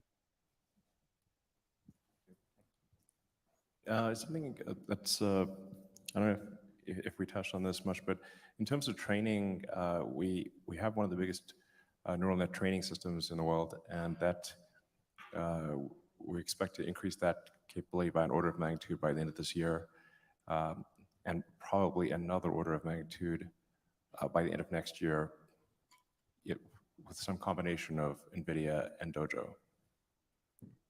So by much of the scale of that is quite dawned on people. It's enormous. Maybe the final two questions, one from Alex and one from Chris.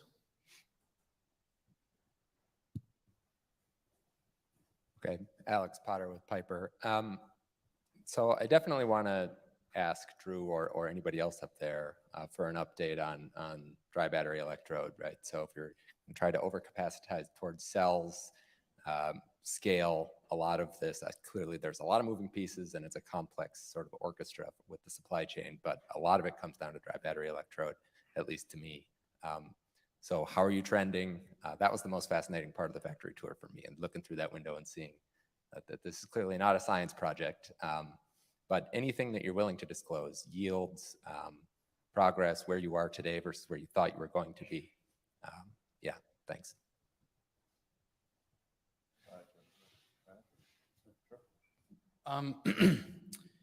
Yeah, I mean, as you saw, right? This is a real factory making a lot of dry electrode in an automated fashion. We've made a lot of progress. It's a spectrum. We're perfectionists, and we have clear end goals. and we are, every week that goes by, making progress towards those end goals, whether it's speed of the tool, yield of that process, or the downstream process. We haven't stalled out yet on the rate of progress either, and that's both on the anode and the cathode side. And I think the great thing about where we are with the overcapacity that Elon mentioned is it's giving us the opportunity to experiment as we go, rather than just being like stuck to something that we happened to kick off a year and a half ago and it is here. Something that Elon has said to the team many times is it's okay to scrap equipment or money. It's not okay to scrap time. So the way we've been approaching it is probabilistically, what do we think is the most likely thing to succeed? And even actually in the factory here, you saw more than one anode line. They are actually operating two slightly different versions of the final process step of the powder entering the tool.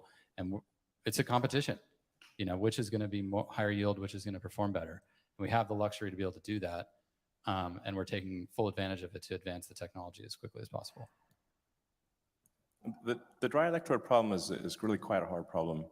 I mean, we acquired Maxwell really just for the dry electrode technology, but just illustrates what a gigantic gap there is between something working at small scale and at large scale.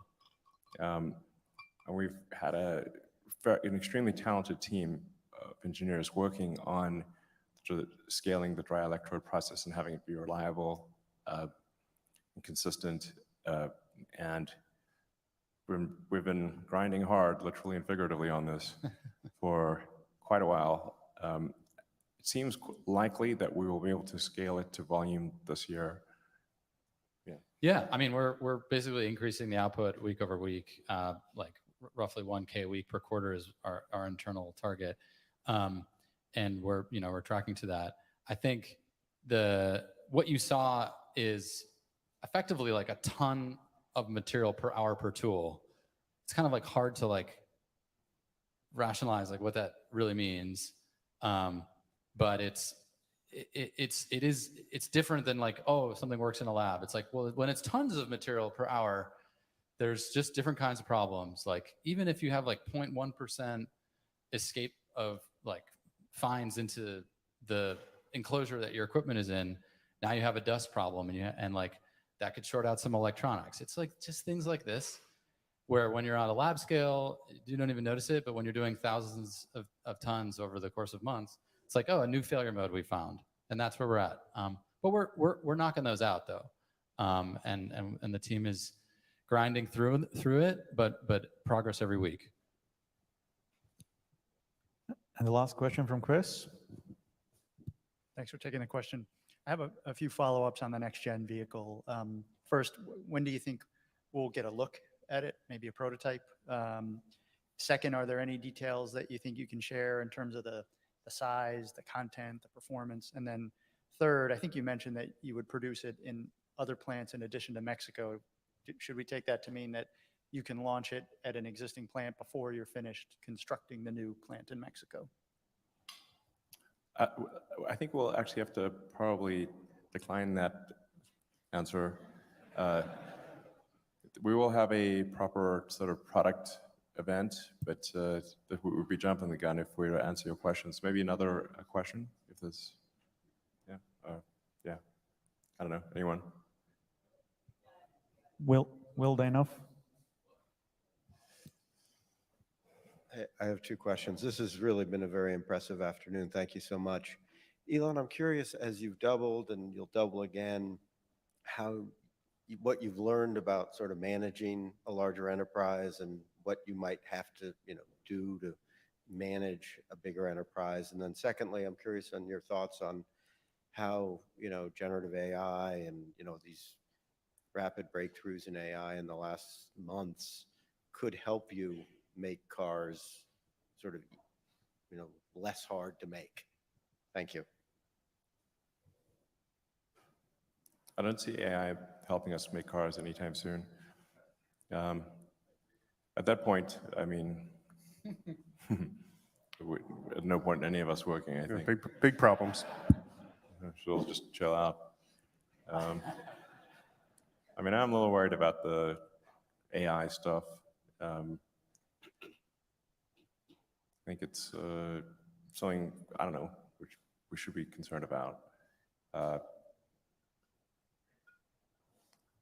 don't know, I think we should need some kind of like regulatory authority or something that's overseeing AI development and just making sure that it's operating within the public interest. And, you know, it's quite a dangerous technology. And I fear I may have done some things to accelerate it, which is, I don't know. So,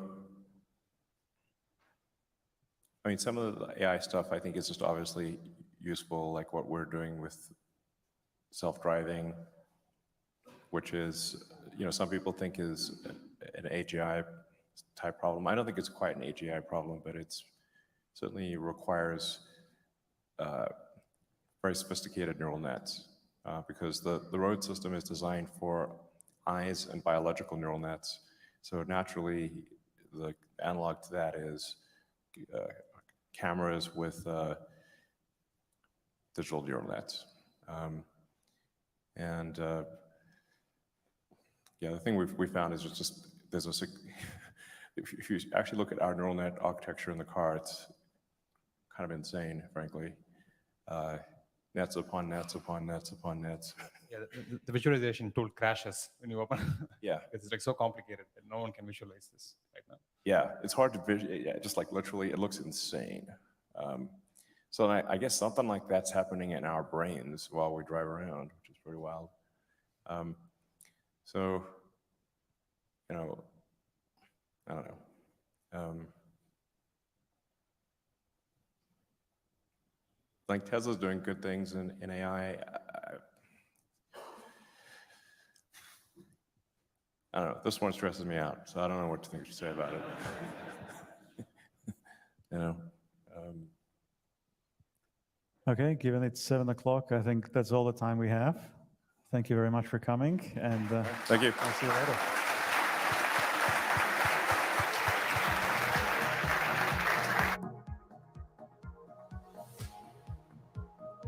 Oh, 2 o'clock at night here. So yeah, I am also getting tired now. Been up for 20 hours. I just got the, thank you.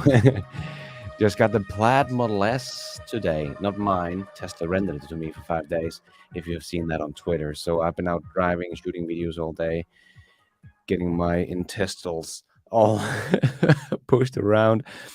But crazy investor here.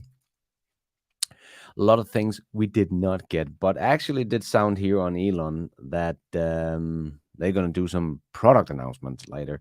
So that hopefully going to give us more. But I think it was very cool to see the production side of this for the next gen. There was, of course, a risk that we would not get all of this good stuff revealed at this event, and we didn't. It was much more of solutions to the Master Plan 3 and how the next generation platform and the production of that is going to help with all of this. And they showed us some new visualizations of how they're going to produce all that. So that's, I still thought that was really, really cool. And that was a lot to cover in this investor day. That was pretty insane. But I think what to take with us is like, there is a clear path to a sustainable future on Earth with sustainable energy in abundance. Tesla has showed us how to do this now. And if if I was legacy automakers, I would be looking at this and saying, but we're just assembling cars. And Tesla is doing all of this and doing it in-house. And the other guys are struggling just to produce EVs. They are not at scale yet. And they are not earning money on them yet.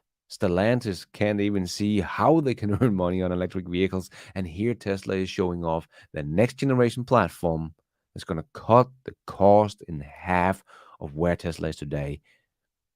That is going to be absolutely game changer. And no one, not even BYD or anything else, is even close to this level of cutting cost, scaling up production, in my opinion. So this is really a game changer.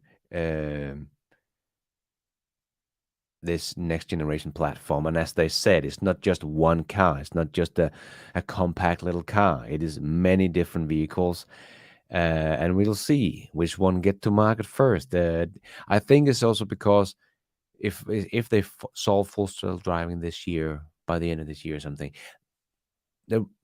that probably going to be the car that's going to come first to market, because that's going to be prioritized, because that's going to be an absolutely money printer for Tesla if they can just push out millions and millions of electric vehicles, robotaxis, so that they can earn $30,000 a year for 15 to 20 years or something like that. So selling a car to you and me for a $10,000 profit is going to be irrelevant pretty quickly. So yeah, this is a huge milestone they're talking about. They didn't want to give too much away. They're gonna they're gonna show some products during the year, but that was also what Elon said last year. 2022 is going to be all about scale. 2023 we're gonna get a lot of new models, so they're probably gonna have a lot of cool events for us later with new model reveals. So they didn't want to do that here on Investor Day, but they did talk about here in the Q&A about the Gigafactories in Mexico near Monterrey. So that is pretty cool. Yeah, so and they are dodging a lot of questions here about timelines and when we can expect the different models. But they also talked about, Elon says they have said before that they expect to do robotaxi production in 2024. So is that going to be the Texas factory? What is the Texas factory going to produce? We don't know. They're going to reveal that later. But yeah, that was one more Gigafactory on a new continent as well. So that was pretty cool. So yeah, I am definitely going to dive into all of these topics because there was a lot to dive into.